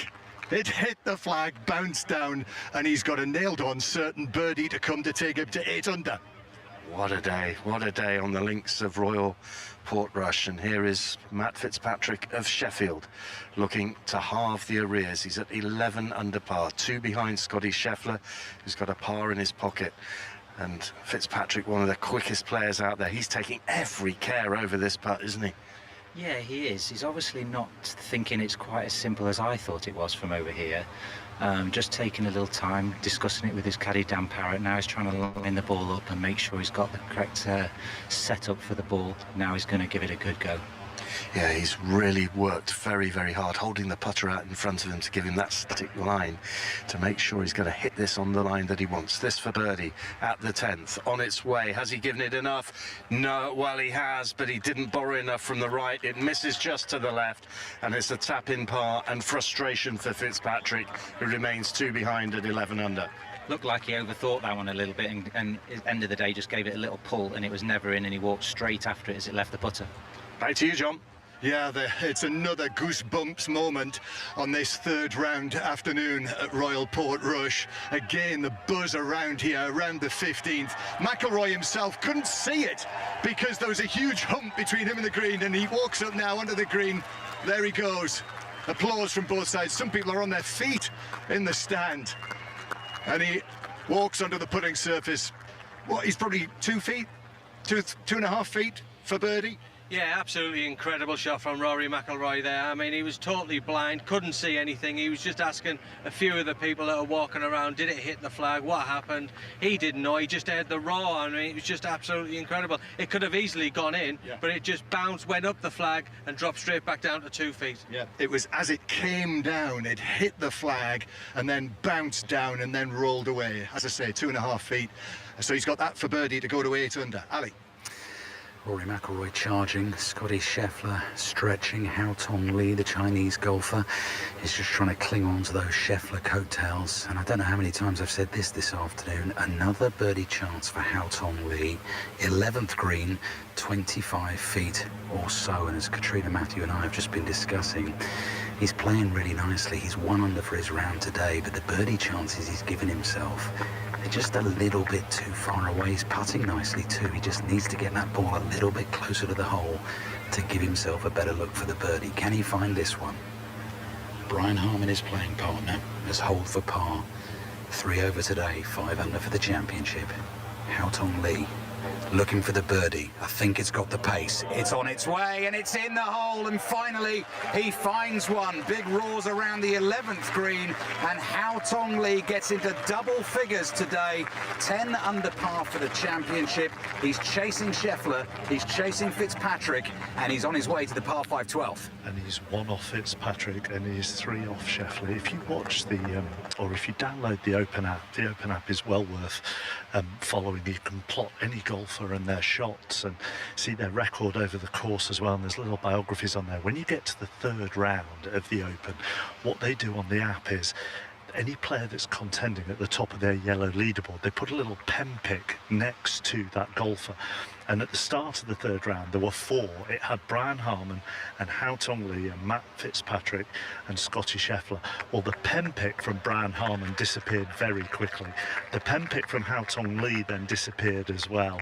And once Scotty Scheffler started to put his foot to the pedal, the pen pick for Matt Fitzpatrick has gone as well. So if you look at the leaderboard on the Open Championship app, there is just the picture of Scotty Scheffler next to his name. He has a 2-shot lead. Rory McIlroy is about to go 5 behind him, John. Yes, and he doesn't want any little mishaps here. I mean, this is 95%. This goes in, but he is taking all the time that he should. 2.5 feet. Yeah, I mean, just a straight putt, nothing in it. He just got to knock it straight in the back of the hole, which I'm sure he will do. You'll hear the roar as he stood over it and knocks it in. Here we go. There it goes. Eagle the 12th now, birdies the 15th. Rory McIlroy has 3 more holes to play. He's 8 under par. What does he need, Graham? You know, realistically, what does he need to be right in this at the end of the day? I think he still needs to pick up 2 shots. I think he's got to pick up a shot up either here at 16 or 17 and 18. They're more accessible than the hole here at 16. We know how difficult and how treacherous that can be. But he definitely needs to pick 2 up because Scotty's on the march. There we are. That's what Graham Stone thinks, Mark. 3 holes to play. McIlroy must get 2 birdies from those 3 holes. He's 8 under as he walks up to Calamity Corner. And that takes him into a group with Chris Gotterup and Tyrrell Hatton. The clubhouse leader, by the way, is the defending champion, Xander Schauffele. 7 under for the championship after a 66 5 under par 3rd round for him today. One of those men on 8 under is Tyrrell Hatton. Catherine Downs is with him. Very nearly got it to 9 under. Those big shouts from Rory McIlroy echoing from elsewhere on the course. Big shouts here for Tyrrell Hatton as he chipped up onto the 12th green. The ball getting closer and closer and closer to the hole, didn't drop. So it's going to be 5 straight pars now for Hatton since that incredible eagle when he holed out from the fairway on the 7th. He could do with getting something going here, couldn't he? I thought it made eagle there, I really did. I thought that eagle chip was going to go in, and it it just stayed up a foot short. He was a bit frustrated because he thought his second shot was perfect and it didn't quite get the bounce up to this par 5 12th. And well, he's playing brilliant. It's golf here, by the way. He's almost flawless. So, great birdie. Great birdie for Tyrrell Hatton, so he moves to 9 under par. Going to go back to the leader, Scotty Scheffler, with Ian and Ollie, who are watching his tee shot, but I just want to mention his putting. He's had 38 putts inside 10 feet this week, and he's made 36 of them. I know, it's just the hallmark of greatness, isn't it? And that's the area of his game supposed to be a little bit of a relative weakness, which is slightly concerning, isn't it? Of concern to Matt Fitzpatrick fans is the fact that the Englishman has found the rough down the left-hand side, the ball severely below his feet in the thick stuff, and a good 80-odd yards short of where Scotty Scheffler's ball has gone. That's just run into the semi-rough, but another huge piece of ball striking from the world number 1. We are on the par 3 13th, and when I say we, I mean myself and James Gregg, and if you get just the right spot on this hole, you get a beautiful view of this green and the 17th green in the distance. But on the 13th, McIntyre has a birdie opportunity. He does, to try and get to 8 under. Remember, he squandered one just on the previous hole, the par 5. This from 25 feet up and over a ridge, and he's done this a few times today.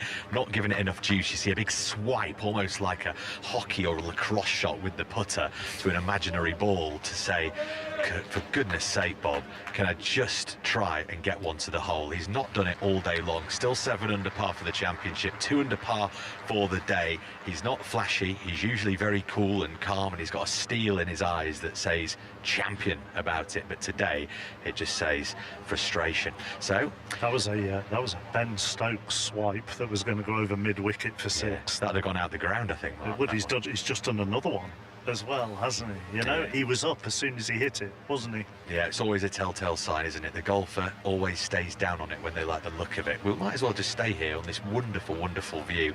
I've got the best view here, Mark, haven't we, of Harris English just looking down on his birdie try to get to 8 under par. This one, a similar line to Bob McIntyre's. Has he given this enough juice? No, not quite. Ian Carter. Matt Fitzpatrick from the rough at the 11th. He's made very good contact out of a very awkward lie. The ball coming up just short of the green, coming to rest in the semi-rough. That's not bad from there. I would say that's a really good result. It was a high tariff shot, could have gone straight left if the club had got wrapped up in the rough, but it came out well, ran up the slope, slightly on the upslope. First cut of rough, can get a nice strike on it. Best result he could have asked for. And by contrast, the leader, Scotty Scheffler, really has the most straightforward of shots from the semi-rough down the right-hand side here, from 80 yards closer in, and he launches it very, very high into the sky. It's to the left of the green. Oh, and that, I think, may have gone into the rough. Yeah, deep into the thick rough down the left-hand side. Well, that was on a slight upslope, and he buried the club into the ground behind the ball. A big divot came out, finished with one hand on the club, thinking he was trying to slide it in on the wind, and it just never turned. It kind of held its shape and gone straight into this big mound. Now there's 5, 6 marshals trying to find it. Somebody's taken his hat off. He's found it, he thinks.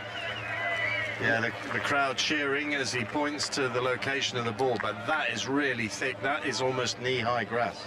Yeah, it's pin high, but definitely not in a good position on a deep or steep downslope, downwind all the way back to the flag. Drama at the 11th with the leader, Mark. He's in trouble for the first time in this round in the thick rough to the left of the green.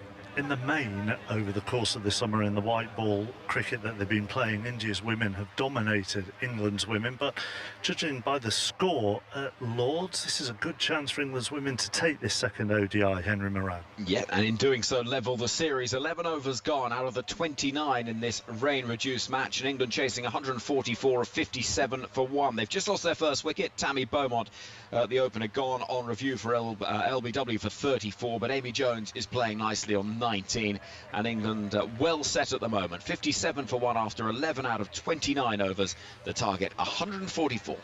Scotty Scheffler's 13 under here at the 153rd Open Championship at Royal Portrush, but he's just got himself in a little bit of trouble on the 11th. Matt Fitzpatrick playing with him is on 11 under. Hao Tong Lee 10 under. Tyrrell Hatton 9 under. And Rory McIlroy is about to take his tee shot at Calamity Corner on 8 under. John? Yes, we've been standing here, Graham Storm and I, waiting for Sam Burns and Lee Westwood to finish off on 16, just listening to Scotty Scheffler. Perhaps might take a backward step. McIlroy is on 8 under. We've also got, these are the best conditions weather-wise of the championship now, and this is a brilliant spot here. Portrush away in the distance to my left, all of the dunes, and actually out to sea, we can see the Isle of Islay. We can see Scotland today, and underneath, in the near ground, on the tee, Rory McIlroy in that rust red shirt, tee shot on the 16th, looking to avoid the calamities, looking to get another birdie. He's leaning to his left, so this may have gone rightish. Oh, and it's missed the green. He's missed the green on the right, and the marshal there holds his arms in the air. He can see the ball, but he's in the long grass to the right of the green, McIlroy. Ian. Well, we've just seen Matt Fitzpatrick play his 3rd shot to the par 4 11th, and it wasn't a good one. He was chipping from way down below the front of the green, and he didn't get all of it. It went up more vertically than towards the hole, and it did well to cling on to the putting surface, but he's going to have around 40 feet to save par. And as for the leader, well, Scotty Scheffler, he's in really thick rough. It's almost knee-high. He's got the most enormously wide stance for this. He's just got to chop at the ball, and he does, and it pops out delicately, and then it releases, and then it comes down. And again, it doesn't matter what obstacles you put in its way. He comes up trumps, and he's given himself a really, really good look at saving his par. He's put it to 7-8 feet. That was majestic. The way, the steepness that he came down and stabbed the ball out with like really delicate hands, and he's just flown it out the rough onto the downslope. There's a pair of hillocks behind the hole that I thought he was maybe having to use, but never even messed with that. Just played it perfectly, and like Ian says, he's got a really good chance at a par save.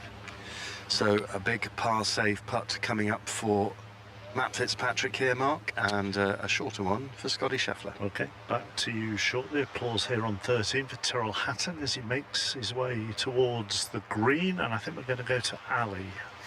With Hao Tong Lee, who's been incredibly impressive today. He's played 11 holes so far. He birdied the 3rd. We've just seen him birdied the 11th. He's on the par 5 12th. He's come up just short to the left-hand side, as with so many of these greens here at Royal Portrush. That means a steep slope, a contoured green. He's up there with his caddy at the moment, Katrina Matthew, surveying the chip. And without putting sort of too much expectation on him, were he to hold it for eagle and get to 12 under par, yeah, he'd just be one behind Scotty Scheffler. He's played a really nice round of golf, I think. Just very controlled, as we said, 2 birdies, and this is a relatively as straightforward as it can be in these circumstances. Playing shortly, John Murray. Right, Rory McIlroy's tee shot on 16 is down in the rough, front right of the green. Graham Storm's just got back from having a look. Yeah, I've just been over to assess the lie. The lie's absolutely perfect, not a problem with that whatsoever, but he's that far down the bank, he can't see the putting surface or the flag. OK, so more on McIlroy here on 16 to come. Ali? Shout if you need it, John. Hao Tong Lee is now brushing a rhythmical practice putting stroke beside the ball. So he's putting from off the front of the 12th green. Ian Carter will need to shout if he wants it too. He's with Scotty Scheffler and Matt Fitzpatrick. Mike's alive all around the course. Hao Tong Lee for eagle, worried to hold this big one. Good 50 feet across the 12th green. Starts climbing up the slope and making its way towards the hole. That's not going to have the legs. Well over 10 feet left to go for the birdie. Ian. On the 11th with Scotty Scheffler for his par save here, currently leading by 2, but Matt Fitzpatrick has missed his par putt. He's got a little tester for his bogey as well. Fitzpatrick at 11 under, this to stay at 13 under for the American. 6 feet 3 inches tall. Scheffler sends this putt forward. Well, wouldn't you know it? I mean, as easy as you like. He was in deep, deep trouble, in deep, deep rough to the left of the green. He gets it up and down, and he stays at 13 under. I'll tell you what, that's a monumental moment in this group, because moments before before Scotty played that, Matt was stood over that, looking like a real good opportunity to pick up a shot. It was not that hard and up and down, and he swiped across it. The ball came off the top of the club face and went no distance at all. And I think he would have been thinking, get this up and down. Scotty's going to make 5, maybe 6. And now the tables are turned, and he's lost a shot on this hole. Yeah, at least one shot, and this is no gimme here for Matt Fitzpatrick, because it's 4.5 feet, sends it forward and in, so it's a bogey 5 for Fitzpatrick. He slips back to 10 under alongside Haotong Li for the moment, and it's Scheffler who remains at the top at 13 under. I would also say as well that Tyrrell Hatton is in with a chance of going to 10 under as well. I can see him down on the 13th green in front of me, the reverse view, because Catherine Downs and Andrew Murray are the other side of this green in front of the grandstand. They've got their view from there.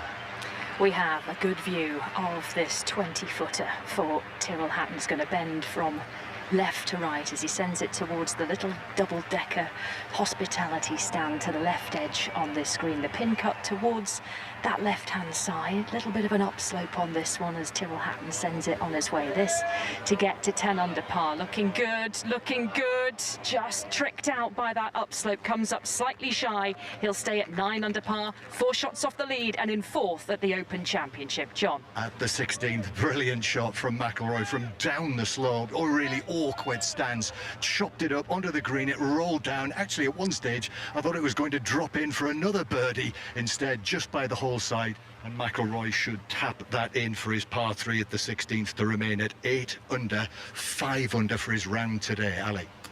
Things chopping and changing all the time. Perfect timing as well for the latest instalment in this Open Championship drama. Scheffler 13 under with the par save just now. Haotong Li and Matt Fitzpatrick both 10 under. But now a 10-footer or so on the 12th for birdie for Haotong Li to get into second place on his own. And again, it's quick, rhythmical, practice putting strokes beside the ball. Tall man in the gunmetal grey shirt shakes the shoulders to get himself loose. White baseball cap on his head, looking down at the ball, sends it on its way. It's got enough pace, but it's beyond the hole. It grazes the left edge of the hole. And he's got another 3-footer coming back for par. You just made the point to me as well, Katrina Matthew. He's played the par 5s in terms of getting to the green really well. With the putter, he's not done it. No, he's just missed them all, but they've had relatively easy up and down, so he's used the putter with, and he's raced one past on 7, left him woefully short on 2 and 12 here, and he's going to have 3-putted them both, all 3, sorry. Needs to borrow Scotty Scheffler's putter, needs to borrow Scotty Scheffler's putting stroke. The breeze is getting up on the 12th. This is an important one, still right in this though, Haotong Li, to keep himself at 10 under par, 2 under for the round today. 3-footer, taking every care. Long shadow of the big man stretching out behind him. Standing as still as a statue, and then gets disturbed by something going on behind him, so backs off. Smooth, contoured slopes all around. Wide, rectangular, dark blue grandstand behind the 12th green. Flags fluttering above it. Here we are then, 3 feet, and he makes it. But it's not the eagle, it's not the birdie, it's just the par for Haotong Li. It keeps him at 10 under par mark, and that is 3 shots off the lead, held by you-know-who. Still, though, just the one bogey all week for Haotong Li here at Royal Portrush. John Murray. On the 16th, just waiting for Jordan Smith to roll his putt in, the Englishman, to remain at 3 under, which is level par for his round today, which he does in good style from 4 feet or so. Light applause for him. Rory McIlroy just has to finish off for what would be a very good up and down for his 3 here at the 16th Gravestone. It certainly would be. Magical touch from down the bank here at Calamity. Played it really well, landed it in the middle of the green and ran it up to the hole. And like you said, it almost looked like it had a chance. But he's got it within 2 feet, and it should be just a simple tap in for his par and get onto the 17th tee. Yes, but after our conversation on the 16th tee, that means he needs birdies really at the last 2 holes, birdie 17 and 18. I would describe that as a tall order. However, is there anything that this man cannot do? Rory McIlroy, first of all, has to make sure of this par 3 at 16, which he does. So there we are, 2 holes to play. He's 8 under. As I say, 5 under for his round today, so he's on for a 66, but he wants more. He wants to be closer to Scheffler, and it's the 17th next. And a quick one on Scheffler from Ian. Yes, he is making his way down the 12th, just as we are on the par 5, and he has leaked his drive into one of the fairway bunkers here on the 12th. Good tee shot, though, from Matt Fitzpatrick, but I'm standing right next to Scheffler's ball in the bunker, and I think it's highly unlikely he can be entertaining thoughts of going for this par 5 in 2 from there. 80 minutes past 6 as we reach the closing stages of the 3rd round here at Royal Portrush, and we'll just take a pause for the latest BBC News. The voice of the UK. This is BBC Radio 5 Live. Thanks, Mark. With the headlines, I'm Carl Hartley. At least 96 people have been arrested across the UK at protests against the decision to declare Palestine Action as a terror group. The government banned the organisation earlier this month. The majority of those detained were in central London, where the Metropolitan Police made more than 60 arrests. At least 34 people have been killed after a tourist boat capsized off the coast of Vietnam during bad weather. Local media say most of those on board were Vietnamese families. Syria says it's deploying security forces to the southern province of Sweden to try and end deadly clashes between different local factions. The country's president has announced an immediate ceasefire, but the fighting has continued. There's fears the fighting could escalate into a regional crisis after Israel became involved earlier in the week. And 7 people are in a critical condition in hospital after a car drove into a crowd in Los Angeles. At least 30 people were injured outside a nightclub on the city's famous Santa Monica Boulevard. UEFA Women's Euro 2025 on 5 Live and BBC Sounds. Oh, it's over the bar! And England got through to the semi-finals, and the Lionesses have done it! Somehow they have done it! On Tuesday at 8. Don't miss England against Italy in the semi-finals. When I wear England badge, you do anything to keep your country in the competition, and that's exactly what we did. Come on, England. Just ask your smart speaker to play BBC Radio 5 Live. The 153rd Open 2025 with Mark Chapman on 5 Live Sport. And the world number 1 has a 3-shot lead over the field. Scotty Scheffler 13 under, Hao Tong Lee and Matt Fitzpatrick 10 under, Tyrrell Hatton 9 under, Rory McIlroy and Chris Gotterup are on 8 under. All those players still out on the course. Xander Schauffele, the defending champion, in the clubhouse on 7 under. Harris English and Bob McIntyre are playing 14, and they are also 7 under. Ian Carter.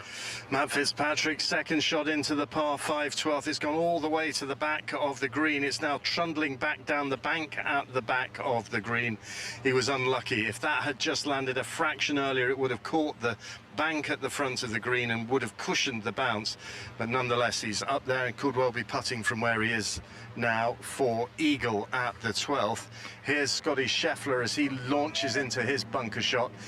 Really high trajectory, lands it in the middle of the fairway. Oh my goodness me, it landed right next to us, and it has spun back about 10 yards there, and he's given himself a nice yardage to come in and control whichever wedge he wants to use for his 3rd shot to the par 5. It's a devilish pin on this par 5 12th. Perched right on the front with a downslope short of it, downslope to the right, and both players are going to have to defend with that right now, because Fitzpatrick's at the back of the green, putting all the way down towards those downslopes, and Scott is coming from the fairway the other way and going to have to contend with them, so it's no straightforward shots from here.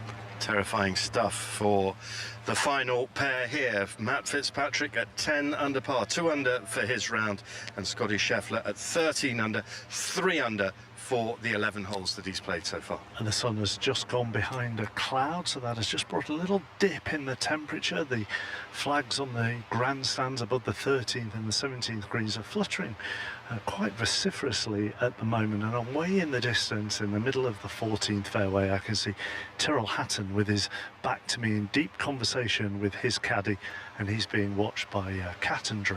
Yeah, he's going okay, isn't he, Tyrrell Hatton? Blemish-free today. He birdied the 5th, then he got that incredible eagle on the 7th, birdied the 12th, couldn't quite sink that 20-footer on the 13th, but finding fairways, Tyrrell Hatton, today. That's what he didn't do so well yesterday. That's what he said he wanted to focus on today. He's done that really well, and he's four shots off the lead. Yeah, he's driven the ball brilliantly well from what I've seen all day. I mean, he's hardly missed a shot.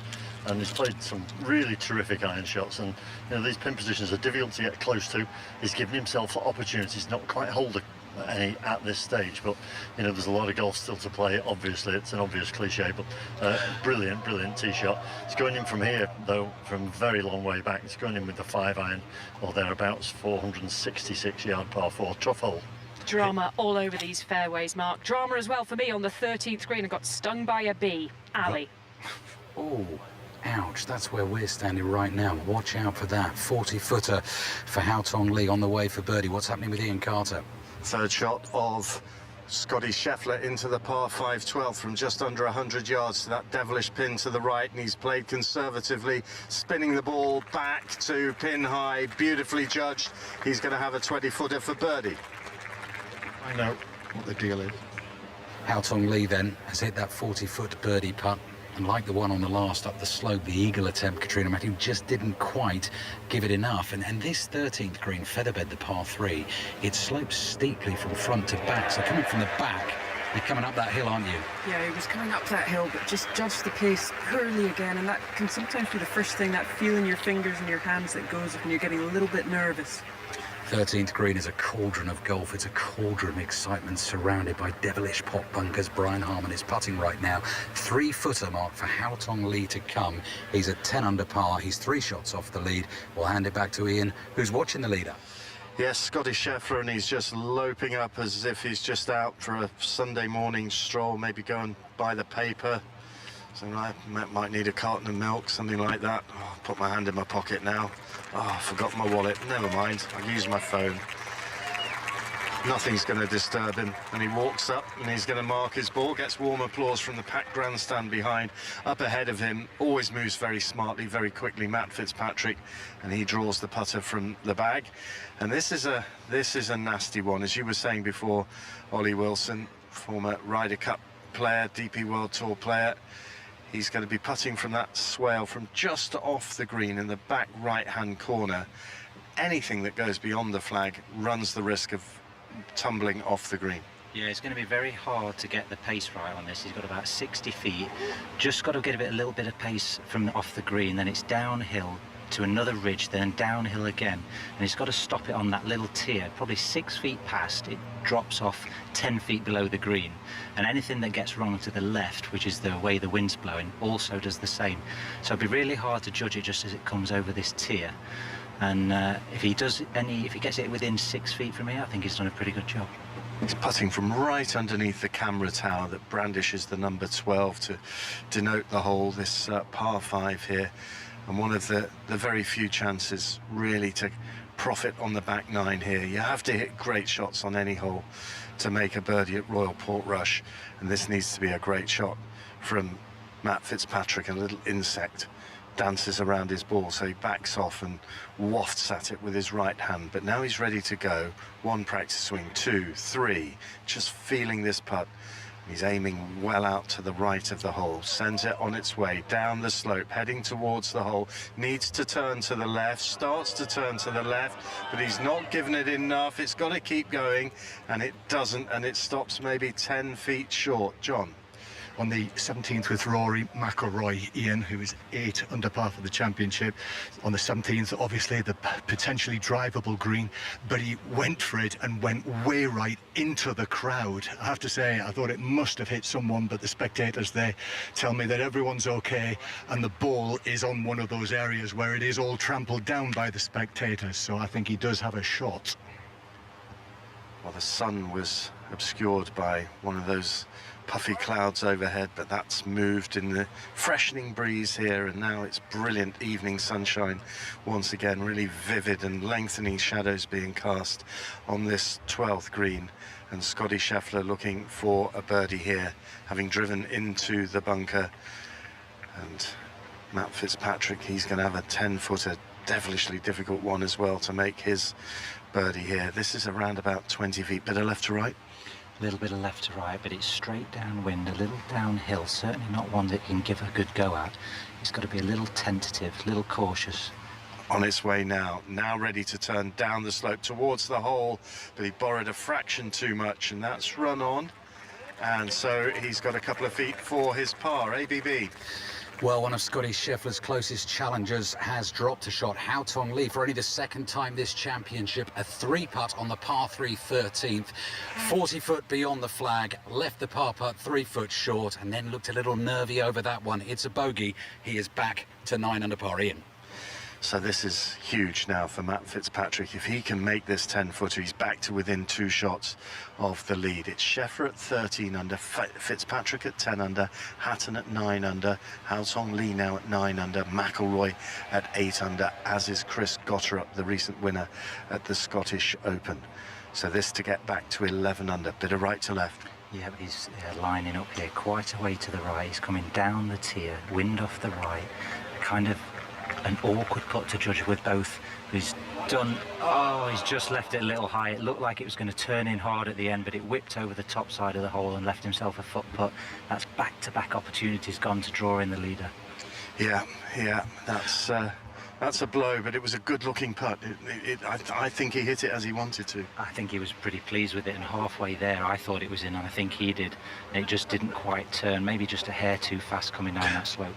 It's been a very good 20 minutes or so for Scotty Scheffler without him having to do a great deal, really. At the moment, over the 13th and the 17th green, there's corporate hospitality to the left in the Champions Pavilion, and they are hanging over the balconies to try and get a shot of McIlroy into the 17th, because, as John said, he has gone way right, and there is a corridor that has been created in amongst the spectators, who are probably 20 deep now, back up the hill to try and create that space for McIlroy.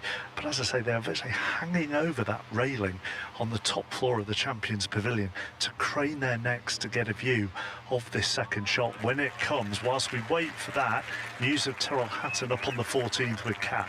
Yeah, long birdie putt for Tyrrell Hatton, didn't drop. He's just standing over the par putt now. He gestured down the fairway in frustration because he'd hit a good tee shot into the fairway. Then he did an absolute monster 5-iron, didn't he? Curving in on the wind into this tabletop green, and he was hoping to capitalise on that.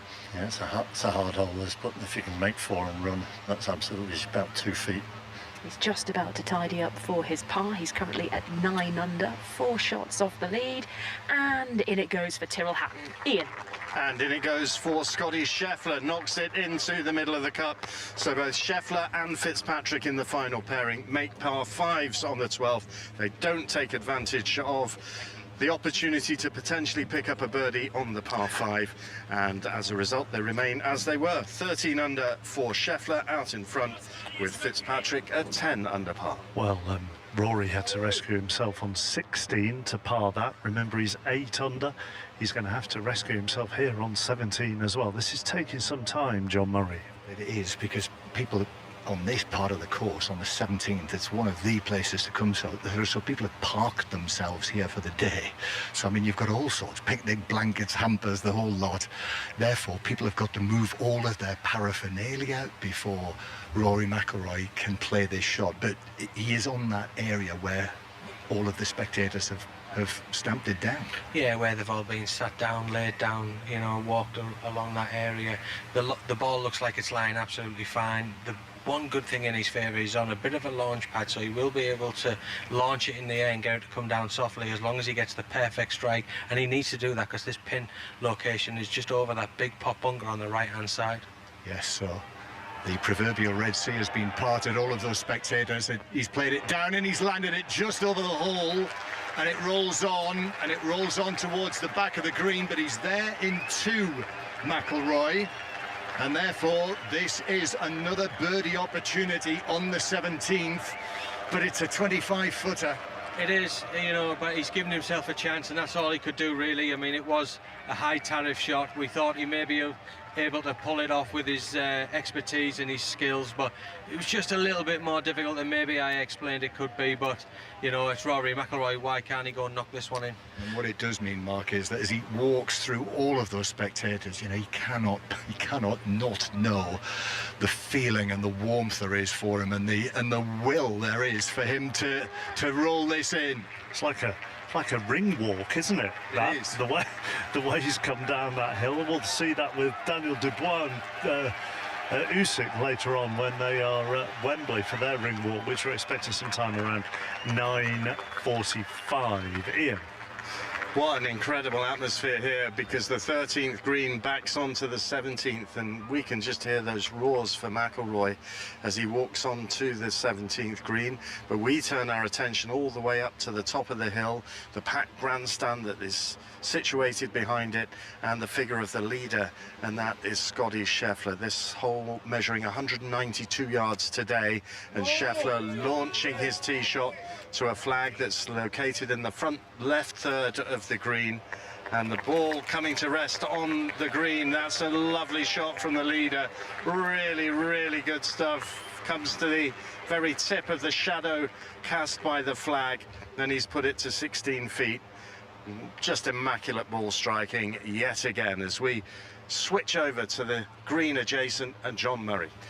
Absolutely drenched in sunshine now on this third afternoon stroke evening here on the Antrim coast, with one of Northern Ireland's finest, Rory McIlroy, straining every sinew to force himself into the picture, with a birdie chance on 17, which would take him in theory to 9 under par. Yeah, it would. I mean, obviously percentage wise it's very low from this distance to hold a putt from 30 feet, but we saw the one that he holed on 12, the par 5 for eagle, and I mean the crowd, the decibels of the noise from the crowd will be unbelievable if he rolls this one in. Remember, for those who don't know, Rory McIlroy was brought up, what, an hour and a half's drive from here at Hollywood, came here for the first time on his 10th birthday with his dad as a present. Played the course, met Darren Clark that day, and then later came back and shot a 65 here as a 16-year-old.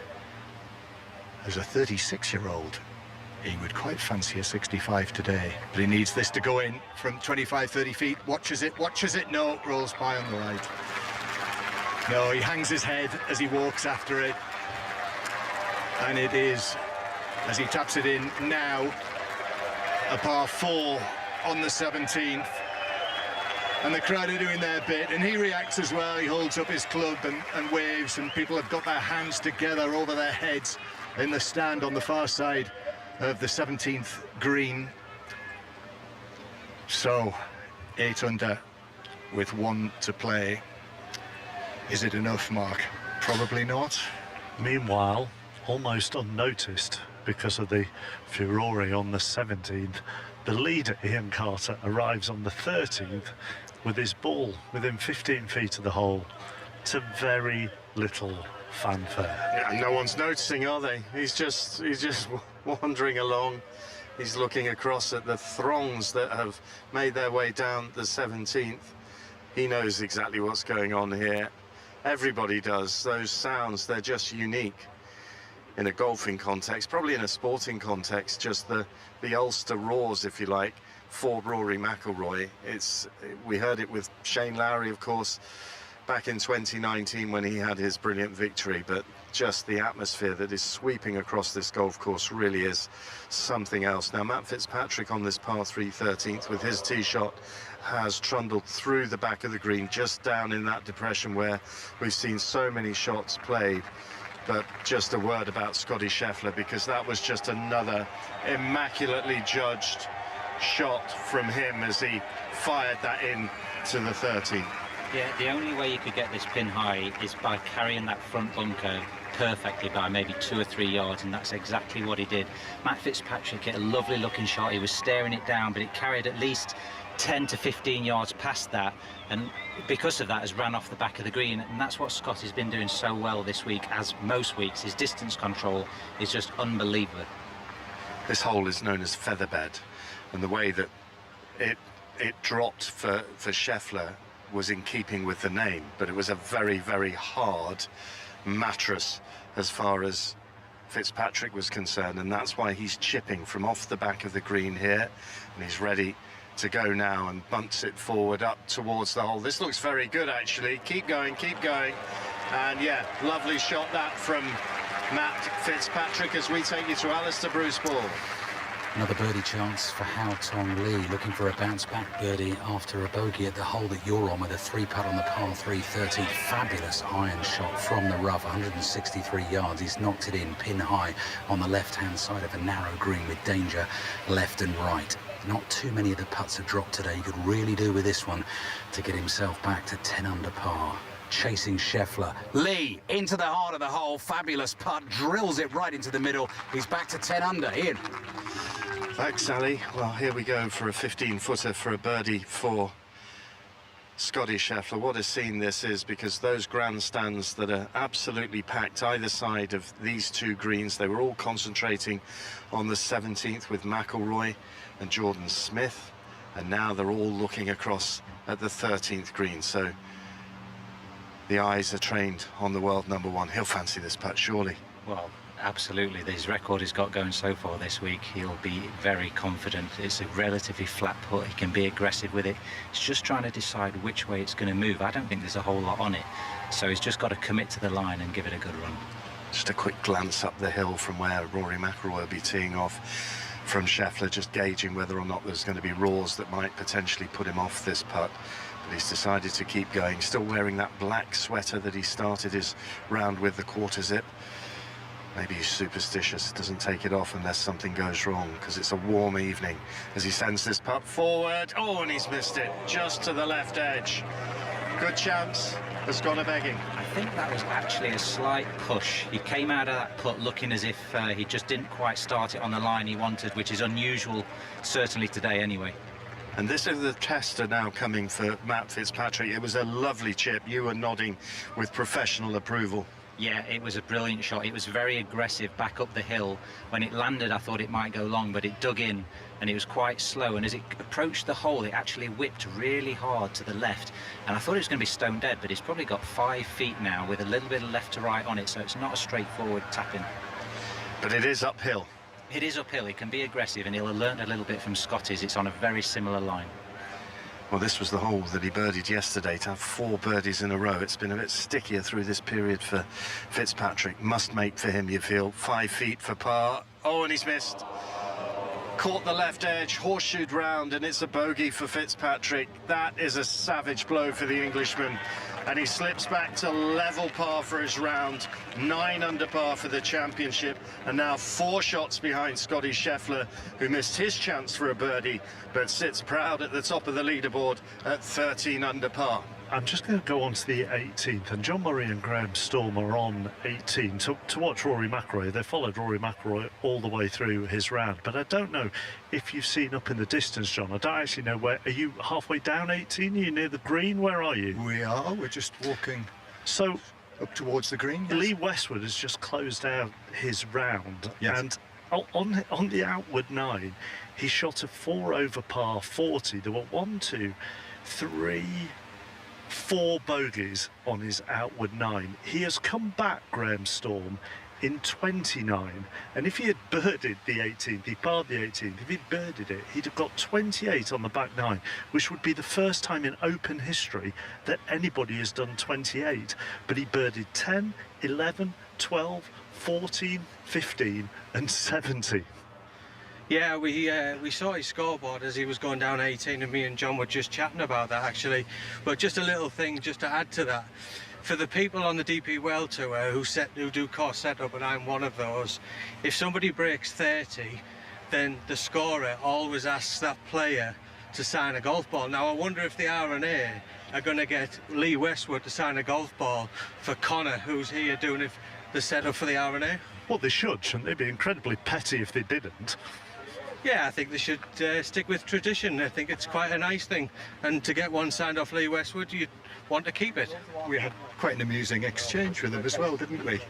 On the 14th tee. I'll tell you about it later. But McIlroy, by the way, is safely on the fairway on 18. Is that an off-air story? Is that what you're saying? Possibly. Right. Possibly. It's quite funny, though. Cat watching Tyrrell. Yeah, Tyrrell Hatton's ball has just bounced through the back of the 15th. Another glorious tee shot from the Englishman, but just a little heavy-handed as he was coming in. The wind is howling down this 15th hole. Skerries out towards the sea, out towards the slabs of rock, after which this hole is named. So his ball skipped through the green and is just teetering on the edge of a bunker. That shout you can hear is for his Danish playing partner Rasmus Højgaard, who has just birdied this hole from long range. That drops in to take him to 6 under par, and a timely birdie for the Dane. He's not had the best of days, has he? It's been a bit up and down. It has been a bit up and down, but I'm pleased for him because he's really dug in. He's hit some terrific shots and he's just holed absolutely nothing until then. Lovely touch from Tyrrell Hatton there, sort of semi-fist bump with him, and just to give him a bit of encouragement. Tyrrell was a little bit unlucky in